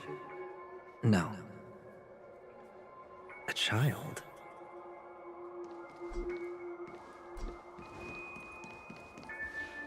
I thought minors weren't allowed in Golden Hour. Hey, kid. You okay? Are you lost?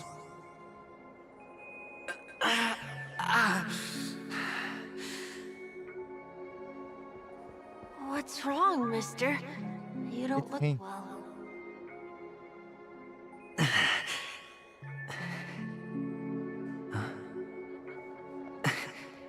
Your eyes. Impossible. Who are you? They're pretty, aren't they? Sis said they're a gift from Mama Funga. Colorful eyes are said to bring good luck.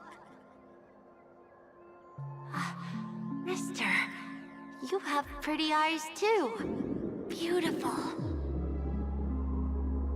Are you alone? Where are your parents? They're in that amusement park. Papa and Mama went in first. I'm just about to go look for them. I have to go. Goodbye, mister. Hope you have a good time, too. Those eyes. And Mama Funga. No, it can't. There aren't any Avgens left.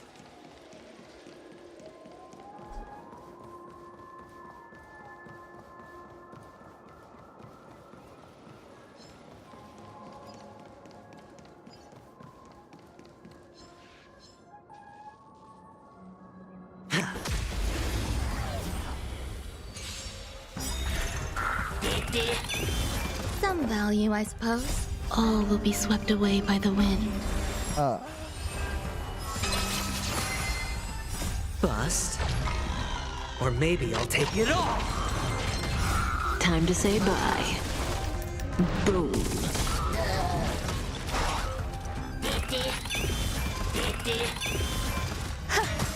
Relax.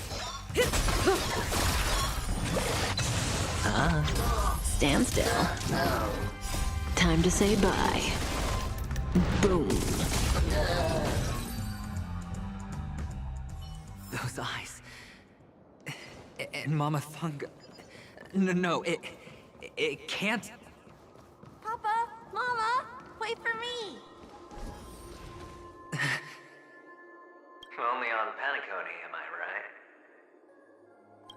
What are you still doing here? Well, you've known all along. The family truly showed leniency to everyone who came seeking help.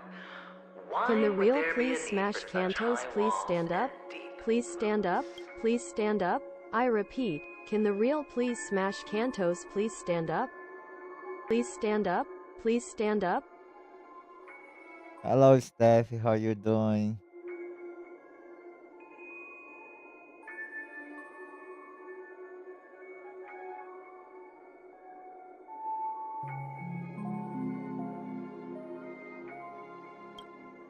However, people don't see it like that. Especially since the flavor of the dream syrup is so alluring. You will receive no charity on Penacony. And relying on your own strength alone to topple high walls? Not a likely fate. Yes. I'm doing better. Brazil. It's doing the same. Which is why, once you step into the hotel, you remove your high hat and beg everyone you come across for help. Like a hyena scavenging for scraps in the desert. Because you know that opportunities are fleeting. Well, when you put it like that, even Ratio's a teeny peacock analogy sounds pleasant. No, I don't buy Bitcoin nor crypto. Well, you know how rare it is for me to give you the straight dope, so listen while you can. It's good timing that you mentioned the doctor. I'm especially fond of what you and he have in common. The conspiracies, calculations. Especially the part about the finale, a magnificent act of betrayal. Oh, when everyone thinks this way, who would even suspect that it was another trap you've meticulously devised?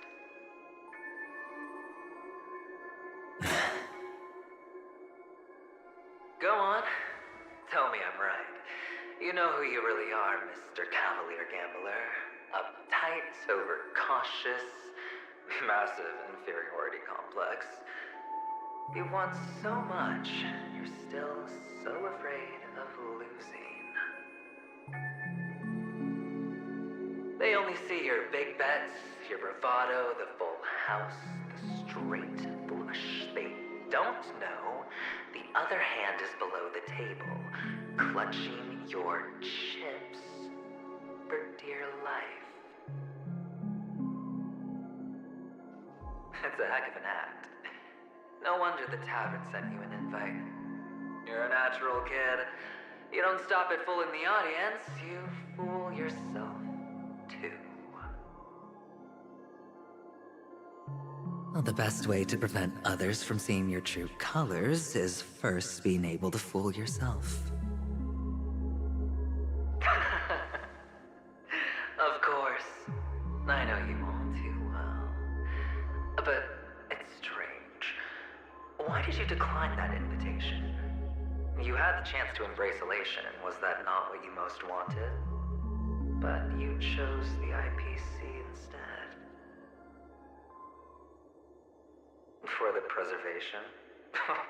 I doubt it. Do you even have anything in common with the preservation? Oh, I thought you knew. Didn't you say you had me pegged? We're done. Either stop talking or disappear from my sight. That's fine. But who exactly is about to disappear here? Well, it's not going to be me, anyway.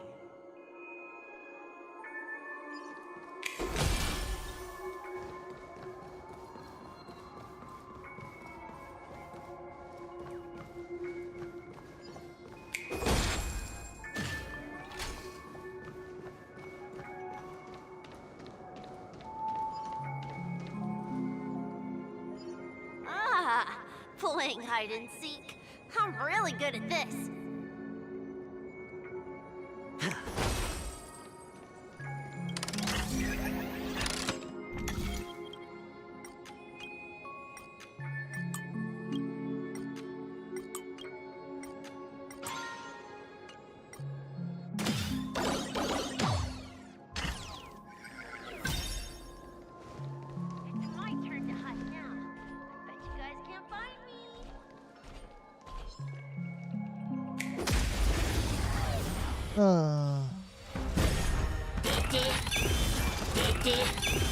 Existence is unity.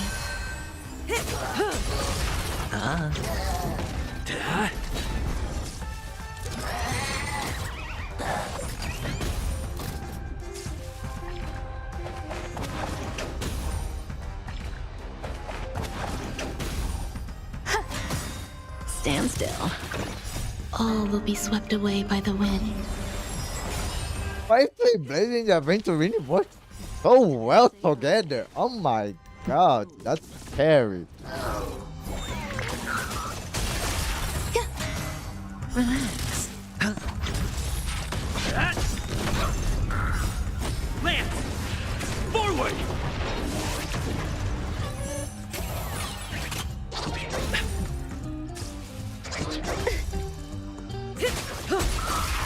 Eternal.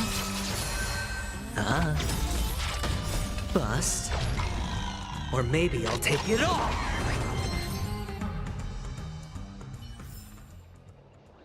It's my turn to hide now. I bet you guys can't find me.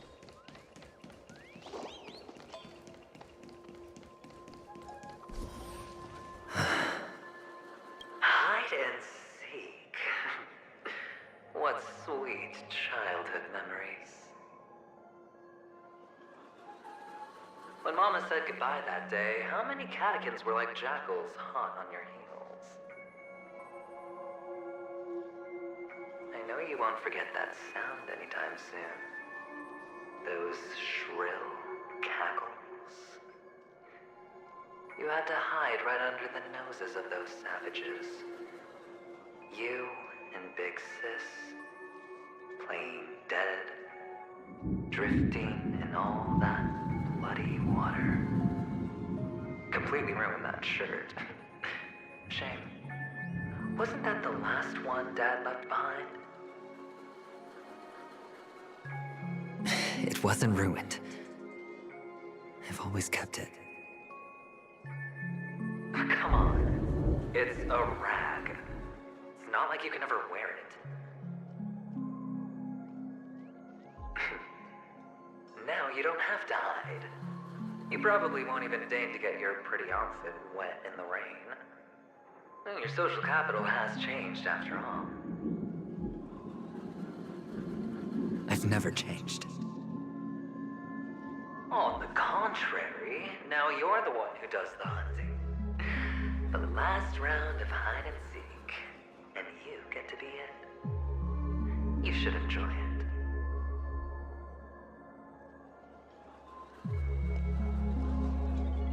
That child. Could he be in here?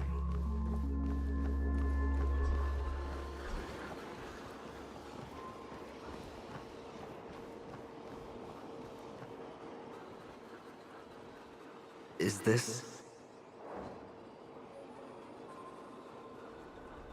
a topaz? What is this doing here?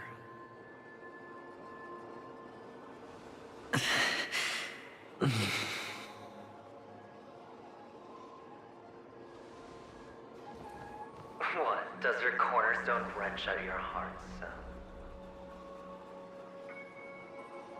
I was merely curious at why it was here. Maybe that winged guy put it here. To taunt you. Just to make you realize that your painstakingly arranged magic show is nothing but a death rattle. The cornerstone's hue is the same as the radiance of Clipant's body. I've got to give it to you. I've heard a lot of baloney, but that lie deserves a prize for sheer nerve. If he were just a little bit smarter, the jig would have been up right there. This is just bait. Of course. That's why Ratio's betrayal was one of the keys to your plan. I have to say, that doctor's acting was superb. Or maybe he wasn't acting at all. All the better for you. Sunday didn't become head of the Oak family by acting sloppy. He's obsessed with control.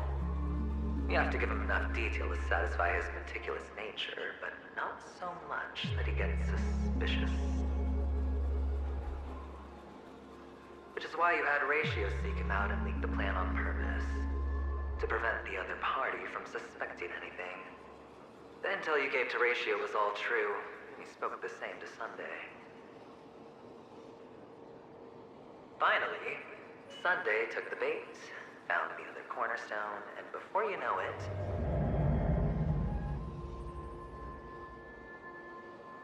everyone's distracted enough for you to steal the third stone right out from under then. Why don't you stop rummaging through my mind? Your mind. It's our mind. You're me, and I'm you. We're the same.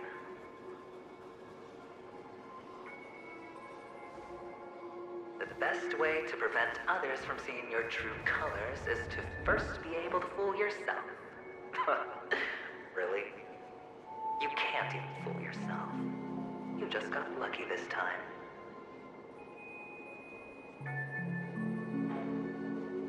This is the other cornerstone in Sunday's hands. Rather beautiful green. Just like you. Smooth. Cunning. Tell me, what's its name?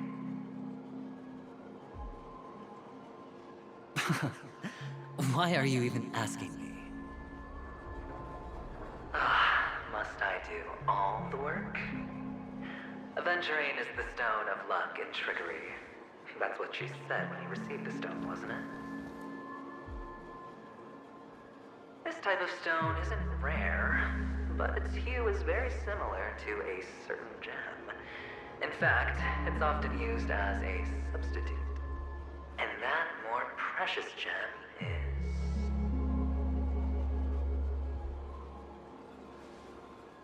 jade.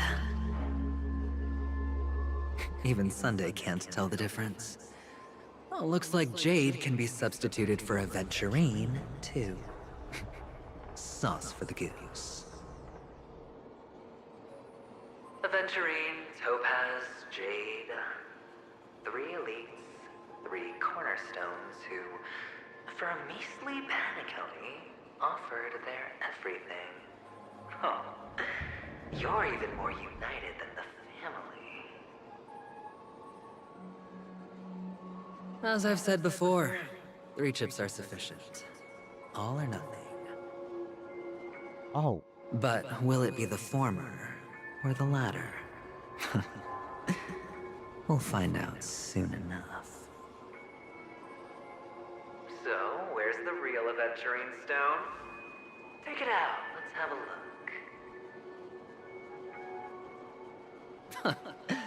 Suddenly you don't know where it is?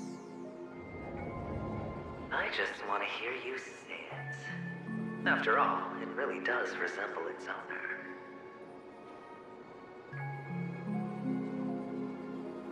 As you wish, then. They never went anywhere. They're right where they belong. Piled up with these cheap baubles. You smashed the aventurine stone before you left? Oh, just look at it. Shattered. Just like your life. Poor thing.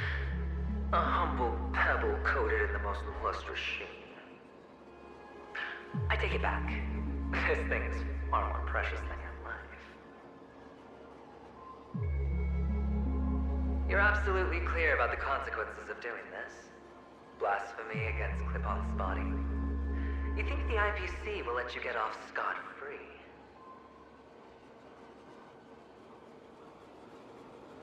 Well, Diamond has always been all about results. As long as I could create value far beyond the cost, the ends justify the means. How else would the family be fooled if there was no price to pay? It doesn't matter. Even smashed to smithereens, the preservation's cornerstone can still be used. Its effect may be greatly diminished, but it's enough for me.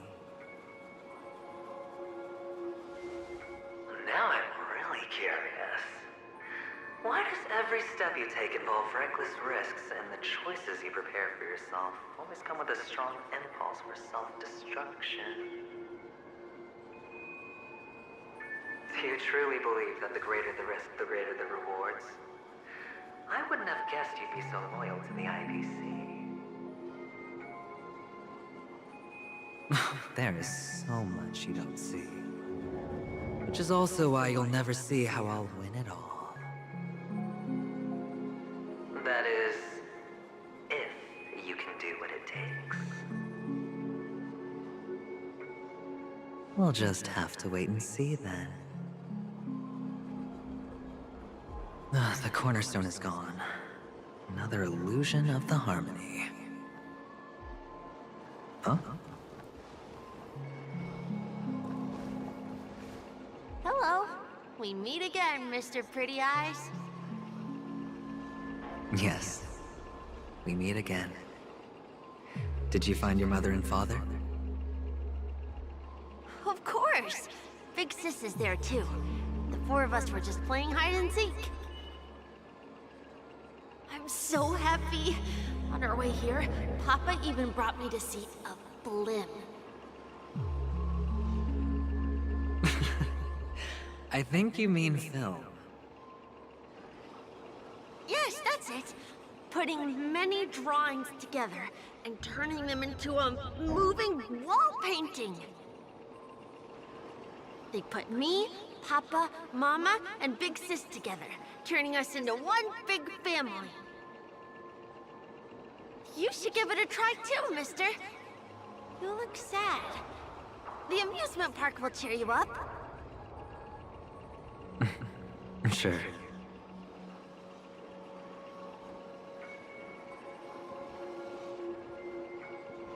There is something that I don't understand why Aventurini wants to destroy the family. That's the only.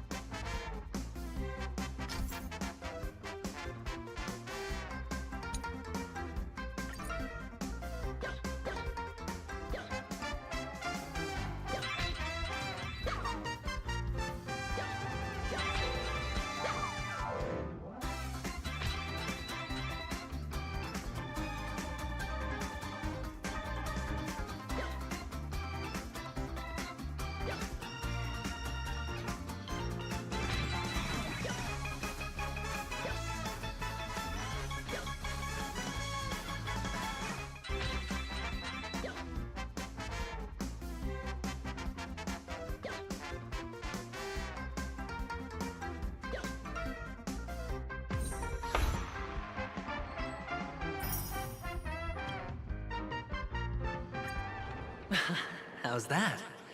Not a bad score, eh? Boring.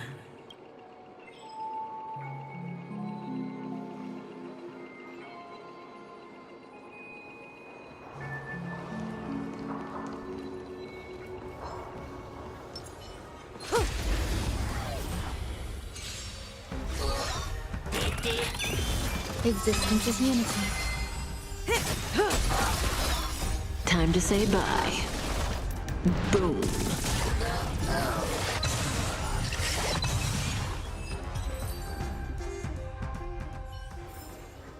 The human body is beautiful. Sound lingers. Fragility. Yeah.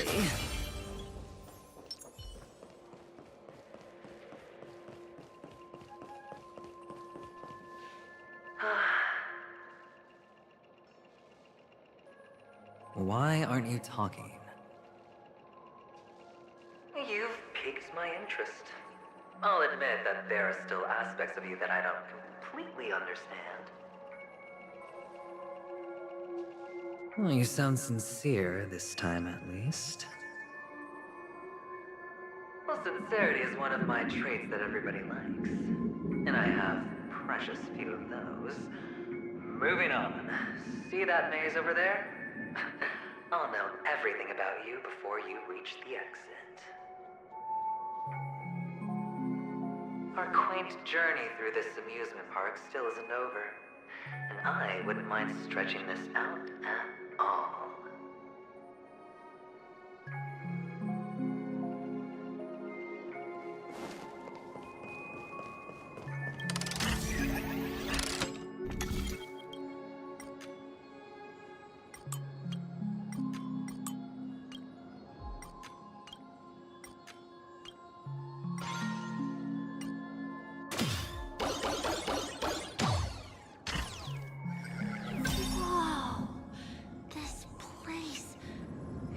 so tall. Even taller than the tallest rocks in the desert. And there are so many flowers here. Big sis, this one's for you.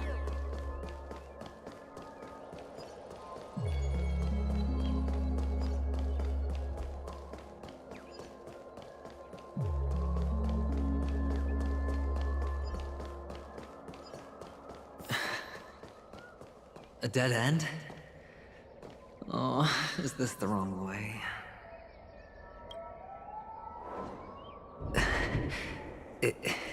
Is this? Oh, what's on your mind?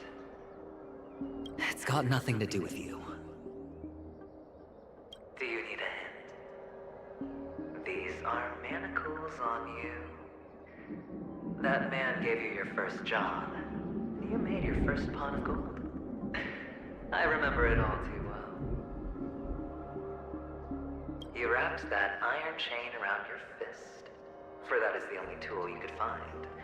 Then, in that maze, you...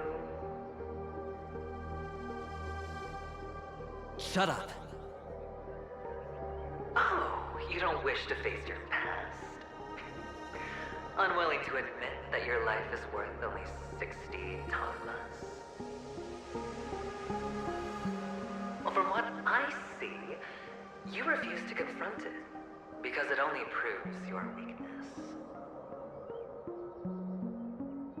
How could a weak person take such daring risks?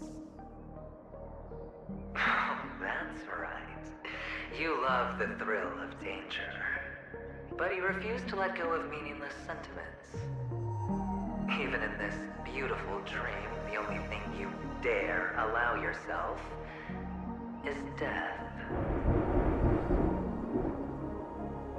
In your hands, those who follow you could have become Joker cards.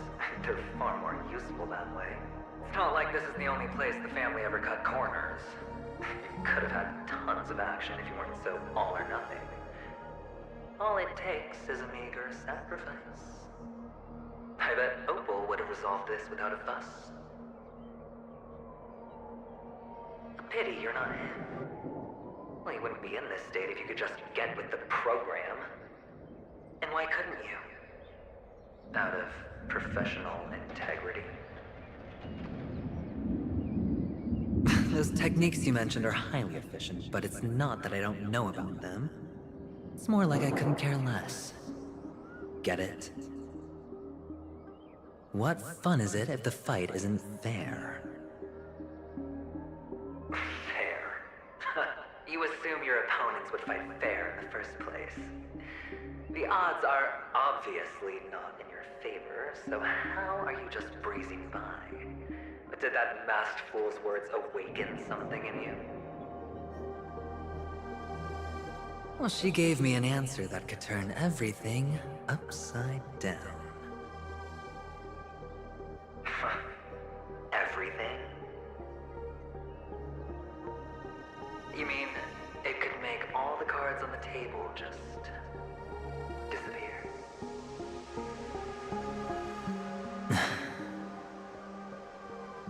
That's cheating. If these leaves could be brought back, would they bloom into new flowers?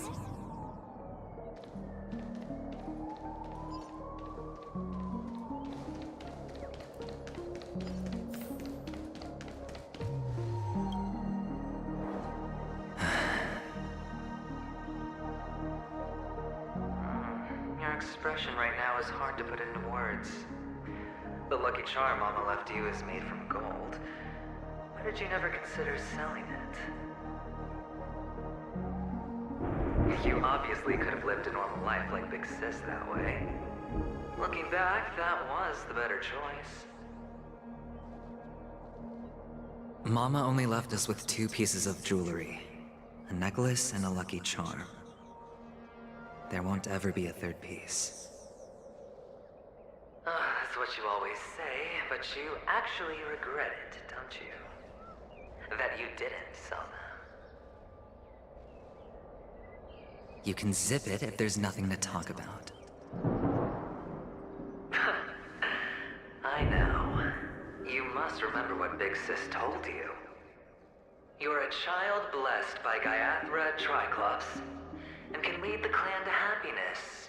So always remember to protect yourself and never resent the pain and poverty you're going through. The words still ring in your ears, don't they? You're a good kid, so you definitely won't have forgotten. So, you surely won't forget how tragic her last moments of life were. How the piercing laughter behind you felt like it was drilling into your heart. You ran away without looking back, just as she told you to.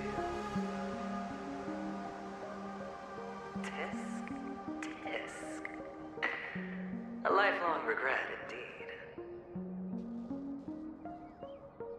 Enough!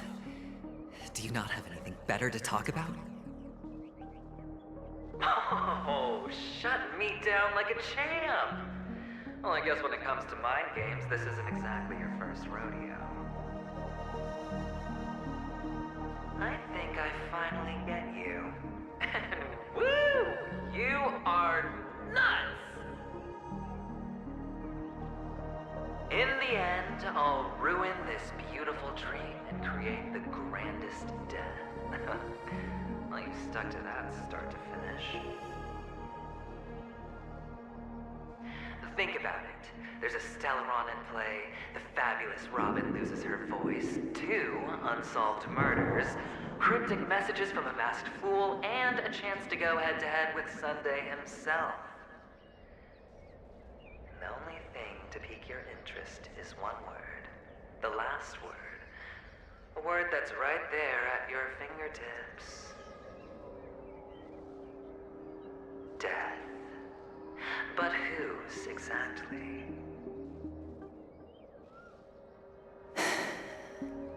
We'll know when the dice falls.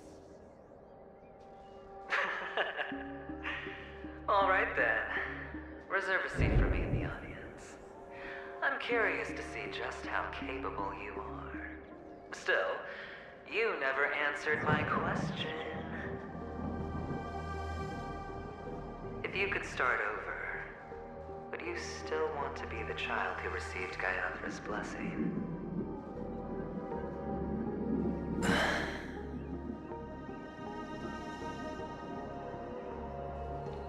It's so quiet this time. Is he finally gone? Or am I the one about to disappear? Finally, made it out of this place. We're going home? But I don't want to go back yet.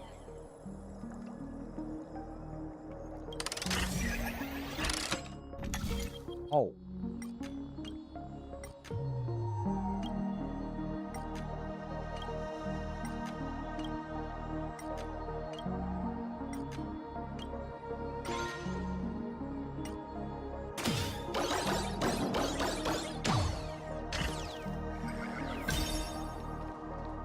It's so fun here. I want to stay here forever.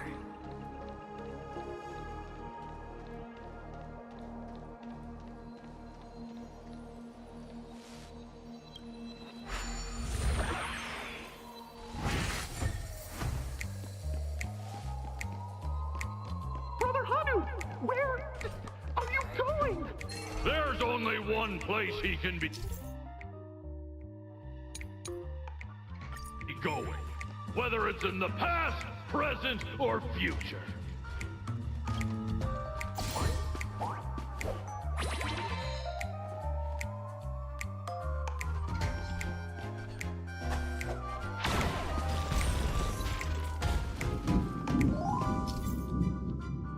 Beautiful dream is about to end. The beautiful dream will never end.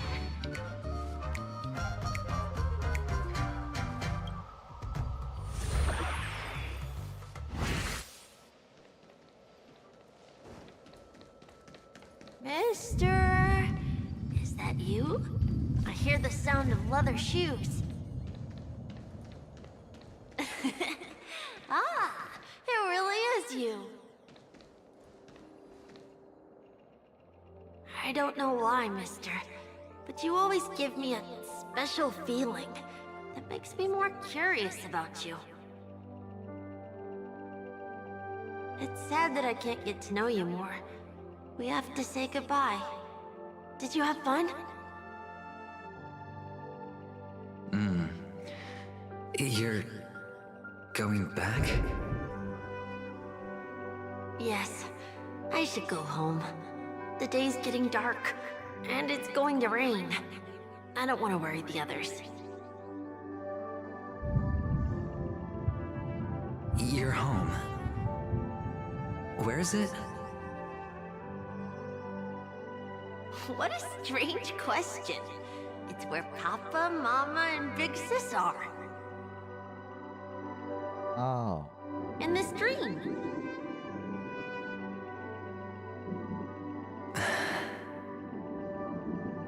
This amusement park. This beautiful dream. They really are peaceful. Everyone loves it. But, mister, why don't you like it? Because they're not here. Where are they then?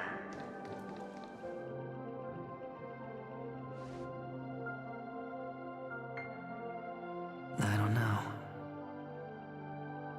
You do know. But there's no point pressing the issue.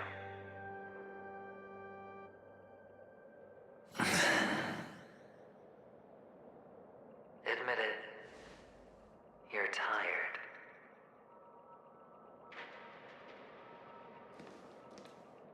We all are. Which is why we chose to stay here. Me and him. Your past and future. How long will you stay? Forever. We'll be with you forever in this dream. This is the greatest honor that we can offer to those who hurtle towards death.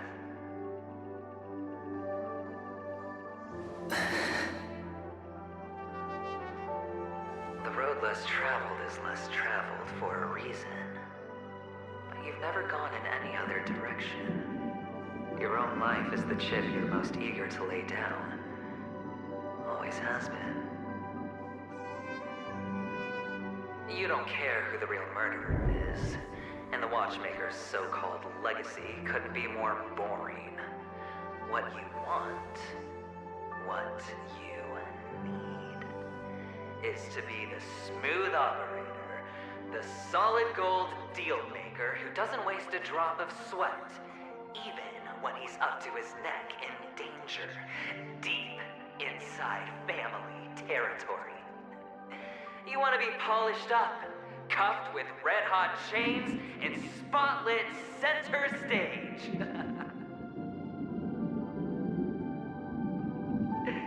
You'll be the closing act, the final sacrifice. I can do it. And it will be flawless. Of course you can. Your luck will help you at the right time. A Stellaron and an Emanator. It's that simple now.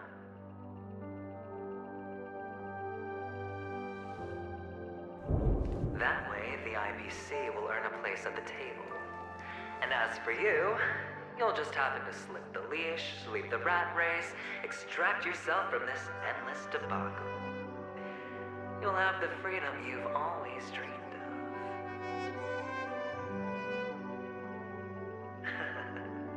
of. This isn't the first time. You've been an escape artist from day one. This fiasco started with a death, and its curtains will fall on another death. Oh. So that's why Diamond chose you. He's just after Penacony. No matter the means, no matter the price. It's not personal.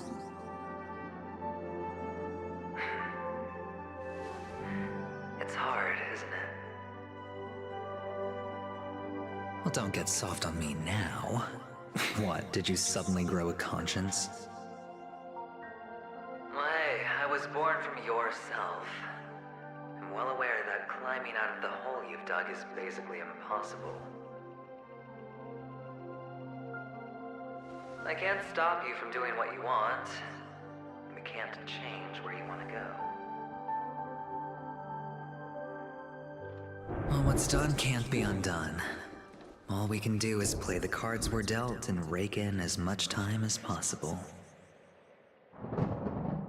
Yes. Alas, people won't make all the right choices in their lifetime. Though luck always seems like it's on your side. You will keep winning, having never lost before, but why you? Why must it be you?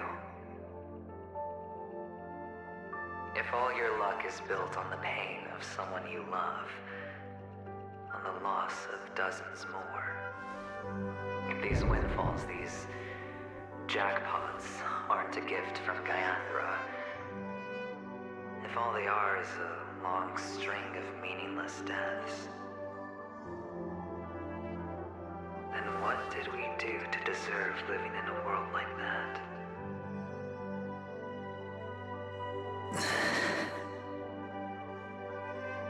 Well, maybe when I get to where I'm going and look back, I'll know what the trip was all about. Fine. Time to make a move, my friend. I'll be waiting up ahead. Say goodbye to the kid before you shuffle off.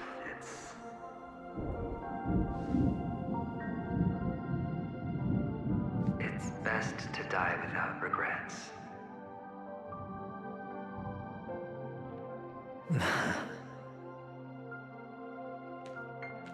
And now, only we are left. Can you take a photo for me? I want a memento. Sure. Come on.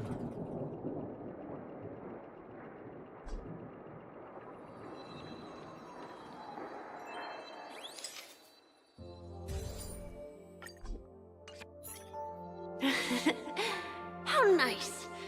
Now I can see what I look like too. Look at the lens when you're taking a photo the next time. Your expression will look more natural. Sure, I will. Then, mister, are you going back too? I can't leave yet. I still have a show to do. Oh, you're about to go on stage, aren't you? Let's go then. I'll take you to the stage. Sure.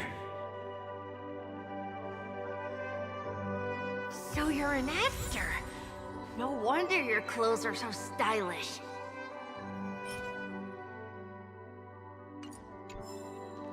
I'm actually a merchant. But I do have a show to do. Are you the same as those men in black in the sky? But you're not wearing black. Only ordinary employees have to wear that. My position is much higher than theirs. Awesome. I hope I can become as good looking as you when I grow up. Of course you can. You'll be better and stronger than me.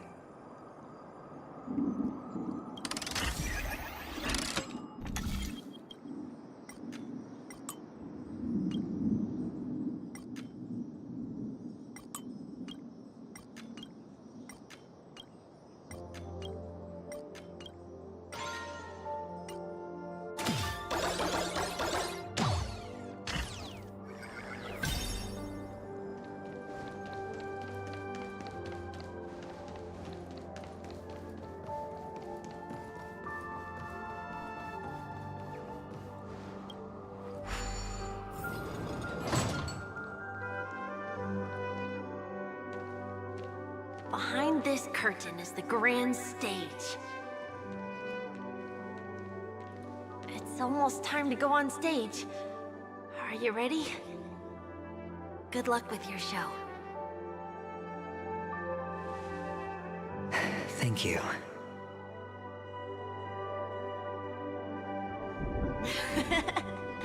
You still seem pretty nervous.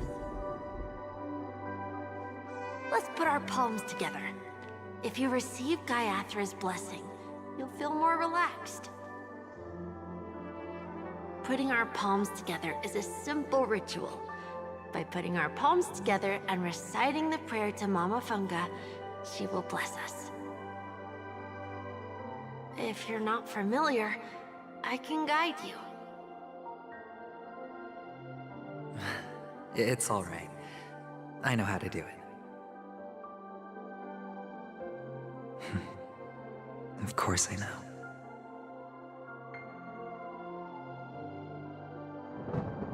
This is where we go our own way, Kakavasha. The catechins are coming. Why? The catechins have already taken all our money, food, and they killed our parents. What more do they want? Catechins are bloodthirsty, cruel, and insatiably greedy. They want everything only to end up with nothing. This is a trick, an act of revenge. Remember? Today is the day of the Kakava, and also your birthday. They know the Avgin will surely hold a festival today. With the aid of this rain, they will come to destroy our wagons and take everything they want. Little do the Catechins know, this time we will fight back. The men in black that descend from the skies are on our side. The Catechins stand no chance against them, and will surely pay for their arrogance. Without this rain, the Catechins would never take action, and we would not have the chance to turn the tide. This is a gift from Gaiathra, and you are Kakavasha, whose good fortune will bless your sister with success. But people will die, and you will be in danger. How is that good fortune? Why are you all doing this?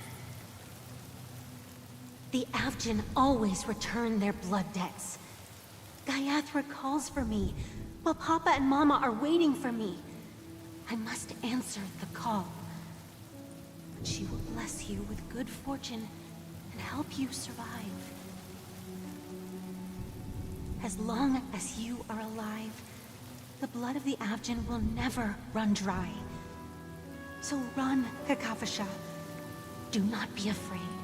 And do not look back. Go to the other side of the mountain. The rain will accompany you, and the rain will bless you. As for us, we will reunite in Kakava's next aurora. May the goddess Gaiathra close her eyes 3 times. Keep your blood eternally pulsing. Let your journey be forever peaceful, and your schemes forever concealed. Farewell, Kakavasha.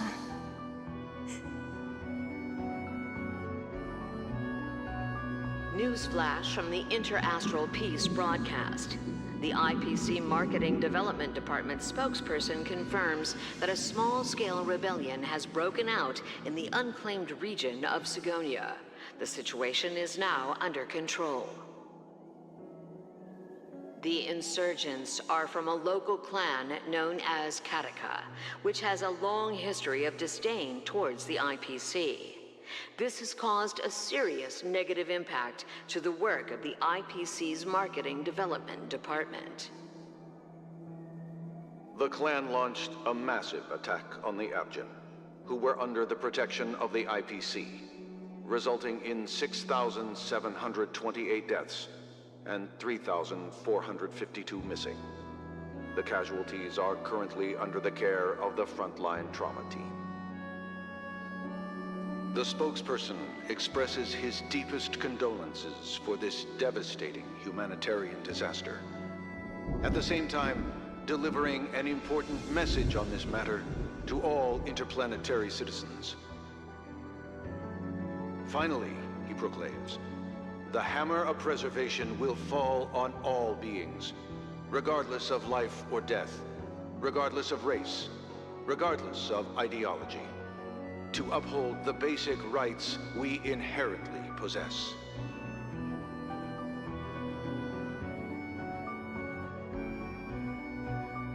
Kakavasha?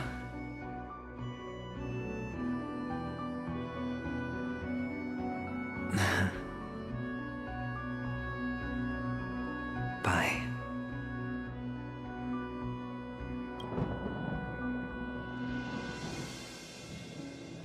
Okay. All the actors are in place. It's time for the show to begin.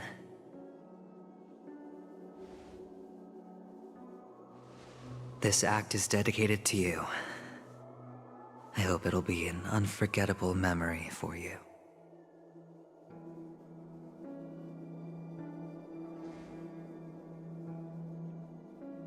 Kakavasha. By the way, before you go, I have a personal question. Do you truly want to destroy the world with your own hands? Let's assume, just assuming now, that every time I roll the dice, there's a possibility of achieving this particular outcome. Then I would be quite happy to make that wager.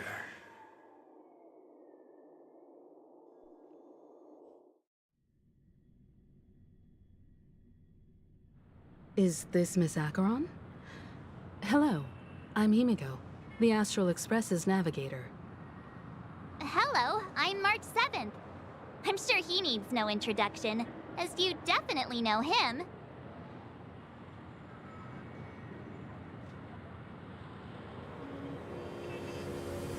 You can call me Clark. Hello? None of you seem surprised by my arrival. Since Welt has decided to travel with you, it means that he trusts you. And we trust his judgment. I envy your close friendships. Miss Acheron here doesn't present a danger, and she's of no threat to the Astral Express. Aventurine's prior accusation was based on nothing more than his own subjectivity. Which is why, before we continue working together, he has a duty to explain himself. You want to create a situation where all three parties are present? There must be some deeper meaning behind Aventurine's actions. I suspect he's been aware of Penacony's secret from the beginning and has been continuously strategizing to unveil it. In that sense, the Astral Express's role in his plans would be imperative. In the worst-case scenario, he may use us to do something unexpected. Assuming things do escalate to that stage, having an extra ally is a good insurance policy. Penacony has numerous factions, and the state of affairs is significantly more intricate than that of Belobog and the Xianzhou.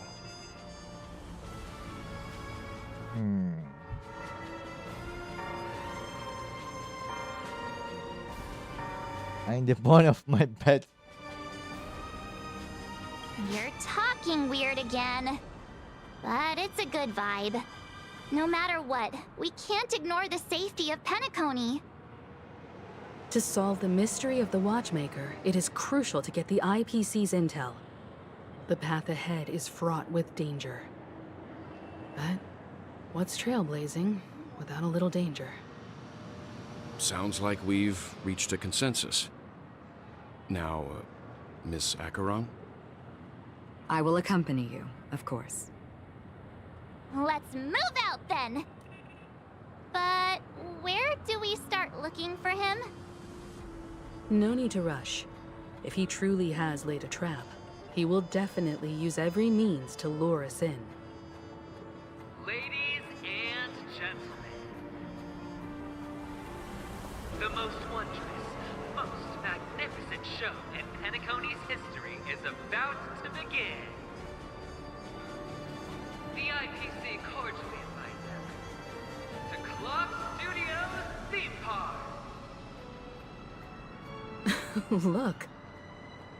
Should both the performers and spectators fail to arrive, won't all of Aventurine's plans be for nothing? Let's get going, everyone. The hour of trailblazing is upon us.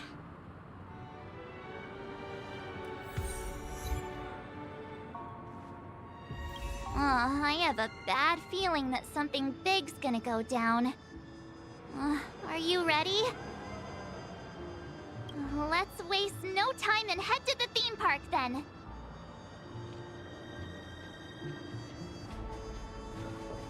Mr. Yang.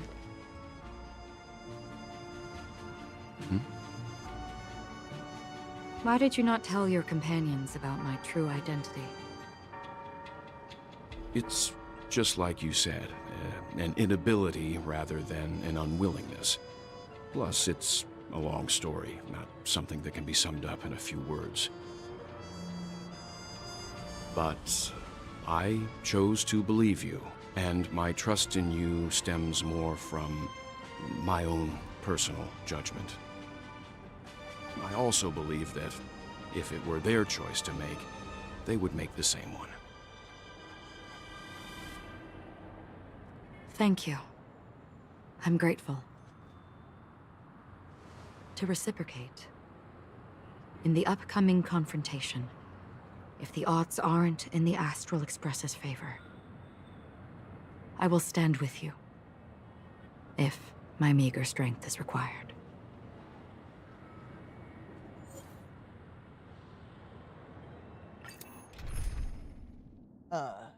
Okay.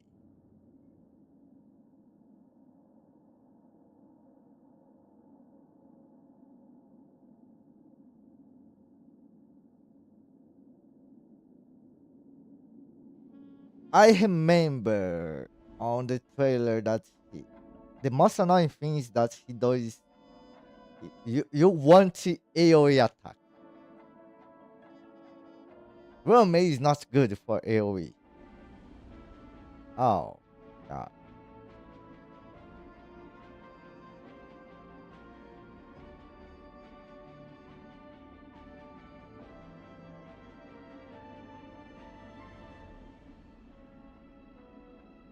Oh.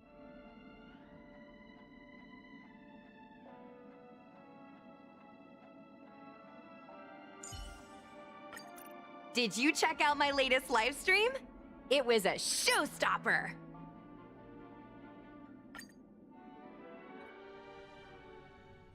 We're back here again. Aventurine actually chose a really conspicuous location.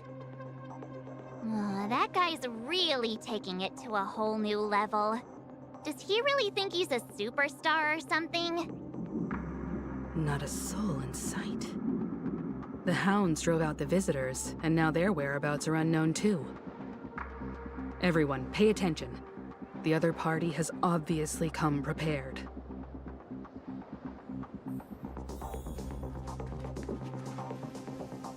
Ladies, gentlemen, dream seekers, tycoons, esteemed guests of the Watchmaker and the family. Also not forgetting the nameless of the renowned Astral Express. Welcome to the Interastral Peace Corporation live show!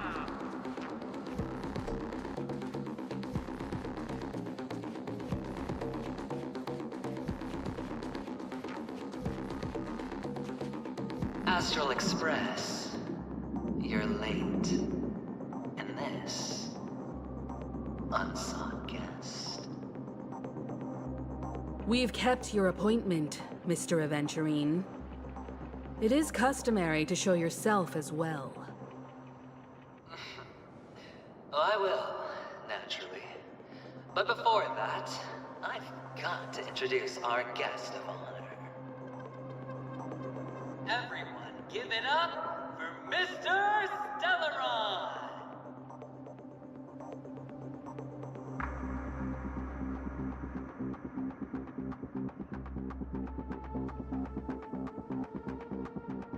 Oh, Milo came up to me. Let me remind you that in all likelihood, this stage and his identity have nothing to do with the wanted murderer. Oh no, they do. Of course they do. Otherwise, why would I work so hard to gain your trust and then invite you all here? Because he's the only one who saw all 3 homicides.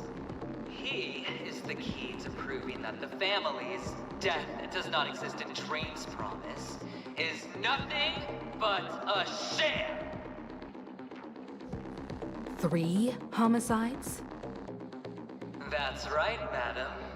The 3rd one is about to happen right now, right here, in Clock Studios theme park. It is that. A truly grand death. You, and you. All of you are going to die. And it's all because of you, Mr. Stellaron. You will become the personification of death.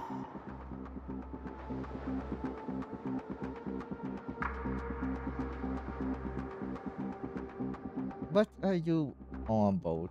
I understand what it is. There is no good answer here.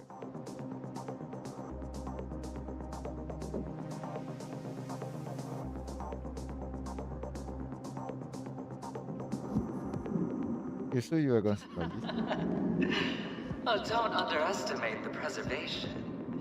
The cornerstone of the Amber Lord will surely guide me. Let me be a little clearer. I will detonate the Stellaron in you and cause a teeny, tiny accident on Penacony. BAM! The entire theme park will be reduced to a shattered dream. Then, before the family can even react, I'll become the IPC fleet's navigator. Your bluff isn't fooling anyone. If you could really do that, you would have done so earlier. You wanna bet? Sure. I'll bet with you. I'm betting that it'll be a sweeping victory for me. By detonating an unprecedented explosion to prove that the vow of harmony is a complete and utter joke. You won't do it. Of course I can. It's just another gamble. I came from the wastelands of Sigonia. For just 60 red copper coins, people paid to brand me. Put me in chains. Place me in the gallows and bury me in the Golden Sands. But the sun could not kill me, and the quicksand sent me back to the embrace of the Guild and the IPC. Bear in mind, my victory wasn't just a stroke of luck. I've never been defeated. Have you ever heard the saying, sleep is the rehearsal of death? Why do the living sleep?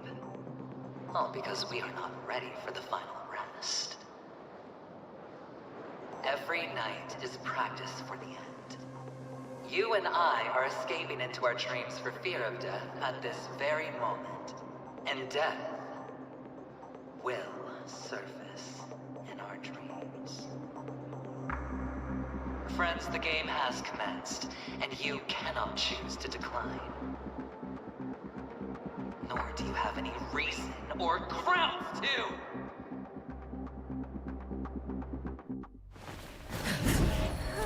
The dice are cast.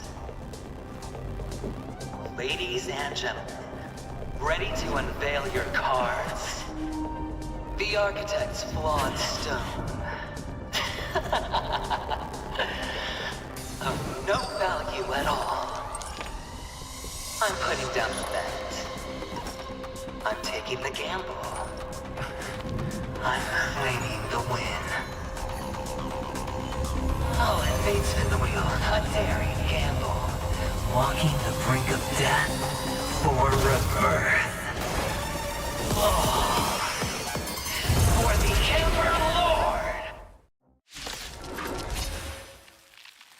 Alright. Let's see who has the last laugh. Let the game begin! Stand still.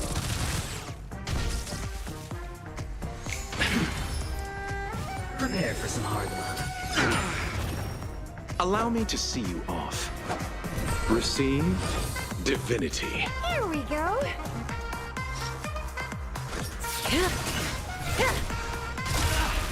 Lance at the ready.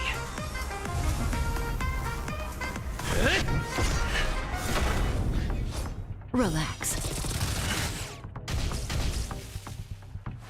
Time to double down! Take everything I got. Lance ablaze. Flaming lance.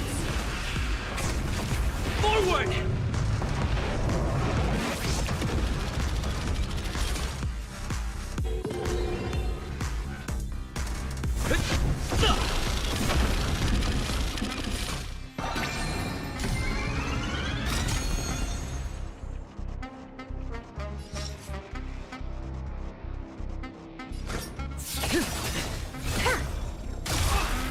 Pity, you chose the wrong enemy.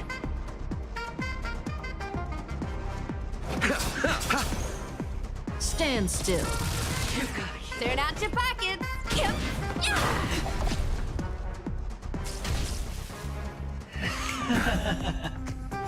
Abyss flower, bloom.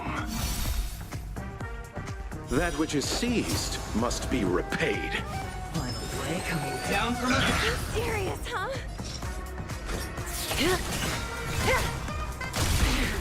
Good times never last. Time to say bye. Boom. Okay, the fight is being different from the trailer, which is good.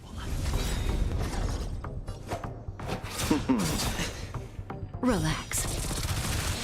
Forget baby. Fortune.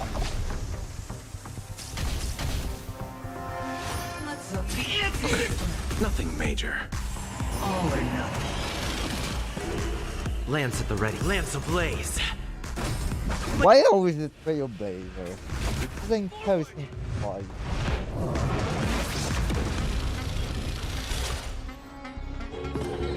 Fracture!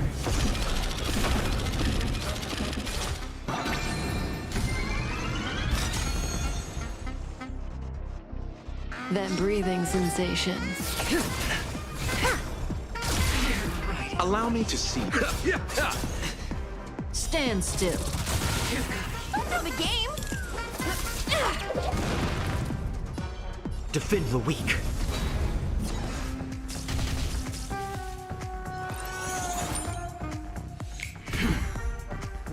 Prepare for some hard luck.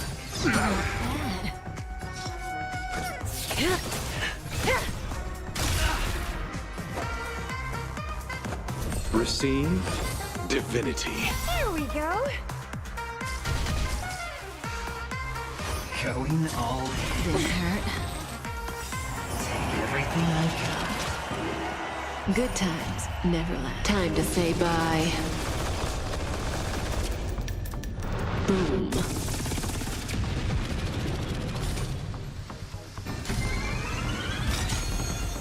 Good times never last. Time to say bye. Boom.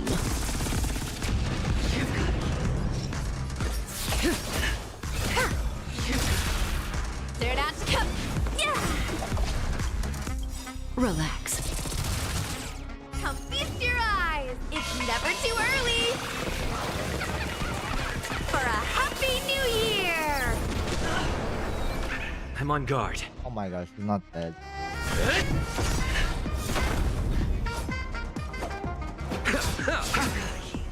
That breathing's in.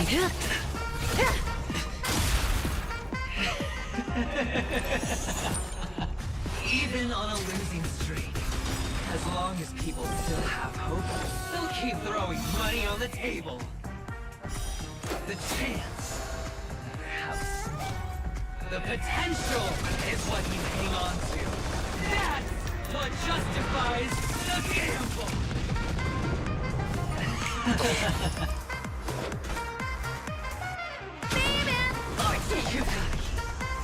Stand still. Lance at the ready. Indestructible. Pity you. You've got a keen eye. You're right in a lucky streak. Final play coming down from above. Serious, huh? Never. Serendipity!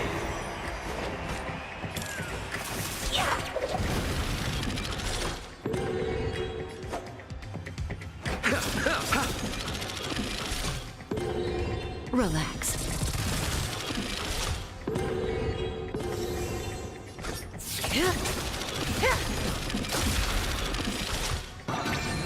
Eternal sleep is not the dead will return.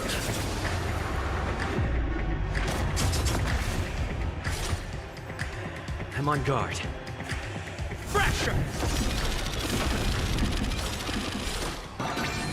Stand still. Lance ablaze. Flaming lance. Forward!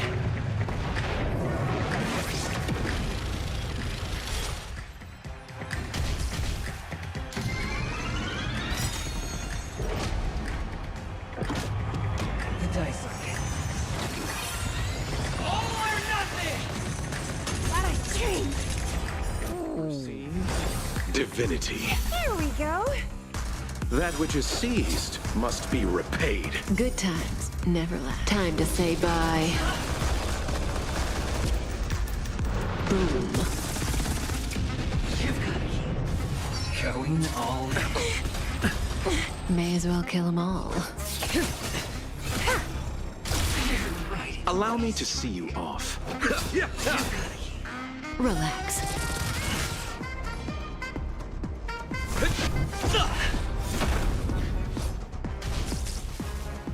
Prepare for some hard luck. Scoundrels on tour!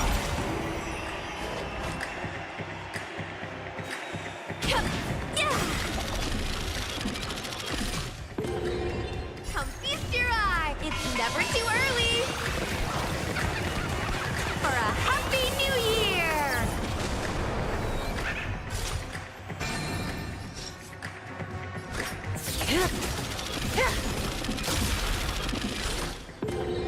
Pity you chose the wrong.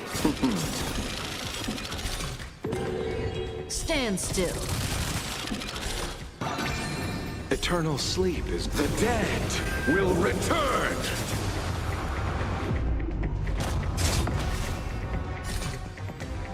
Lance at the ready. Fracture! Lance ablaze. Flaming lance! Forward!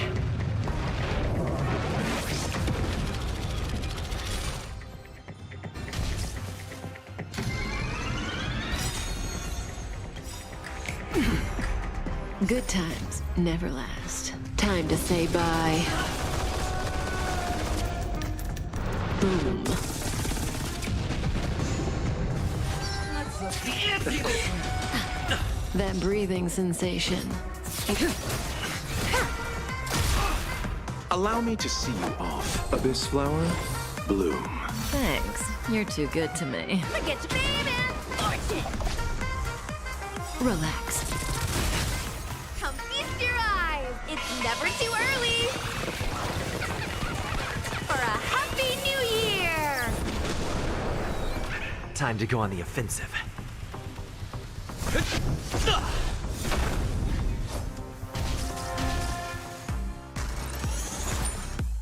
Final play coming down from above. Receive divinity.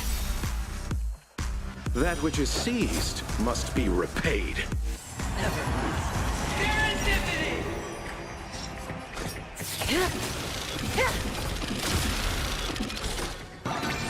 Pity, you chose. Eternal sleep is not the dead will return.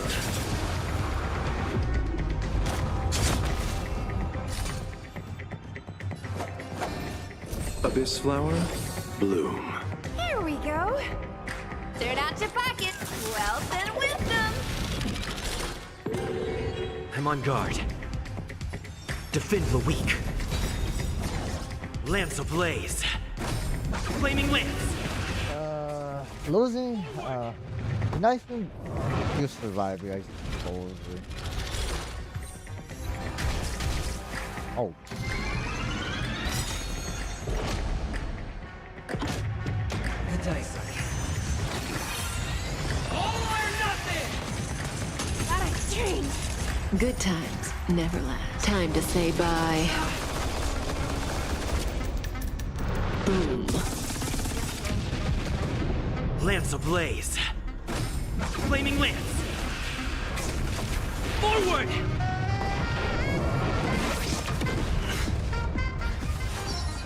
Double down!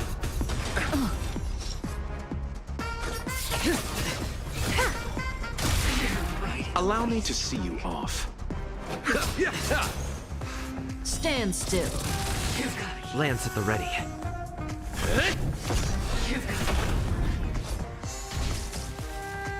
Prepare for some hard luck. Scoundrels on board!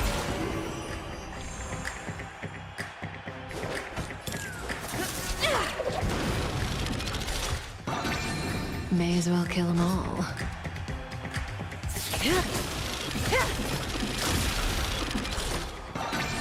Pity, you chose them. Relax. Eternal sleep is not the end. The dead will return.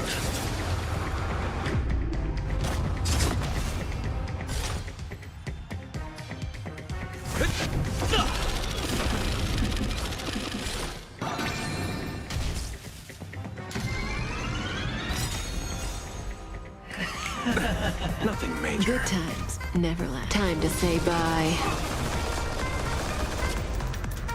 Boom. Everybody's like that. Down to the last player. So why can't I be happy too? Why can't I feel that free?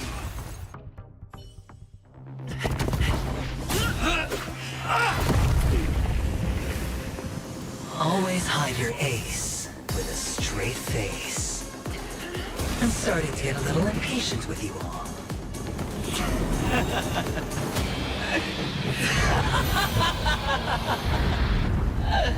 Friends, to fully relish this, I'm betting every last chip. Only by casting aside reason does one truly gamble.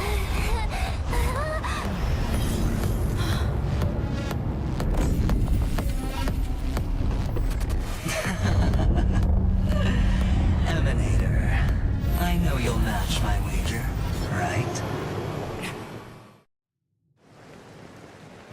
You're leaving?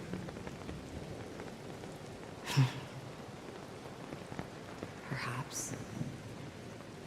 I might pass through the place you mentioned. Penacony. What do you hope to find within a dream? I'm not looking for anything. They aren't in a dream.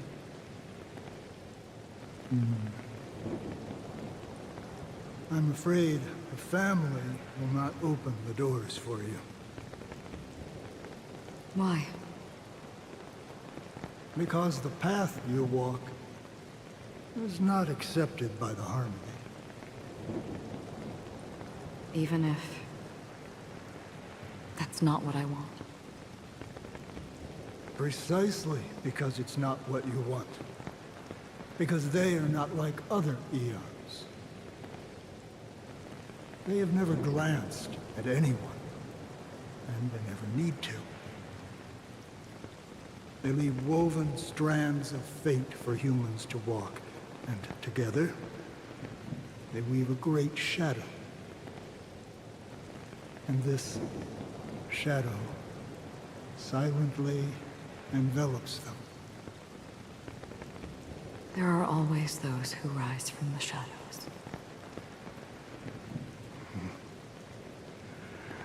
They mostly become a part of the shadow. In your eyes, am I the same? You still have a strand of color, but not much.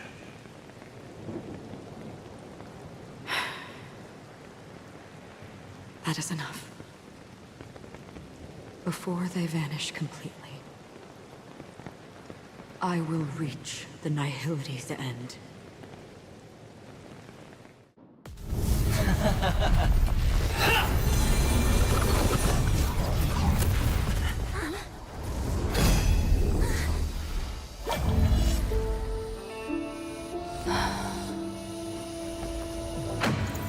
I wish to mourn the departed, weeping like rain, to swell the crossing stream.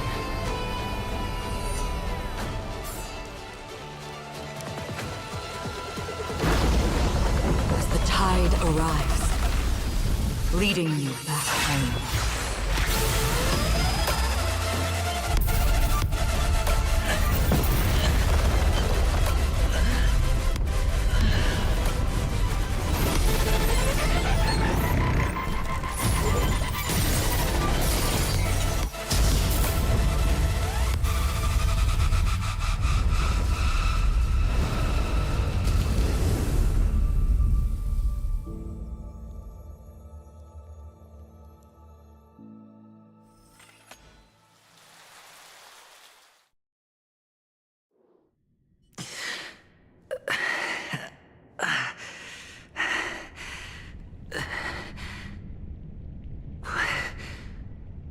What is this place? A gigantic black hole. And see? Have I succeeded?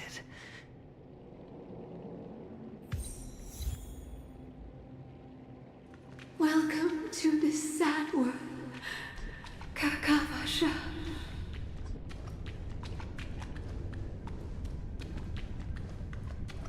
Your good luck is the most precious wealth we, all Avgin, have.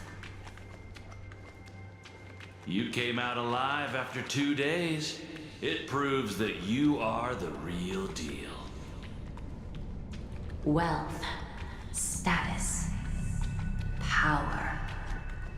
The IPC will give you whatever you want, even what you don't want.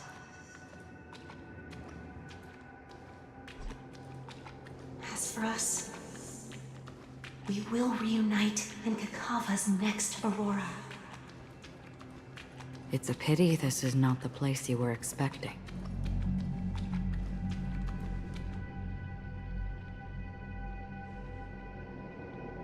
Melody. Is it? Perhaps to you, I am just an emanator who's hiding her identity. But the sleeping and shapeless never glance at anyone. They have no face, no form, and even less of a will to speak. The nihility envelops everyone equally. Only some who have gone under their shadow can go farther, tainting themselves with more nihility. That's all. That's all. My friend, you really leave me at a loss for words. So, is this my final destination? The land of the dead? This is all but a fleeting dream. One of the thousands of manifestations of IX. Under the watchful eye of nihility, we momentarily linger here before moving on to our own paths. It seems that my death has already been determined. Even if you wish for it, I can't promise you anything. Now that you've accomplished your goal, I think you can be a little more forthcoming. What do you mean? Your performance at the theme park was wonderful and grandiose. A simple yet practical technique that fooled almost everyone. No one would have ever thought that you would have gone to such lengths, even staking your life just to prove a fact that had seemingly been disproved long ago. Real death does not exist in Penacony's dreamscape. Why would I do this? Because this is the only way you can uncover a secret that is even more unspeakable than the serial murders. To use this dream death to get there. To that promised land people constantly seek in this grand gathering. Penacony. The legacy of the Watchmaker.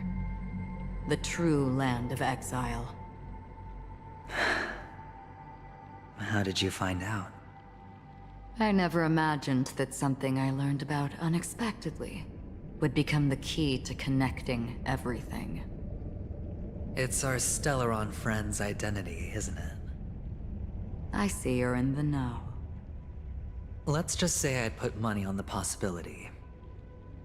The murder isn't nearly enough to disrupt business as usual. Even if there were 1 or 2 murders on Penacony, most people wouldn't be personally affected. And that won't create any waves. This dream of theirs isn't a boundless sea. It's a lonely island. The family used the Harmony to build a high wall and isolate them from the vast and treacherous ocean of the outside world. That barrier they built keeps death out, but it also keeps the secrets that are lost in that watery abyss from floating to the surface. In a beautiful dream, free of suffering, who would want to go fishing for those secrets? No one. Unless someone goes to the other side of the barrier and lives to tell the tale. Someone already has. I got the idea early on, chewing on that masked fool's little hint. If a mute isn't someone who cannot make a sound, then it has to be someone who cannot speak. Someone who survived the treacherous depths, but is unable to take the stage and speak the truth. Well, I'm happy to know she's safe and sound, and still on Penacony. Hint. Is that not proof?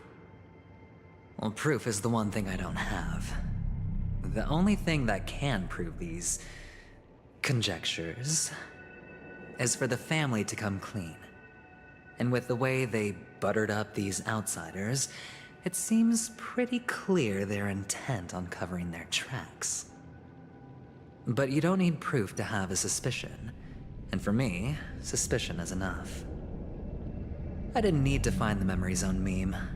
I just needed for someone to kill me like it killed that silver-haired girl. You don't sound very confident to me. Going out of your way to make citywide broadcasts in an attempt to involve more people. You are simply betting on the possibility of someone being able to break down the barrier. You're very lucky that fate has decided to let us cross paths. I happen to be equipped with a very sharp blade. Sharp enough to slice through the veil of dreams. I can also carve the Harmony's brand off of you.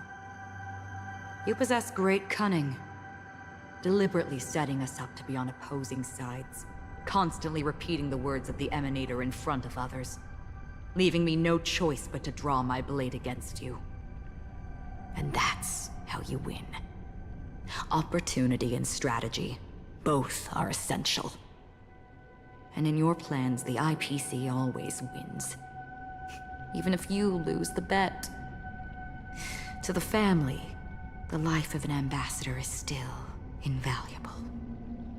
Well, it's a huge gamble, isn't it? But allow me to point out a mistake. The IPC's success is not guaranteed. I, unfortunately, have no contingencies for such an important matter. Detonating a Stellaron. I can't do it. The Aventurine Stone is too broken to even safeguard my escape from the stage. If, at the end of the day, you did not unsheath your blade, I would have lost the bet. It is pointless to discuss what-ifs. You have won. Your prize is an entry ticket into that deep sea. And after this, whether you can return from the abyss is another gamble of yours. Have you never wavered? Wavered? Of course I have. But I can only bank on my own good fortune. Because other than that, I have nothing. Wake up from this dream and go to where you should be. Your gamble is not over yet.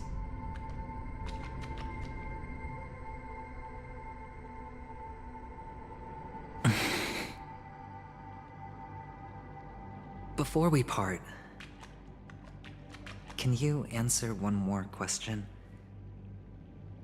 As someone who has traveled on that road, can you tell me, why are we born into this world? If it's just to die. I don't think this and never have. Nor do you. But the nihility envelops you and I. And everyone. And because of that, it's pointless.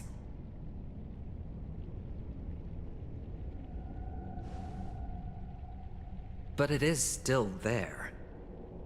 If the dice of fate are always weighted, then that is our destiny. Why, then, do we struggle against it? My answer might not be able to resolve your confusion, because it has been with you throughout your journey and is already a part of your life. But you said, sleep is the rehearsal of death. So why does life sleep? Because we are not ready to welcome death.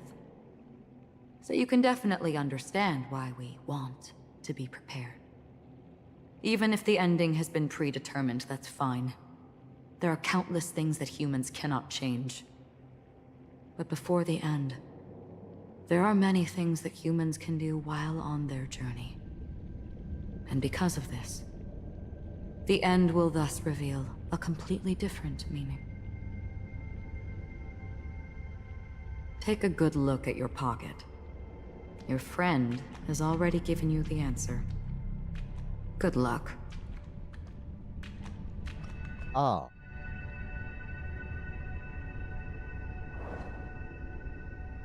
Dr. Bate.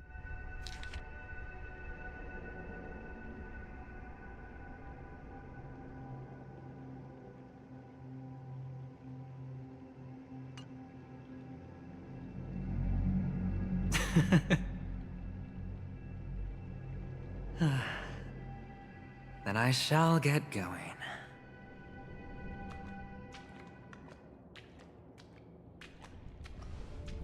Mister? You're leaving? You ultimately chose to leave this dreamscape? Yes.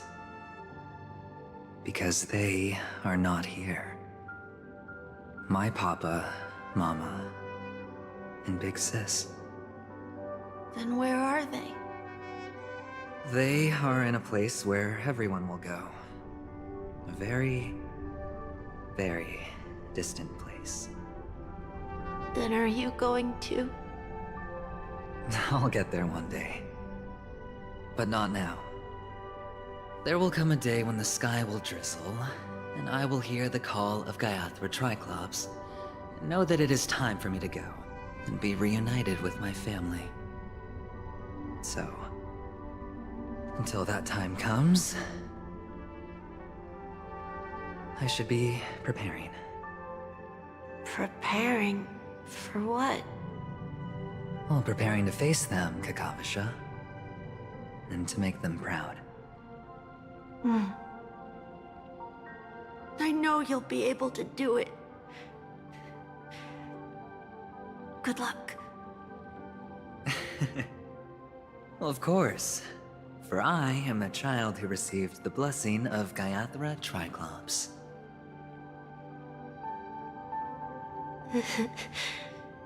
But you still seem nervous. Well, I seem that way because I am nervous. You know what? Maybe you can help. What do you say? One last time? Put our palms together?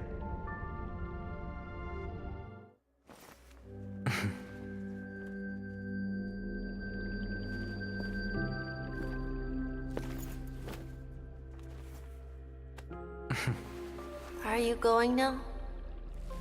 Yes.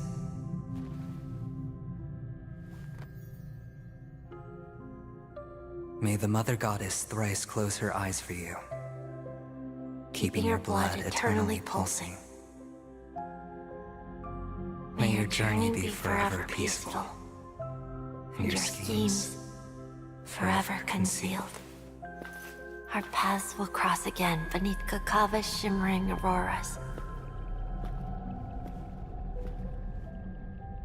Farewell, Kakavasha.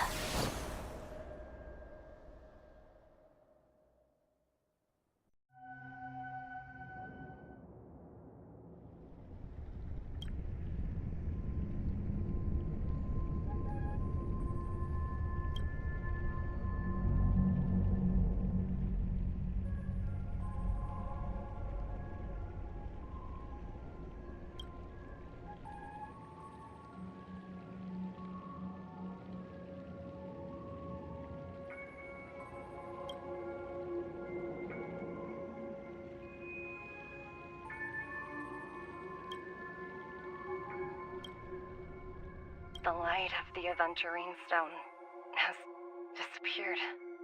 This only represents one outcome. He kept his promise and got what he wanted. As planned, your cornerstone has been successfully sent to the family's territory. Then... Let's fulfill our duty and start harvesting.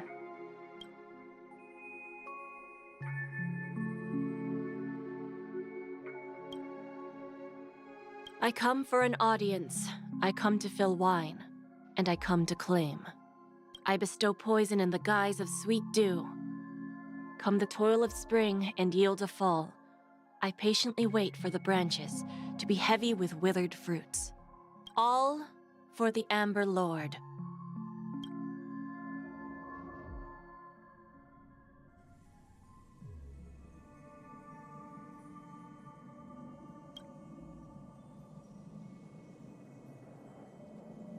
Tío, please.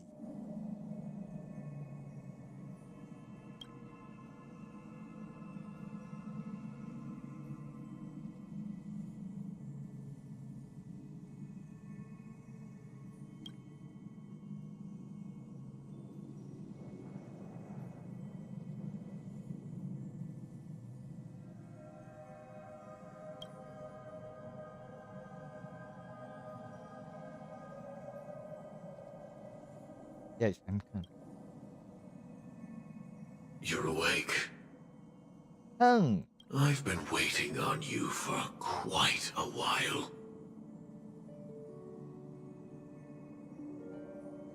Is what's happening? crevice between dreams. You've met me before. I'm Sam, a Stellaron hunter. I originally planned on showing up earlier to reveal some truths to you. But I encountered more roadblocks than expected. 11 times I've tried, but ended in failure. Before I knew it, this world and I became too intertwined, and it became too difficult to escape the constraints of the script. Elio is right. In this land of the dreams, you and I will reap unforgettable gains. I don't know people's hearts as well as he and Kafka do. Nor do I have a specialty like Silverwolf and Blade. Most of the things that I'm good at only apply to villains who need no mercy. So, there is only one method that I use. This is to show you. Firefly.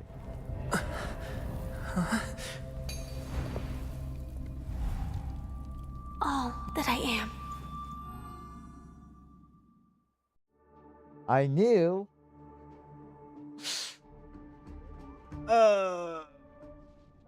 Labyrinth-like corridors and halls?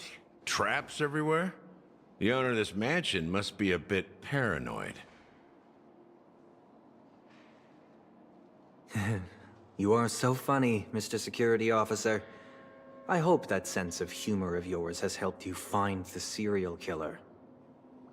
Just expressing a personal opinion. Why?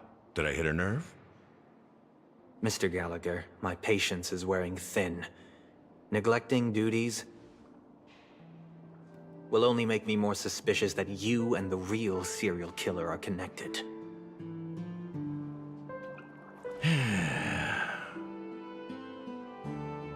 Scoundrel, punk, drunk, hooligan.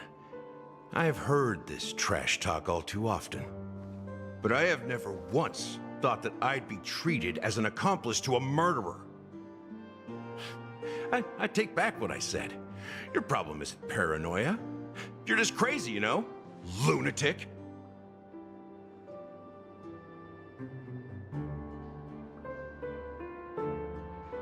You, the family, you broke my spine and pulled out my fangs, and now you want to accuse me of murder? Ridiculous. Only idiots who've drunk too much Soul Glad will berate a stray dog in the streets. What exactly is making you say all this nonsense? You should be more concerned about the Outworld visitors who are making a scene in the theme park than me. I don't need you to remind me. Once that ambassador walks through the doors of the mansion, I will know what he wants. My servants see everything. His little magic tricks may have fooled me, but no matter. I'm happy to see how it's turned out. Why do you think that I just let him go? And why do you think I emptied the theme park stage? Because my target from the beginning has always been you, Hound. The more noise he makes, the more opportunities I have to make you and your true master pay in blood. If I were really the murderer, why would you need to be so secretive? Ha! I forgot. You also have a difficult master to serve, telling you to ignore the murder case and focus solely on that Charmony festival. Isn't that right, my brother? Looks like your disguise has helped you successfully understand every facet of the family. Disguise? You must be blind to be accusing me of being a fake. Open your eyes and take a good look.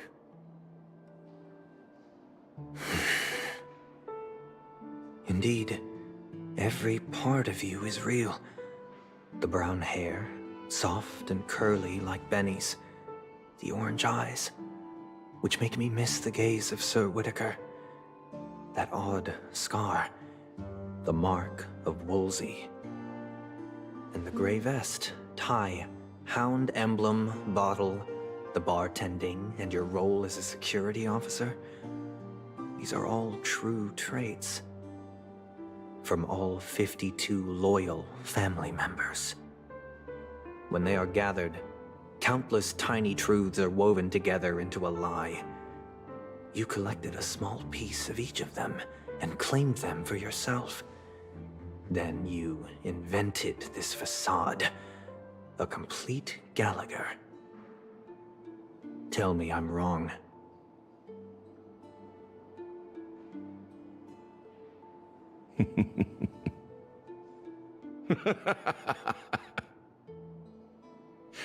You have guts, I'll give you that.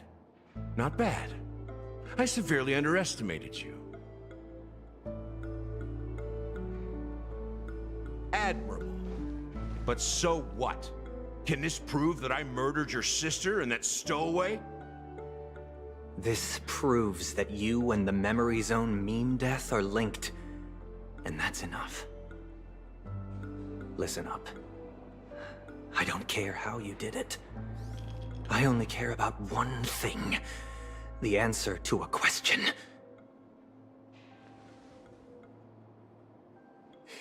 You devil.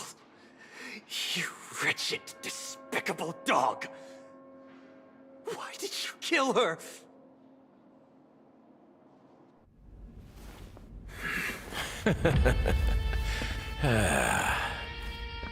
You know, in the thick of things, people are blind to the grit in their eyes. Yet they can always feel it scratch. Want the answer? I'll give it to you. The whole thing is just fate playing a cruel joke on us.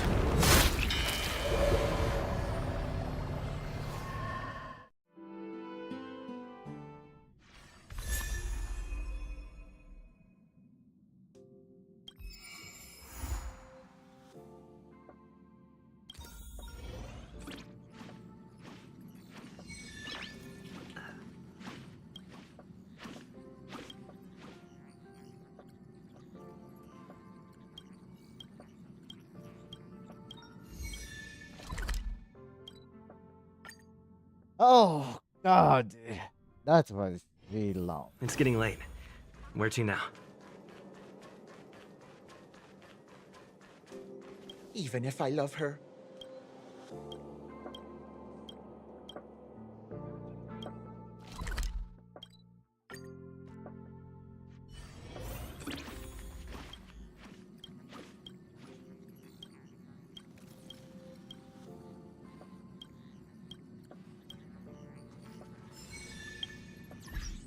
Whew. Hello, Kraken. Good night, Kraken. I finally ended. Oh God, that was. I knew that I could not do this on Tuesday. I was. Oh God, that was really long. Good night, Kraken. I'm going to end it here very soon. Let's. I have some side quests. I don't know about that. But I think it's side quests.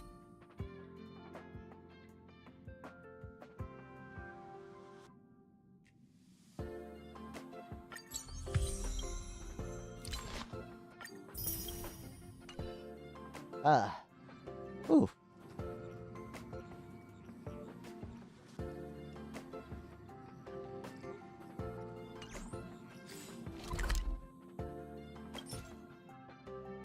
Living hour. Right.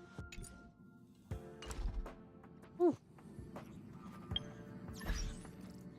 Okay, everyone. Thank you very much for watching now. Hope that you guys enjoyed. It was a long stream. Oh God, 6 hours. That was way more than I. Also, Sunbeam Firefly. That was kind of something I was expecting. Um. Anyway, thank you very much for watching. Hope that you guys enjoyed. Good night.